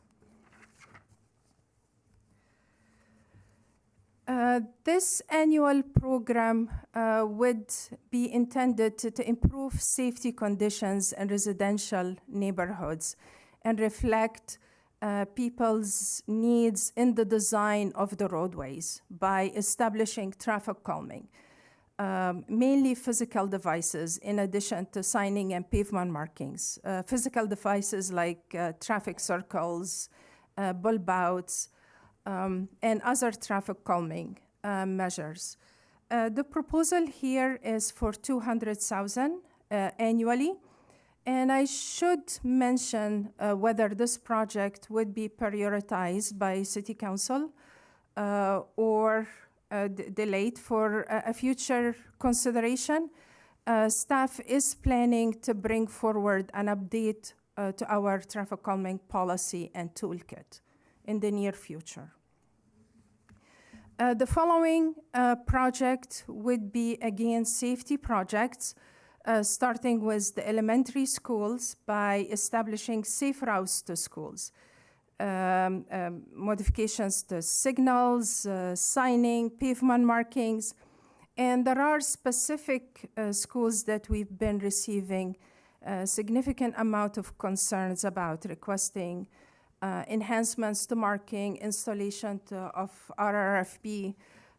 These are relatively costly, and such funding annually would allow us to implement the improvements.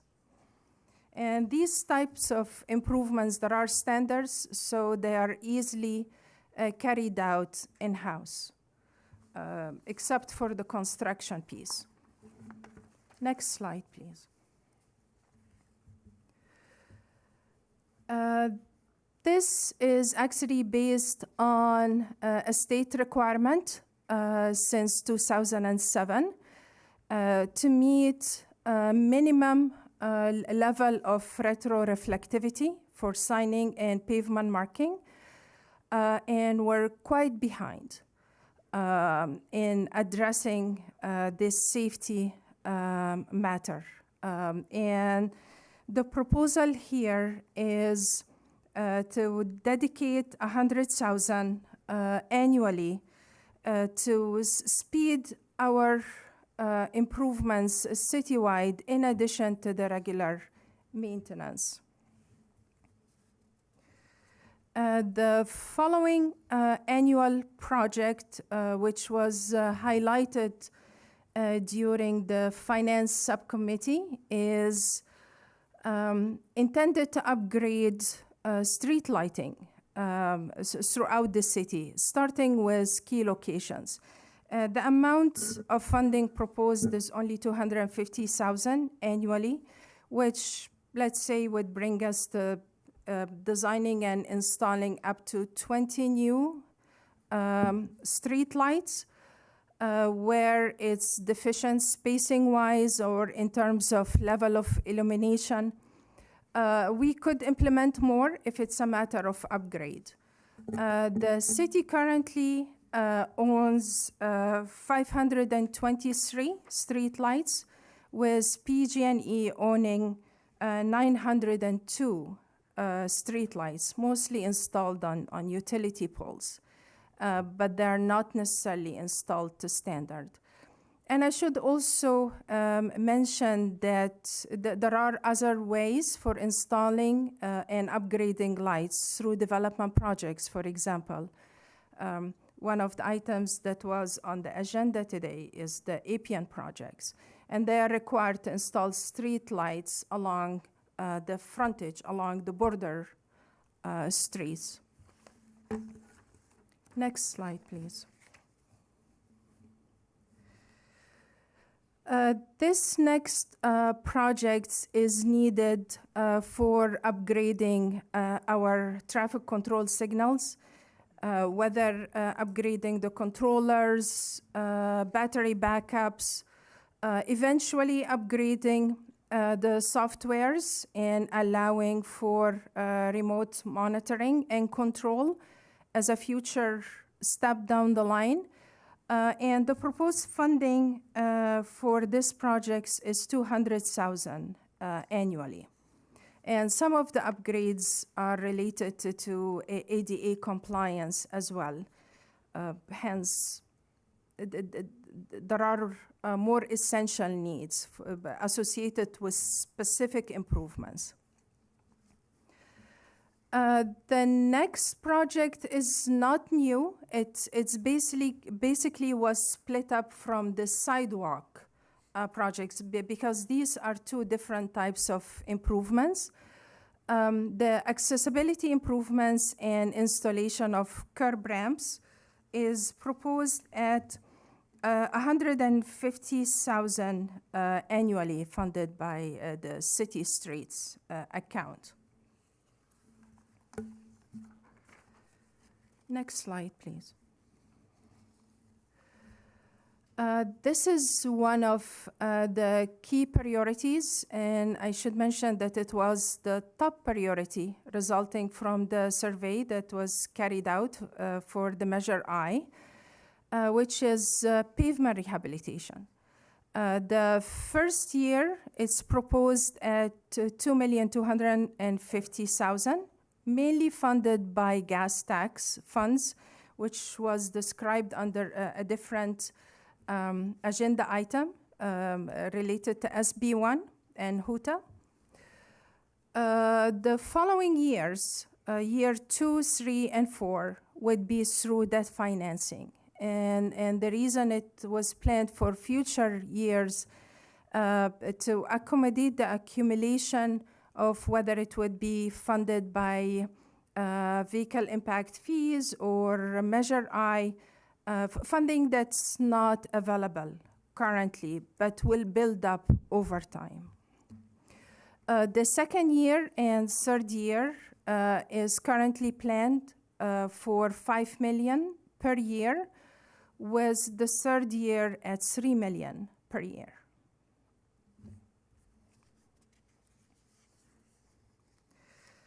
The following projects is for sidewalk replacements, and this does not really refer to the minor repairs like shaving the sidewalks.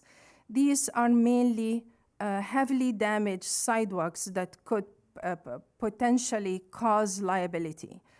The state requires the property owners to maintain and repair the sidewalks, this program would assist the property owners and provide possibly allowances for lower income property owners.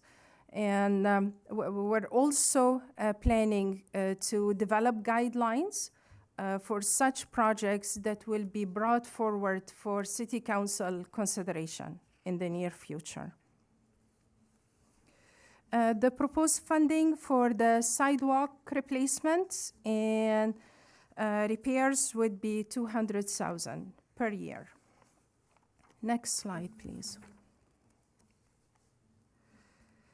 The Finance Subcommittee took place on April 24th.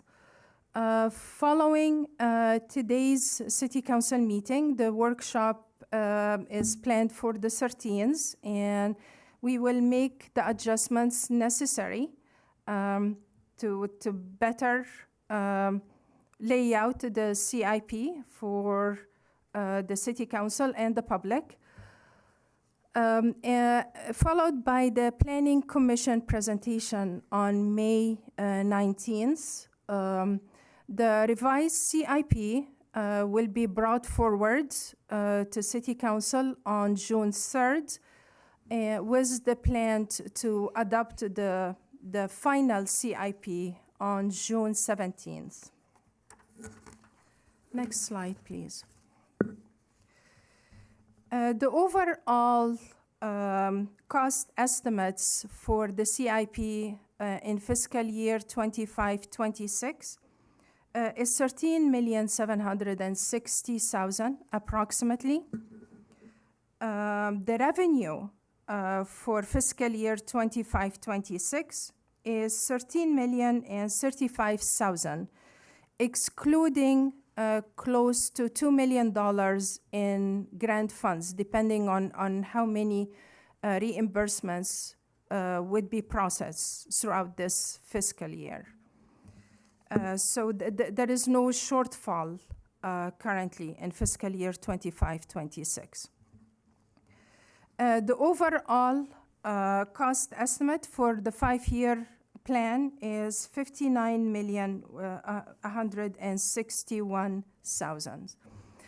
In response to comments raised during the Finance Subcommittee, we also added the unfunded projects as part of the packet, along with the rankings that was decided last year.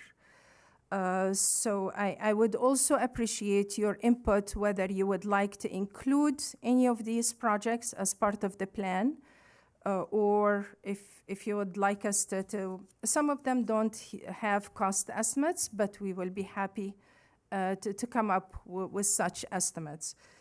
Improvements under the local road safety plans mentioned as unfunded, like signal upgrades, some roadway segment safety improvements. We are also planning to apply for SS4A to implement some of these improvements. Next slide, please. With that, I conclude my brief presentation and will be happy to answer any questions you may have. Thank you so much.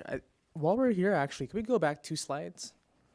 I just had a question about process. So is Planning Commission on May 19th, will they be briefed on the revised CIP or the preliminary proposed CIP that we're looking at right here today? It will be a similar presentation. I will mention general comments from the Finance Subcommittee and tonight's meeting as well.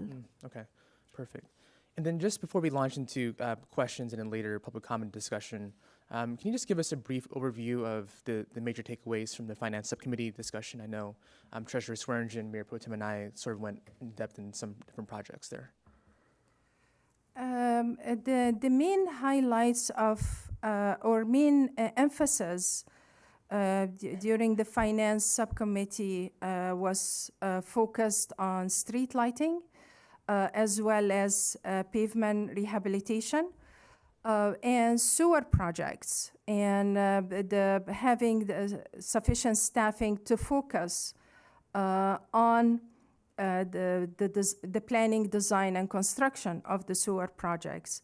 That's why one of the recommendation in Marquisha's presentation also covered the associate engineer that's being proposed to be funded by the enterprise fees, solely funded by enterprise fees. Perfect. Thank you. I'll go to Councilor Thomas first for questions. Let's go down the line here. I am, as far as the process going to the Planning Commission, can you just reiterate what their scope is? Like, it's not choosing different projects to put in there, but rather compliance with the general plan? That is my understanding. This is my first experience with the city of Pinole, but in discussing the process with David, that is my understanding. Okay, thank you. Thanks. We'll go to Councilor Murphy. Yeah, thank you, Director El Guindy, for this presentation, and again, welcome to the team. This is Thank you. this is great, really wonderful, and this is my 5th time on the City Council going through this process, and my 7th time in the city of Pinole going through this process. So my questions are always going to be pretty much the same. The reference to so again, when we just had the budget conversation with Director Guillory, my understanding is that when we are essentially holding monies throughout a 5-year period with the CIP.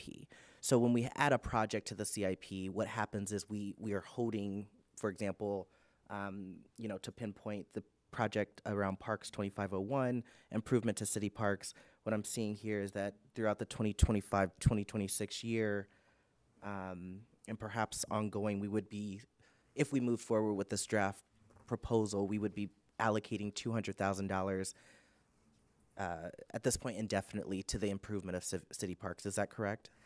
At this point, for the 5-year period of the plan, the proposal is to allocate $200,000 annually for park upgrades. Gotcha. And the source of this funding is gross impact fees, development impact fees. Gotcha. And so the fun part about this is that, growth development impact fees are part of the general fund. Is that correct? No, I'll go into the city manager just to clear. I'm like, this is the fun part. So the development impact fees can only be used for certain projects. Right. So for example, the park development impact fees can only be used for the parks. And right. I'm not sure exactly where they are. Where did she come from? I knew she was. I'm sorry, Director Guillory. I saw where you. we are holding them, but we cannot use them for anything else in the general fund. Right. I think the clarifying question, Director Guillory, if you can answer, or City Manager Young, of course, is: are the development impact fees a part of the general fund?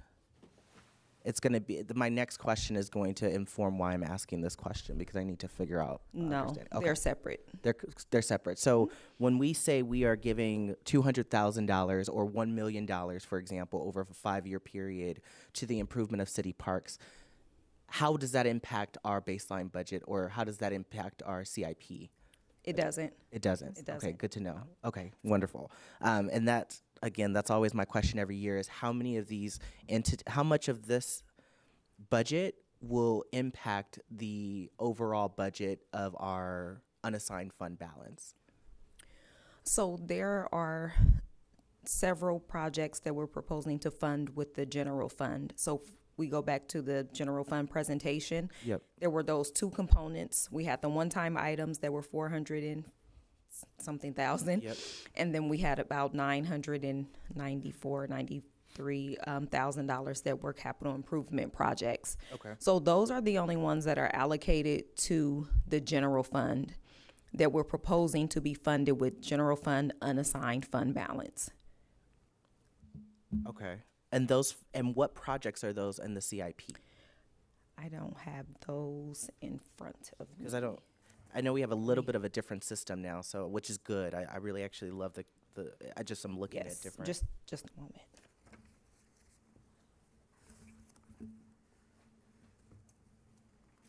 Because unfortunately, when I look at it now, I'm looking at page 583 of the agenda packet. What I see is general fund usage for the 2025-2026 cycle is 0. I know that's not accurate, so I'm assuming that it's more than just source 100 general fund. that I'm referring to, or that should be referred to? As far as I know, the measure funds is housed into the general fund. That's And correct. The Measure S funds are general so, funds. It's accumulation of a number of projects, actually. For example, the EV charging infrastructure, the local match for that project is Measure Fund. Is Measure S fund? Yes, The which is 2024 housed to the in the 28? general fund. Right, and that's where my question. I really have to get clarity about Mm-hmm. which one of these, because here's the thing. We're using unassigned fund balance on this proposed budget at 1.4 million. Is that correct? At 900 and Oh, gotcha. 960. 67,000, Thank you. yes. Mhm. I'm adding two things together. I'm adding the one-time operating budget, so we're not going to talk about those right now. This is CIP. So we're having $966,000 used for certain projects in the CIP as proposed. yes. And which projects are those? So it's I'm sorry, of the new projects we're adding, which projects are those? That's my question. so as Director Gindi mentioned, the zero emission vehicle EV charging infrastructure is one of them. Okay. And that's 75,000? That's the 75,000. Okay. And you said new projects though, right? Of the new projects. Okay, I think that's the only one as far as new projects, correct? So ADA, Yes, so the correct. ADA update, compliance update? That's not in the general fund. Oh, so we're using restricted general fund dollars for that. That's local streets. local streets, wonderful, Funding okay. account fully, I believe. Fantastic. Yes. So basically, the only project that's being added anew that is going to impact general fund operating dollars is remind me again, what is that The project? EV charging. The EV charging At infrastructure. 75,000. Okay, wonderful. Yes. Thank you so much. That was my biggest question because I just want to make sure that as we are adding projects, especially given some of our experience, that we are just realistic about adding those projects.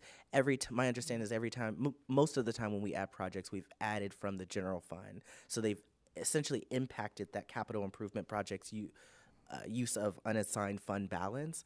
And so what I'm seeing from you is you've been very creative, thank you, about finding those critical restricted funds or maybe it's a different word for it, that does elevate our less of a use of our unassigned fund balance. And that's really great. So thank you again for that. And if I may add,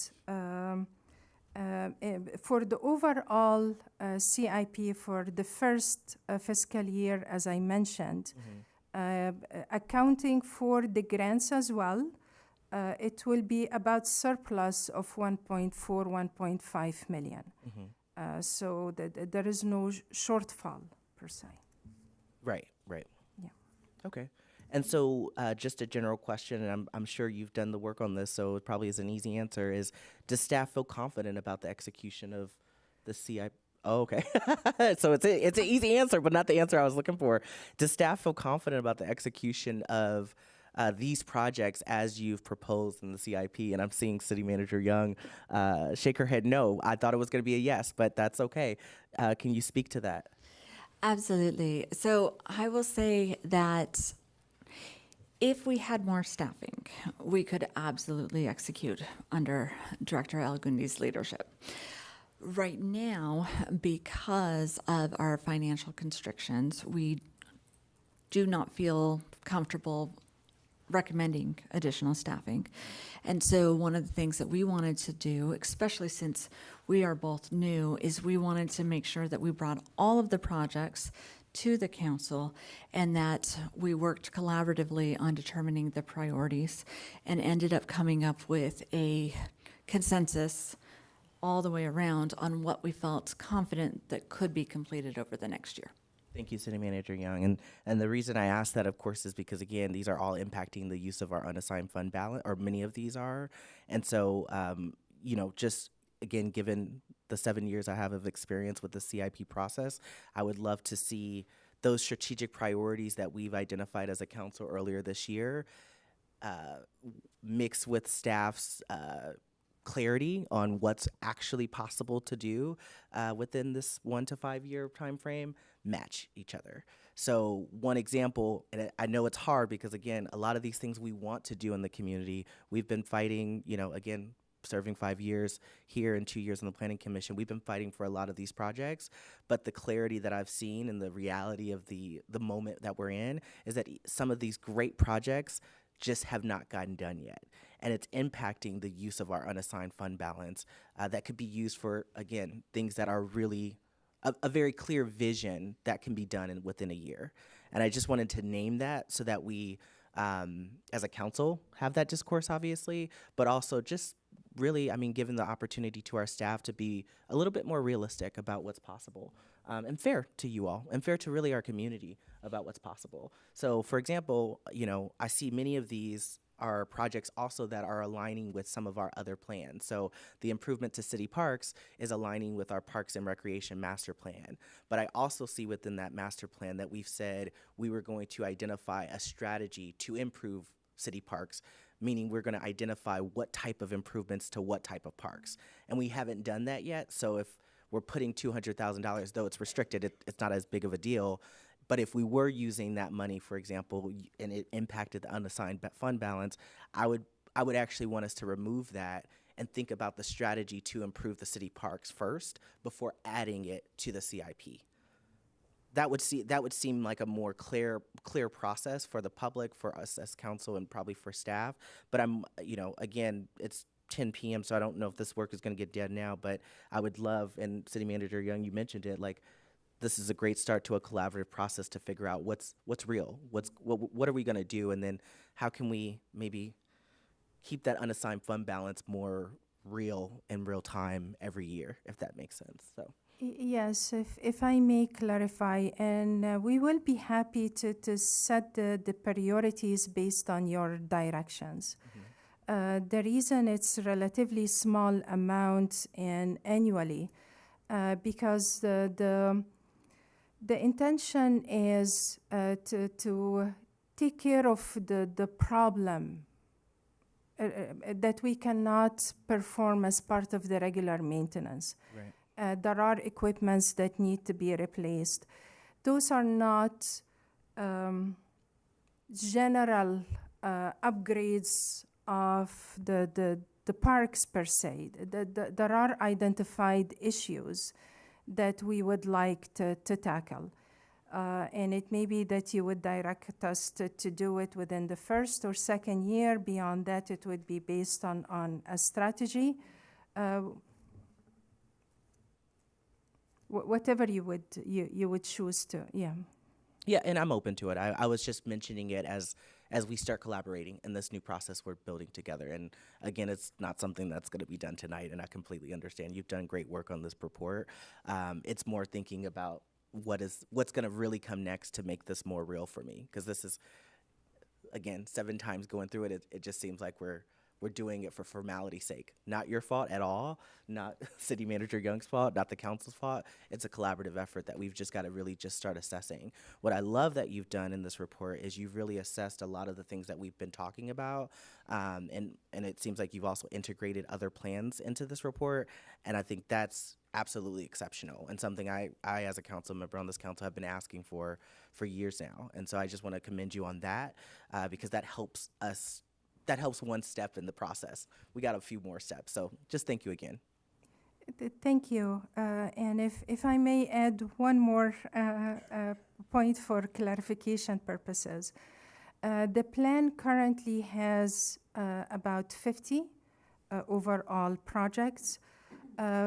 Given the staff capacity, like the size of our team and the allocation, how many projects each one of us, including myself, would be able to handle, I would say there is a need to prioritize 20 to 25 projects, given that there are projects that are funded by grants and need to progress.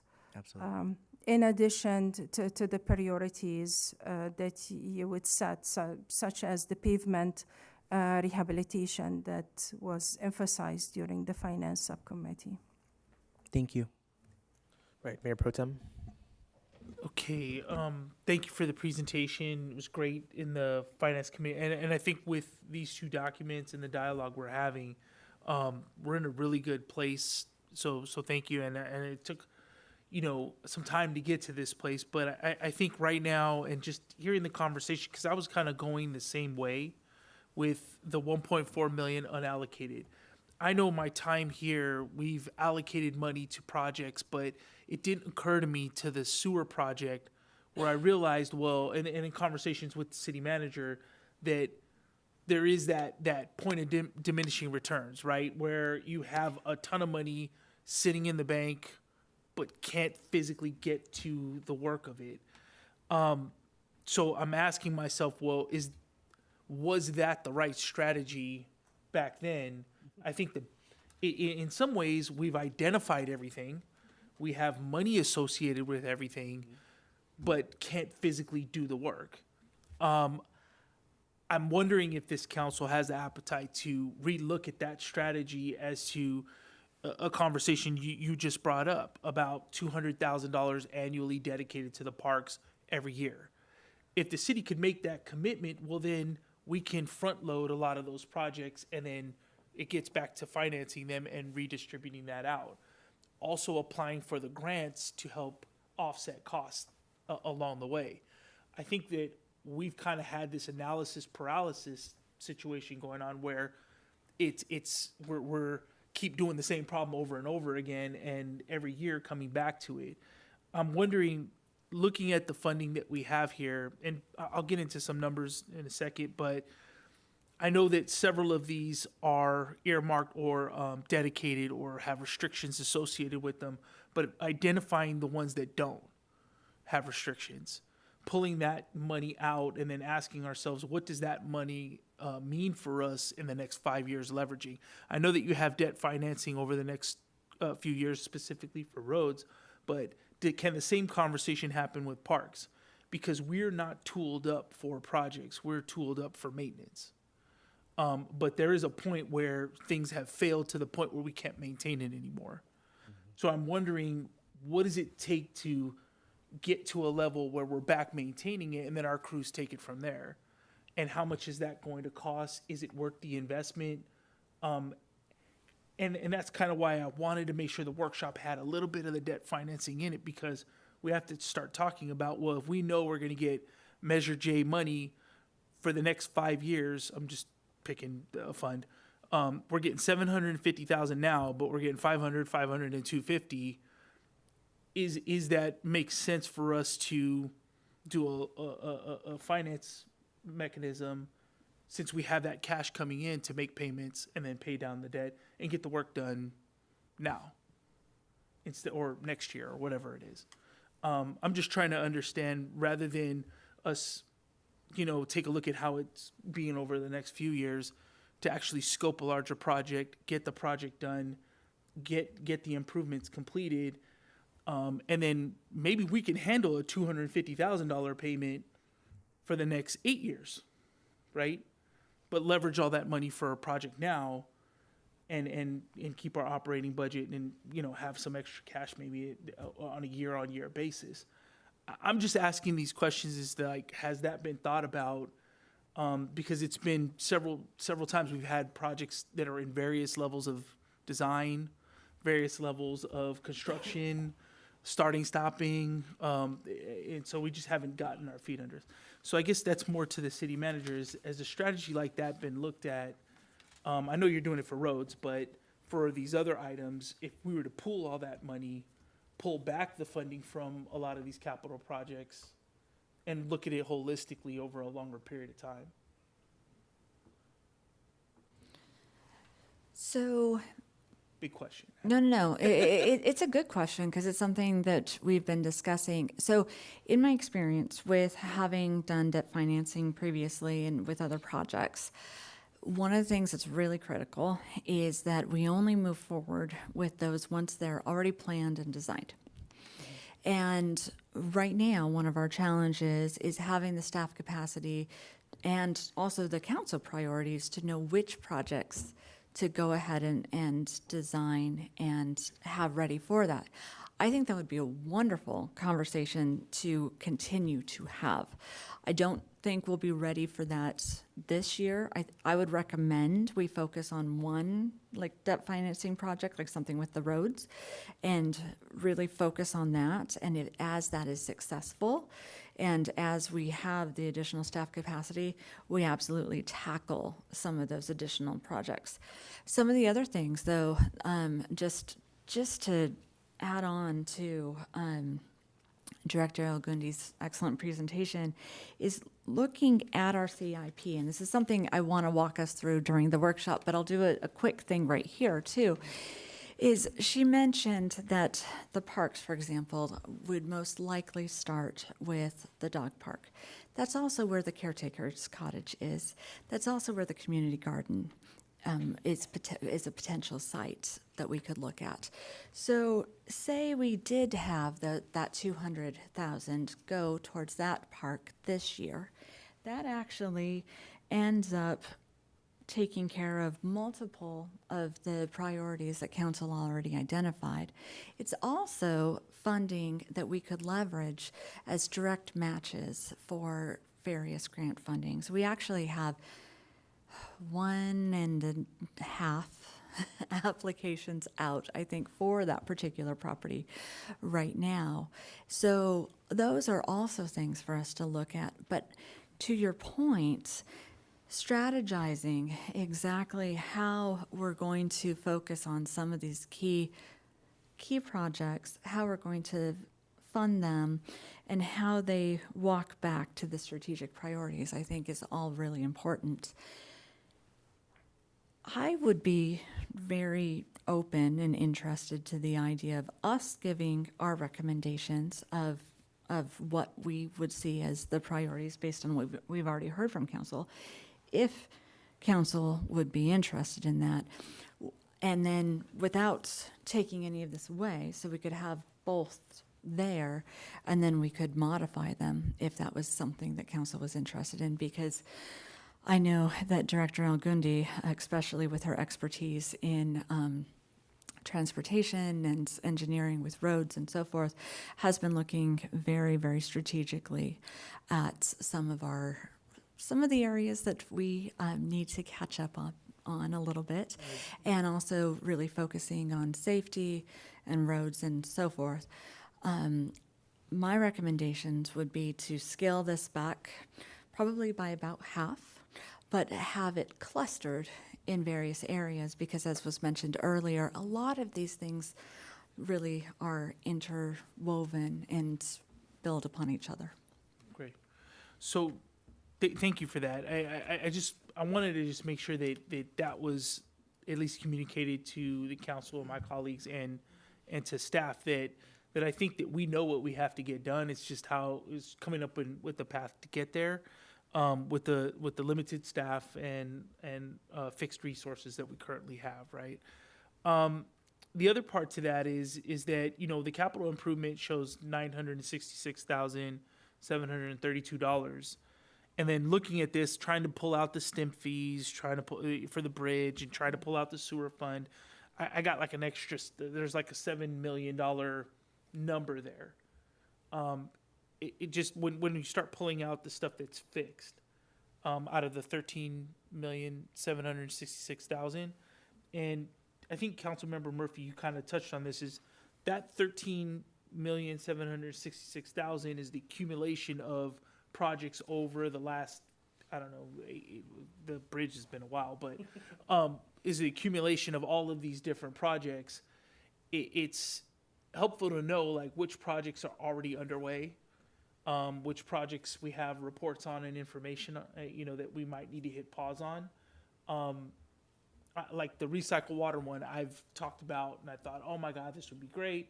We can, water the park, and that would be fine, and maybe save some money. But I know that report is now on record. That report has been submitted. That report is something that will probably be taken up by the our sewer committee, just because it seems like that's probably the more appropriate place to have that conversation between the two cities. But I guess as we have that, that's a report that we know we can come back to, right? So that staff doesn't have to start from square one every time we do things, which we've done in the past, by the way. But I mean, we're not doing that anymore. I'm okay with holding that and saying, hey, you know, let's shelve that one to focus on more of this stuff. So it's really trying to understand where we are in the concept phase, design phase, permitted and ready to build phase, because there was a big push for us to have shovel-ready projects, which never became shovel-ready in the past. It was always a project that was, you know, on the verge of it. So I guess in the workshop, if there's a little bit more detail as to what's low-hanging fruit and how those are clustered together, that'd be helpful for me. But that means there's 7 million there. If we cluster everything and we get some kind of synergy out of that, and then maybe come up with a different vehicle, does that 7 million pop back into this unallocated goes back up?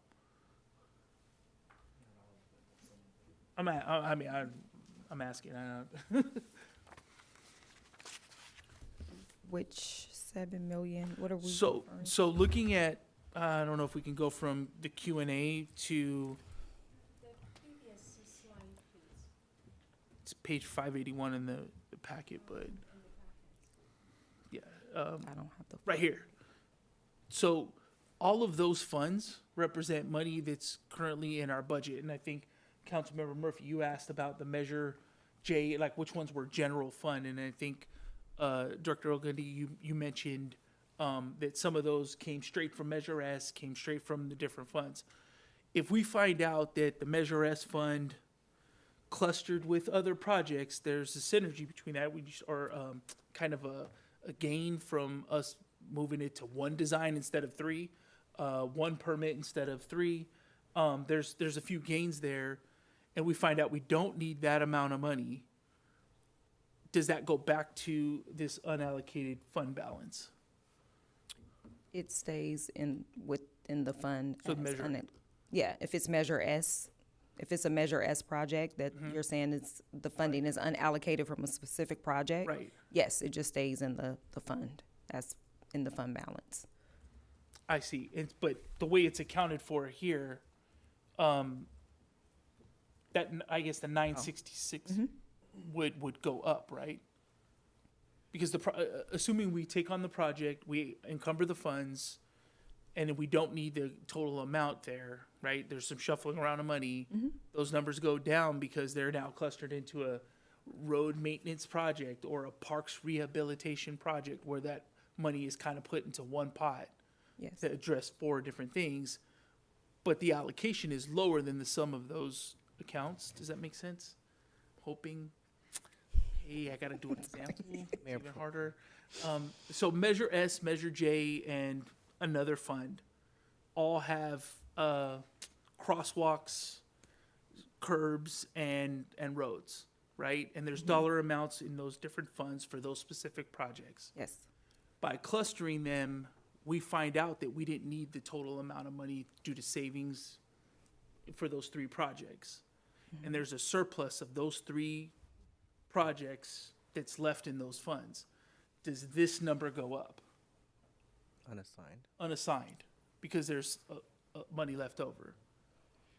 Does the 966 go up? But wouldn't it go down if we're not using the funds for the projects that's allocated to that? Okay, so the 1,410,000 goes up. Same thing. Yeah. No, it goes down. That's the use of the fund balance. So that's what we would plan to use. If we unallocated some projects from that amount goes down, the unassigned fund balance goes up. So Right. That's what I was trying to get. Yes. Okay. The unassigned fund balance will go up. Okay. Yes. May I comment on the accumulation of improvements? Yeah. Because it could potentially save some funding. Oh, Director Elguindi, would you mind turning on your mic? Oh, and then I think Dave mentioned this. He's going to give you a replacement microphone there. It cuts out after 10:30. That's sorry. Good, Mike. For combining, for example, but this would be for the same corridors, it would not give us the flexibility to do work on multiple corridors at the same time. But let's say we would work on Pinole Valley Road, which is what's being recommended for the SB1 fund. We could tackle the pavement rehabilitation, the sidewalk improvements, the curb ramps under one contract. So and this could potentially allow us to have some savings. And there is a desire also for safety improvements along that corridor, especially in the vicinity of the schools and the soccer field. So the combination of improvements under one contract could potentially give us some savings, but it would disallow the flexibility of building sidewalks where it's needed the most. It would be on the corridor being worked on. I see. Okay. Okay, so that's the challenge between the clustering of all of those projects. Okay. I just wanted to say, like, I think that's like kind of you guys have till next week. I mean, that's kind of tough, right? To have that conversation or look at that. Well, I don't think we need to go quite that deep into everything. There's still the option to move forward with a lot of these projects without going into every single detail. So more what we are hoping for guidance on during next week is the specific larger priorities. Like, for example, as we're going through this long list, if there are items that you really feel can wait a year or two, let's go ahead and identify those. And let's put them back for a couple years, while if there are other priorities like roads and lighting and specific park projects, we can just focus on those this year and we can focus on actually getting them completed. Okay. And you said that was feedback you wanted in the budget workshop next Tuesdays. Gotcha. Go ahead. But staff is going to recommend those clusters, right? Is that correct? If that is the direction that we would like to go, I think we would be happy to go ahead and give our recommendations. Absolutely. I think that would be very helpful. I think like the theme I'm seeing and hearing from at least I'd say, is that the use of the unassigned fund balance is not matching, and you said this as well, it's not matching our ability to do the work with our staff capacity. And so then in my head as a council member, I'm thinking about that unassigned fund balance, and I'm also thinking about the 3 shortfalls we have in other funding. So we talked about the recreation shortfall, we talked about the PCTV shortfall. The reality is the projects aren't getting done with where we're at right now. It's no one's fault. It's just a collective awareness that we're all now assessing. If we can have staff provide those recommendations on, we'll call them clusters for now, because I think that's a great new theme instead of kind of each per project. It allows us to open up the use of the unassigned fund balance and ideally decrease the use of the unassigned fund balance so that we can use it for other things, i.e. the funds where we have shortfalls. But I don't know what that will look like, of course. I would love staff to recommend those, scenarios or projects. Do you have any more questions? Yeah, I did, and I know time-wise, but I just wanted to make sure that this came out with what you mentioned about the PG&E lights versus the lights that we're supposed to be taking care of. I know as a council member, people have been complaining about why are these lights fixed and mine's not, or why is there a different cone? Like it's standardization, and I think it falls short on people that wait a minute, we have 2 sets of lights out here, 3 if you count the lighting district that we set up that may change, right? So it's one of these things where it's not one problem, it's 3 problems, and then kind of standardizing what that would look like. So I'm definitely in favor of the lighting. I think there's a safety component that goes along with that. And I would just say that I know that that the lighting was one of them, and then the reflectivity is another big one that we've been hearing in the community. And I think there's like a liability associated with that the city is carrying. So I think you pick the projects that definitely will make an impact. Now it's kind of like, how do we get there? So I want to say this is great work. I think that these are the types of things that I think we need to start rising to the top of the priority list when it comes to the roads and what we could do along with that. There are a few other projects that I'd like to see. The roofing one was a big one. I know from my perspective, the roofing, but see, that opens up, well, do you do solar with roofing? And is there an opportunity there for us to gain even further? And what does that look like? But other than that, you can't have rain coming down on people while they're working. So it's got to get fixed. I'm just wondering if there's a creative way to get that fixed through solar so that we're starting to generate or at least reduce our energy bill, and that there's some kind of net gain if possible. So I really want to make sure that when we go through this prioritization and we start to cluster, that we're starting to spend money on things that we know we've already been trying to maintain them, and bringing it up to a good standard would be, the pool's a good example. Bring it up to a good, so the maintenance is easier and we can do more. So. Thank you. We're going to go to Councilor Martinez-Rubin. Thanks for your patience. Thank you. Yes. I would be satisfied with simply knowing the basis for your recommendations. I think that would be helpful to the public to have them know that there are some things that, although you ask us for direction, we probably have a different basis for that direction. And I think it's important that we understand that, and you've described some of this, the basis for your recommendations are often come from understanding that there are grant restrictions, so gets to the source of funding. There are regulations that you have to meet. There's the question of feasibility and staff capacity, and then that you also look at multi-benefits. So that kind of that project that can do a number of meet a number of different needs, and including aligning with existing plans. Then there's the need component. What is really needed? Do we have documented need? Meaning, do we have data based on assessments that have been completed or plans that have been in the works for several years now?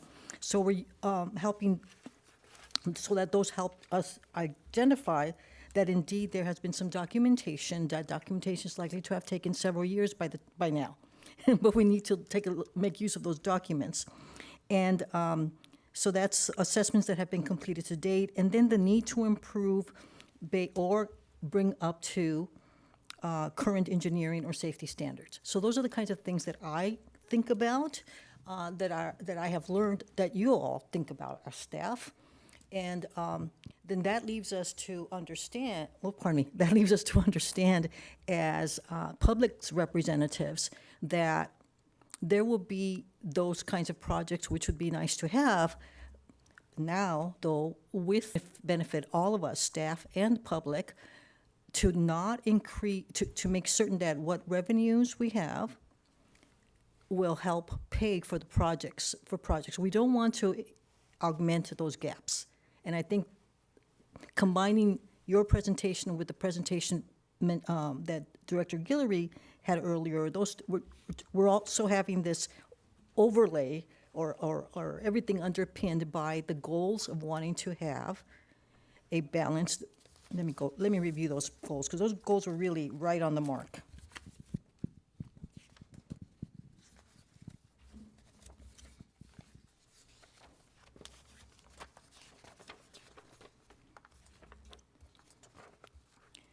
We want to maintain positive cash position and no deficit spending, whether it's in the CIP or our general fund. And we want to be able to address unfunded liabilities. That's not your CIP portion of it, but that's that other whole discussion we've had at the beginning of this meeting. So with those financial goals in mind, whatever your recommendations are, I am certain that you will keep them as a basis for the recommendations that you will make. And so that speaks to departments working together and then us presenting that information to us at the workshop. Thank you. If I may clarify, and I'll be happy to add a slide as part of the presentation on the number of factors that we're taking into account, especially with the addition of the 12 new items as part of the CIP.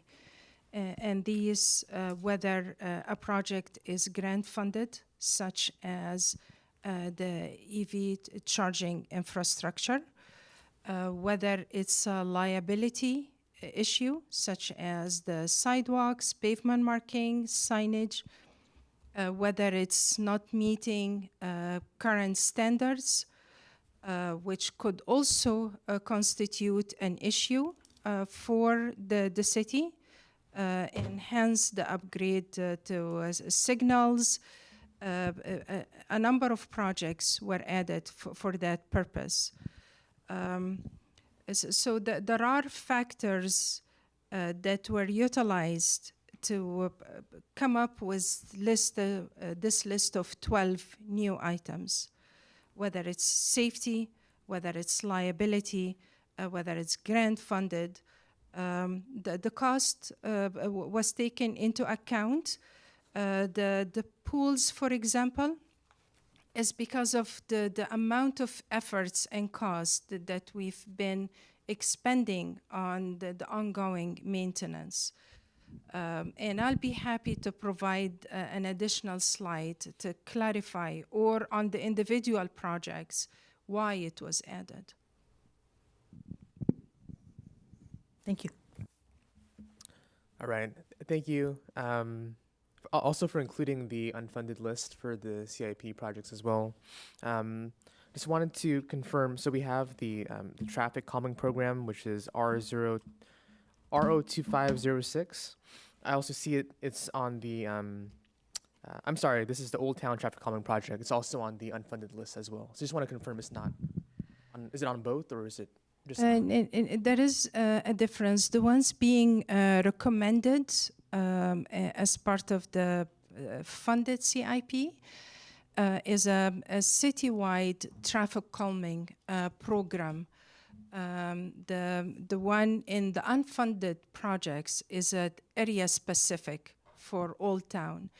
The annual traffic calming program, although we have an outstanding list of locations that the community raised concerns about, but we could also include improvements in the Old Town as part of the annual program. Gotcha. So there's two, which is the overall traffic calming program, and there's the Old Town traffic calming program that is more focused in a general area.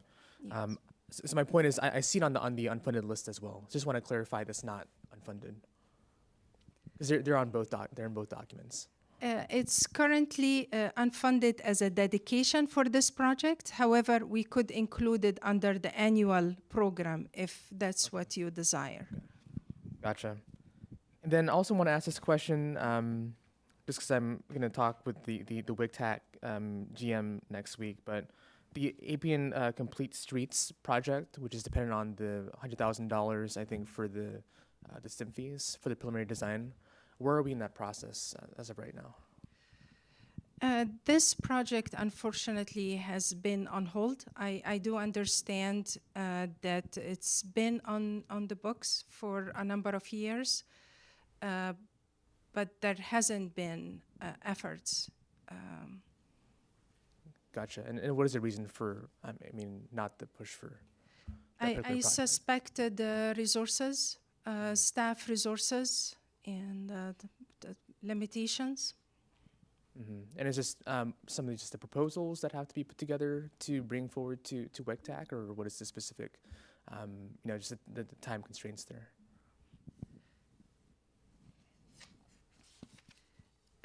You are referring to WECTAC.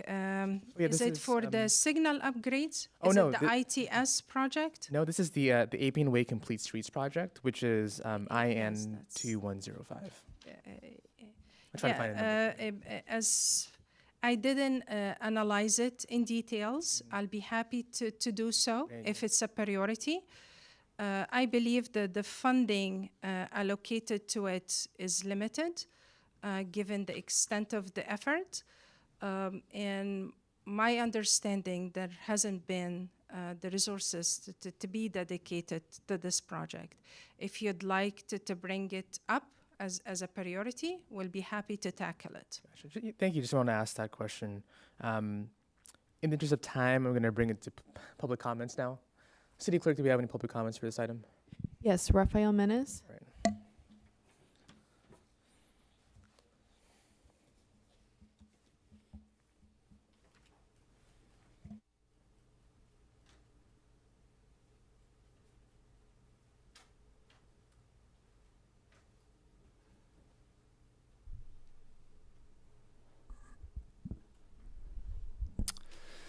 Good evening, Mayor, Council, staff, members of the public. My name is Rafael Mess. I'm a resident of Pinole. And I have a few comments I'd like to make on this item, and I'd appreciate it if the city attorney would interrupt me if I'm getting to an area where there's a potential conflict or I'm overstepping what I'm allowed to comment on as a member of the public and simultaneously as a member of the Planning Commission. So, first off, to start with, I raised this comment at the Finance Subcommittee meeting, but I'm going to go ahead and raise it again. There's one project, I believe, under facilities for basically putting fencing around the Plum Street parking lot. I'm trying to find the exact one for it. It's one of the earlier projects of the list. Not public safety building. Yes, FA 2302 on page number 587. I note that it has funds allocated for it in this year and that it has several general plan goals and policies listed associated with it. I'm wondering whether it would be possible for some of the design details for that project in particular to be more fully addressed before it comes before the Planning Commission, either on the 12th or the 19th, because I know that the last time this particular project came before the Planning Commission, it was found to be not in conformity with the general plan due to not the aesthetics of the project, but the design of the project itself not meeting, in the opinion of the Planning Commission, the stated goals that were associated with that project, because it was chain link and so it could be bypassed as a security measure, and therefore it wasn't actually meeting the goals. So I'm mentioning this now because the relevant staff members are here and can hear me on this point. I think it would be helpful to have that information available. Secondly, as sort of a broader point with regards to what the council is considering, there's basically two different ways you could go about this. You could say we want to be very specific and have the council structure from sort of a top-down grand battle plan sort of situation, how exactly we want things to be done. We want things to be done on this corridor. We don't want staff to have flexibility. Or you could say we trust staff. We want staff to have flexibility to work on the areas that they think are highest priorities based on the priority matrices that we've made available. And I guess thirdly, because I have about 5 seconds left, would it be possible to have a list done based purely on the priority matrix from highest to lowest? Thank you. Thank you. City Clerk, any other comments?